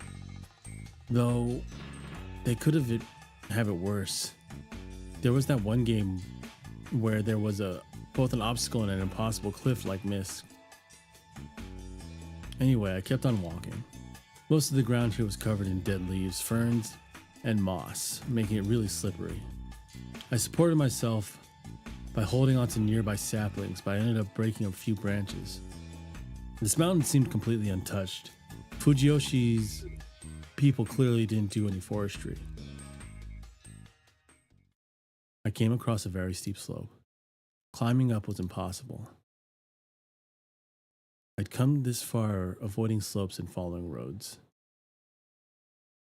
What's interesting is like usually in stuff like this, they either get looped back into the village while going into the mist, or there's just like an impossible to pass obstacle. But before I knew it, I'd lost sight of the road. It wasn't all that smart, but I decided to keep going up. Logic told me that I'd be closer to Kama Fujiyoshi the higher I got. Seriously, what was up with the mist? I couldn't see anything ahead or behind me. I felt like I was swimming through rice water. Or perhaps milk jelly? It seemed like it was heavier than air and too dense to breathe in. I felt like it would congeal around me the moment I stopped moving. What was I thinking? This was reality and this was just a mist. I walked up the desolate slope and kept walking. I had to constantly remind myself that this was just a mist and this was nothing but reality. I had no idea what happened in the end. Oh, we just die. Band ending number 4. Watch hint quarter? I kind of don't want to. What's up, Mind? FNC Mind? We'll watch the hint corner.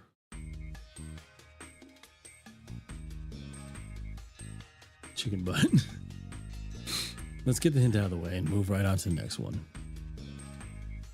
Bad ending 4, mysterious death in the forest. Just like the rules say, it seems you can't flee. Okay, I know this. We're gonna load. Because I knew we shouldn't leave. And we're gonna stay.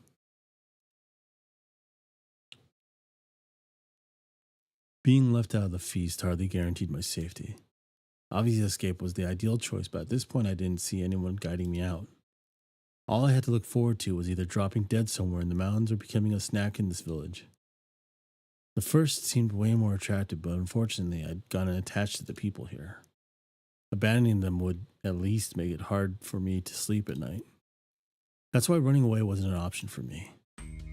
I'll go ahead and ask, why aren't you letting me eat Yasumizu's stuff? What is this foreshadowing? He noticed?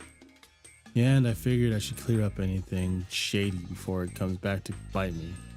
It's scary. You got me. But really, this is just some insurance, a little medicine for the mind. Oh, tell me more. Fear and hunger vibes. You know how it can be, right? You eat something from a strange place, and the next thing you know, you're turned into a pig and can't run away. What? Is this hell or something? Is this... That Spirited Away? That's Spirited Away. I'd seen the anime on DVD, by the way. Which Way to the Bathhouse? I can't say it isn't. It seemed like some serious overthinking to me, if not just serious superstition. How long will this last? I brought a ton of food from outside, so you should be fine for a while. Cup ramen, huh? I did appreciate it, but I had mixed feelings on living like it was the apocalypse over a local superstition. Anyway, we went to Chami's room. She gave me some cup ramen. We agreed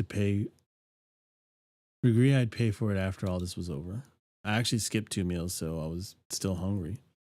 I was used to skipping meals to cut costs, so that wasn't a problem.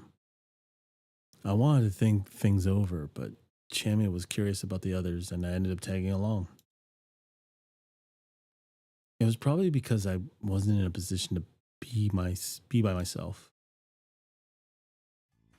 Oh, welcome. Are you here for lunch? No, we're just here to kill time. Can we sit? Of course. I'll bring you some tea. Can I have just some warm water instead? Oh, but tea's good for you. I'm the type who can't sleep if I drink tea. Oh, I see. Warm water it is then. I'd have liked if you refused that too. But you use water from here whenever you make the cup ramen, right? You didn't realize that? Maybe it's safe when you boil it? Could hell's water really be purified by boiling? Here you go. I must say you're quite unfortunate. Your bike was broken and now you're. Oh, it's nothing compared to everyone else here. If I may ask, does this kind of thing happen often? Is it annual or something? I asked something important like it was no big deal. No, it certainly isn't common. Personally, this is my first feast. I did hear that people died when the mist appeared before, but that was before most of us were here. As in they hadn't been ostracized back then? I could ask that, but I probably couldn't dig too deep. So this is a first for many people here, right? Yes, I think so. I see. If that's the case, knowledge of the rules seems strangely well kept. Do you see what kind of place this is, don't you? There's not much in the way of entertainment here, so the little ones grow up listening to the tales of their elders. Old tales and songs are always passed down and survive for a long time. Songs? Song. Whoa. The mysterious Meiko-chan popped out of nowhere. I learned the song. Oh my, you did? Could you sing it for us?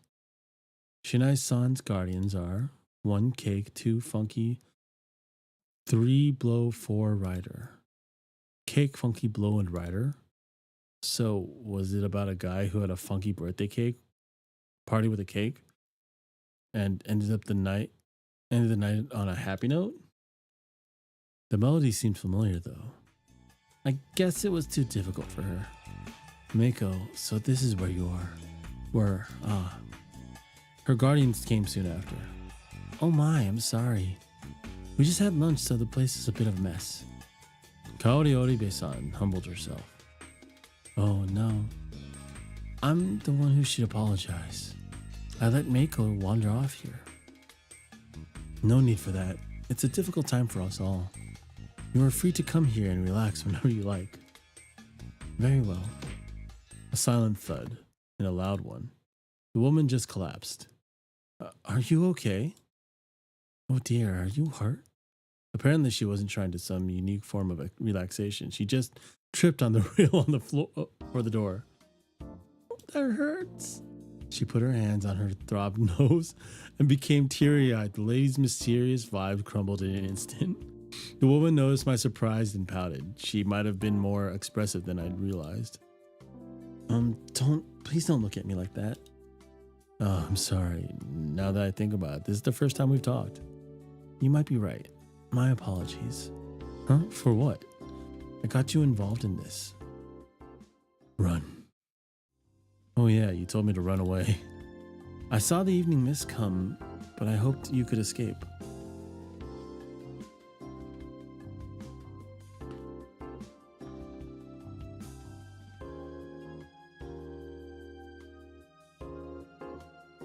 Oh, so that's how it was. A part of me thought you foretold the future or something. Uematsu isn't the Lookout family. Now that sounded significant. What does that mean? This isn't something we can share with outsiders. Crap, Chiame's lack of reserve made me forget about my boundaries here. I'm sorry. You're wearing some strange clothes, so I thought you were a Shinto priestess or something. Oh, I'm not that important. Haruaki-san, don't bother Rikako-san too much. Oh, I didn't mean to. I'm sorry, Rikako-san. You just called me by my first name. Sorry. Chiame called her that way, so I thought it was okay. Man, this is confusing. I'm not bothered. Oh, sorry about that. Why is it starting to feel like a dating sim? Like that kind of visual novel.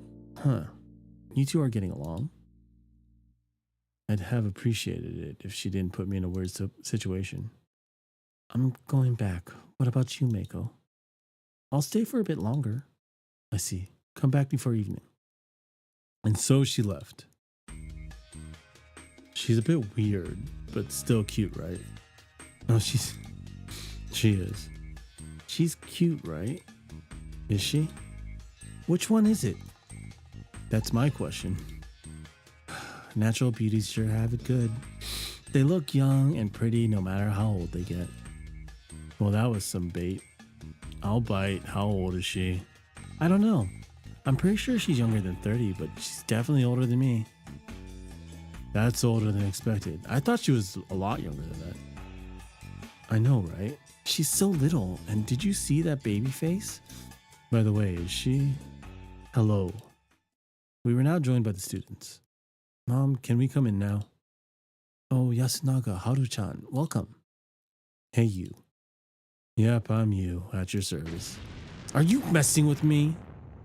I was, actually. What is it, Haru? Makishima-san. You almost called me Haru-chan, didn't you? We've only just met. You don't do that. It's unreasonable. Calm down. Hysteric heroines aren't popular. So you're still messing around? I came here to say something to you. Her behavior was pretty unreasonable too, to be honest, but instead of pointing it out, I just corrected my posture and waited to hear what she had to say.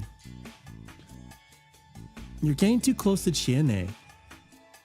She's pretty busy, so you should leave her alone and do your own thing. You were busy? I wouldn't say so. Even if she has some free time, she's a lady, so you need to be considerate and keep your distance. It's the mature thing to do. Well, that's true. If you agree, then just go away somewhere. This is why adults are so unfair, filthy, and annoying. Yes, I'm a filthy old man. Haru-chan, did you really come with me just to say that? Oh, Mom, I have a message from Takumini. What is it? We'll be going to sleep early for a while, so maybe you should have packed lunches. Or we should have packed lunches. Oh, that's true. I should hurry and start making the rice. Also, Fusaishi-san, take this. Vroom vroom, huh, me? I was busy deflecting Haru-chan's attacks with my stupidity barrier, so being dragged into conversation surprised me a bit. He gave me a rather dirty, rusty, cheap-looking cylindrical key. It wasn't even attached to a keychain. It's the key to the dorm. Takumini said he got it from Taiba. Huh? Why'd he do that? He said he felt pretty bad about making you sleep outside last night. What a sincere and considerate person. He really is. People like him make living in a place like this far easier. Mom, you really... Oh, the rice. With an awkward smile on her face, Kaori-san went back to the kitchen. I'm sorry you had to see that. Don't worry. I'm just a clueless outsider. I made a blatant lie. Everyone could tell that Kaori-san and Takumi-san would make a nice couple. Oh, I'm talking about Haru-chan too. Hey, stop picking a fight with the outsider. Hey, he's bothering you too, isn't he? Not really. Anyway, if you don't have anything to do for the feast, then just get out. Stop it already. Why? Fusaishi-san is a victim. Don't be so heartless. What the hell? You're such a dummy. This is such a mess. They had to stop fighting about me. We had an innocent little girl here. Also, Chiemi's info was confirmed to be true. Trying to escape seemed dangerous, and recommending it was heartless. Basically, getting out of here was difficult. That made me all the more grateful for the room. I'd been so busy trying to understand what was going on in this place that I didn't even consider how to deal with myself. I'd have to thank Takumi-san. Calm down, you two. Haru-chan, want to play with Chiene? Play what? Prayer to Shinai. Now, seriously, I want to show Meiko-chan how it's supposed to be done. Ba? That's fine, but wow, you really care about stuff like this, huh? Yeah, kinda. Something was about to begin. No longer the center of attention, I began drinking the hot water Kaori-san placed before me. The teacup had a strange symbol enameled on at the bottom. It looked like a family crest. Asunaga-kun, what's this mean? Oh, that's one of the Kamafujiyoshi head family crests. She should just throw it away. His harsh tone made it feel pretty likely that it was the crest of the Higuchi family, the one who banished them here. Haru-chan moved a chair and sat down in front of Chiemi.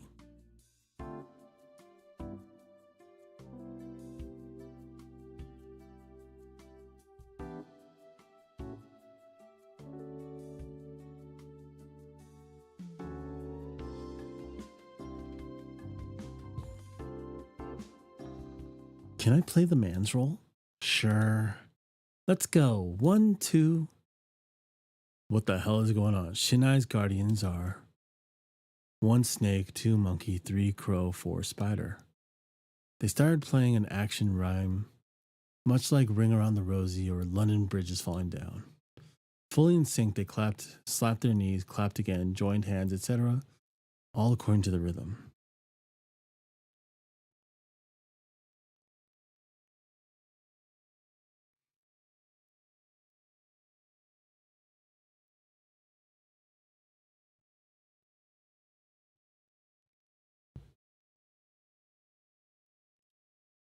Five, prepare for the feast when the evening mists arrive. 6, the badger runs along late with Nare as a fix.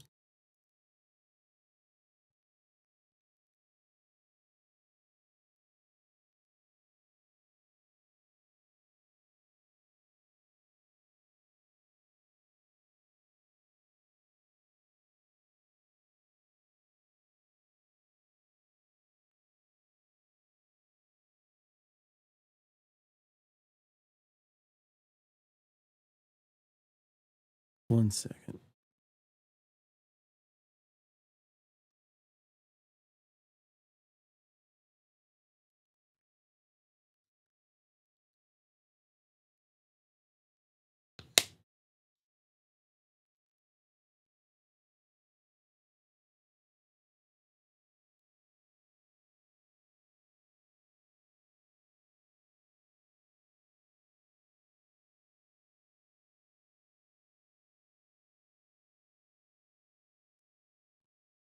Sorry, I have to answer something real quick.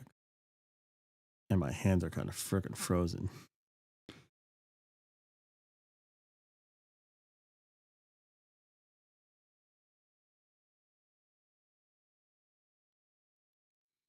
They were doing it pretty quickly, so I couldn't see everything, but it was definitely complex.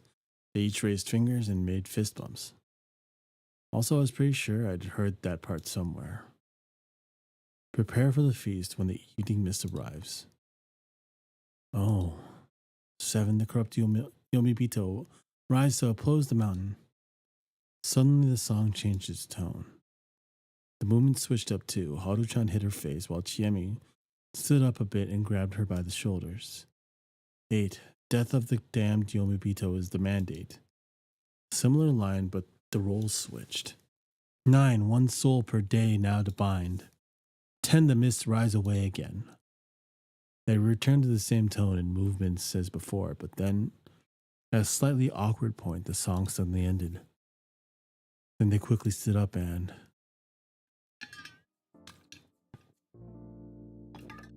Yay! It's been so long since I did this that I kind of panicked. Apparently they were done. See that, Mako-chan? This is how it's done. Wow, you were so fast I couldn't see it all. All right, Hao-chan, teach it to Mako-chan. What? Me? Teach me! Oh, well, all right. Yasukun, there's something I want to talk to you about. Chami's tone was serious. What is it? Yasunaga-kun instantly understood that it was important, but he seemed to be mindful of me. If it's about the feast, I shouldn't be here, right? Sorry. Chami gave me a meaningful look as I left. She'd probably tell me something the next time we meet.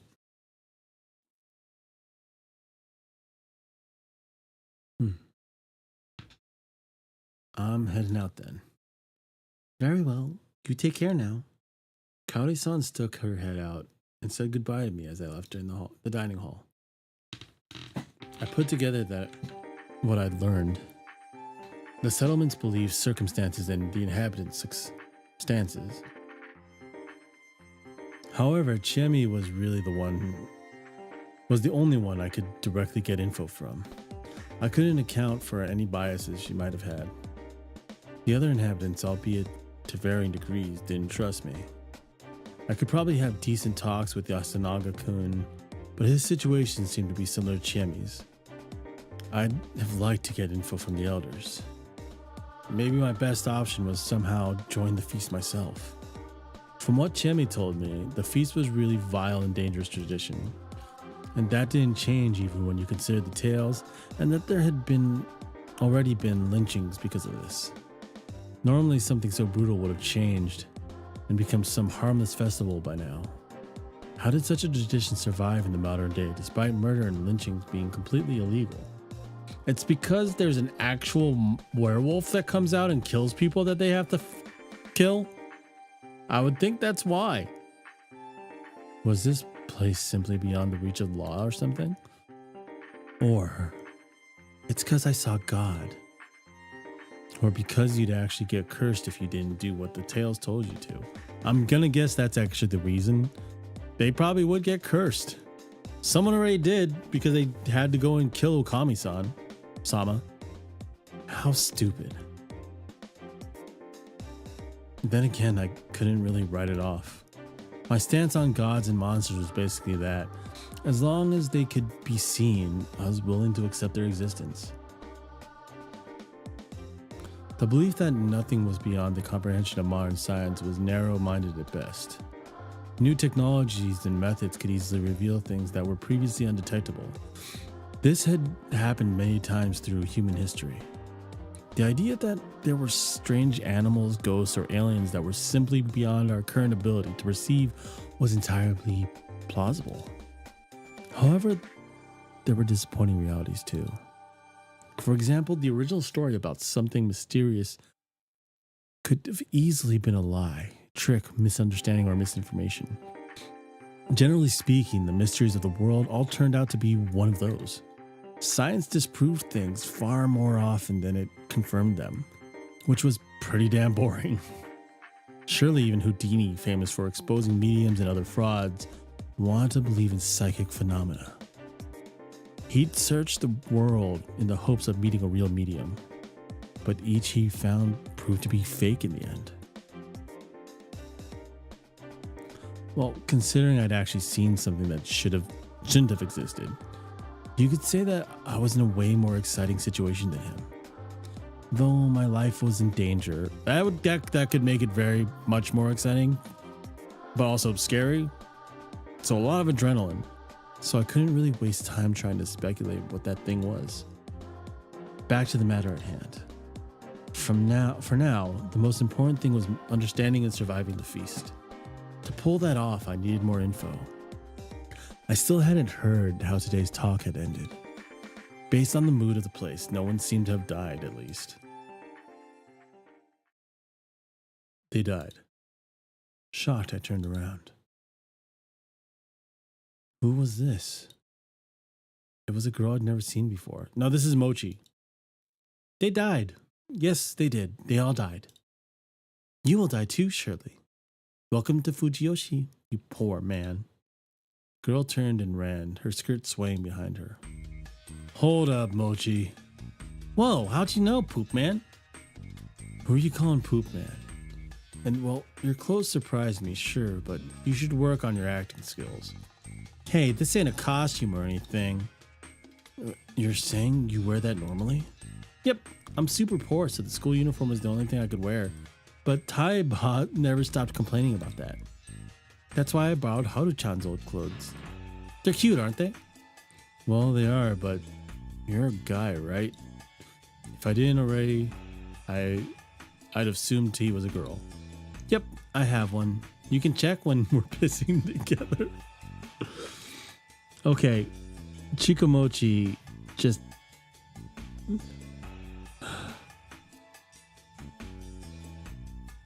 Chikomochi says the most out-of-pocket shit.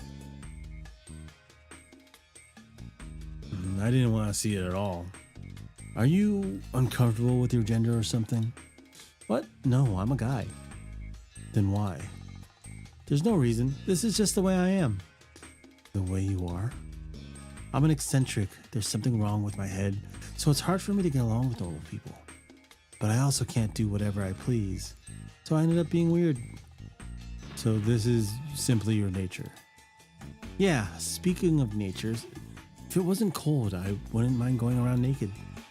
So basically, this was a guy with a unique sense of, well, everything. I'm betting that he grows up to be the old man who cried wolf. Not the one that's in this game so far, but a future one.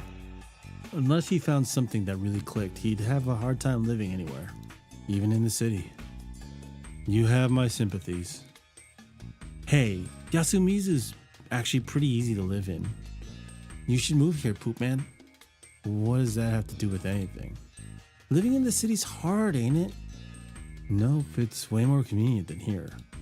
They have Family Marts and 7-Elevens and Lawson's. Really? I thought you escaped because something bad happened. Yeah, his girlfriend dumped him. Well, I can't deny that. You're a weirdo too, right? That one I can deny. Wait, really? I thought we were birds of a feather. Right, old man? Ah! He just... Looking at his face, the voice I hear from him is basically like almost like Wario. Whoa. Was a weird guy. There was a weird guy in the bushes. I think Poop Man's a real weirdo. I know, right? That's what Poop Man is. Poop Man. Please don't spread that name. I don't give a damn if you use Fusaishi or Haruaki. Just stop calling me that. Hasan? Hasan. Did I look like a Middle Easterner? I was mildly bothered by that accentuation too, but he was probably avoiding using nicknames that were similar to Haru-chan's name. Well, whatever, that works. Poop Man became Hasan. I was never Poop Man to begin with. You're close to the old man. We're fellow crazies. Well, the old man seemed to be very enjoying it. Join us, Hasan. When the mist clears, we can go steal chickens from Kamifujiyoshi. Why would I do something like that? What are you, Kappas? Hell, why did he like me that much? Because you're weird. You're a weirdo. That's why. Well, that might have been a good thing. He seemed to be a bit more unique than the other two students. By the way, why aren't you with the other students today? Well, Haru-chan was angry, so I felt it wasn't fun to be with her. Why was she angry? Haru-chan likes Yasun. Oh? So she doesn't like that Yasun seems happy about Chiene coming back. I see. So why was she mad at me? Haru-chan actually wants Yasun and Chiene to get together. Why? Well, I sure didn't expect to hear something like that. So she's helping the target of her unrequited love get his sweetheart. Yep. That's why you barging in and getting along with Chiene messed things up for her. So basically I accidentally entered a love triangle. It's like more of a love square. Does Chiene-chan know any of this?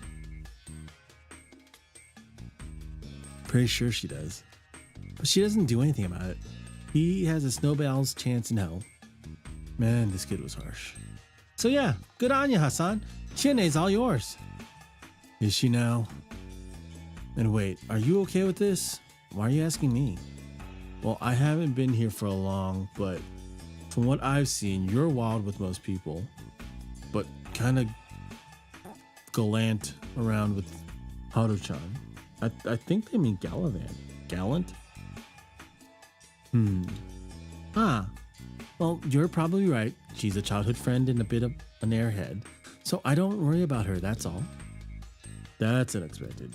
You seem like the type to mess with such people. I'd mess around with you to the very end. I owe a lot to Yasun. Haru-chan is an unfortunate girl. You know what? Asking too much at once isn't good. So I'll have you tell me more some other time. I already said too much. Hasan, what kind of magic did you use on me? He was the one who'd gone blabbing on his own. By the way, you said that someone died, did they? Well, I know the journalists did. Yasumizu's people are still alive, but they're all as good as dead. Why do you think that? Who knows? I'm not good at reasons, but well, When Takumini said he was the snake, I had a bad feeling come over me. Oh, it felt like I could hear the wolves laughing. Wait, what did you just say? I could hear the wolves laughing. Before that. When Takumi said he was the snake, Takumi-san is the snake? That's what he said. I got some urgent business, Mochi. Old man, see you both. Huh? The wolf is coming! You knew.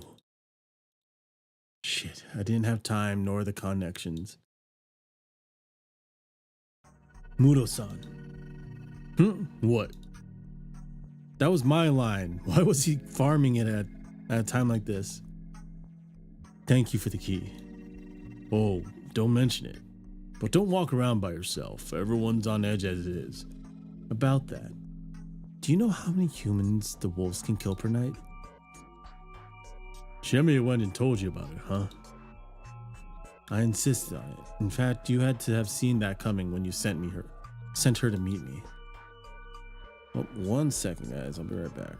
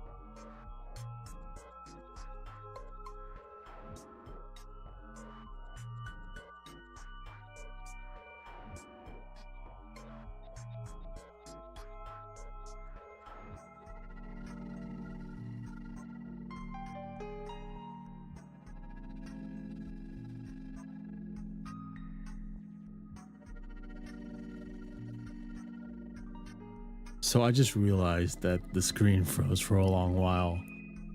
And I'd been talking over it for I think 20 minutes.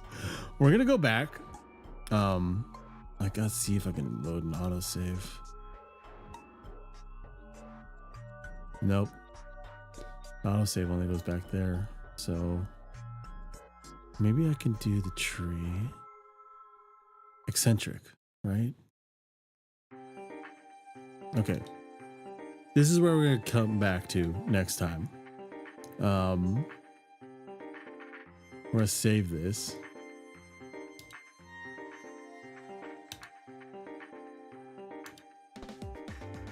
Or actually, we'll start at the beginning of Eccentric.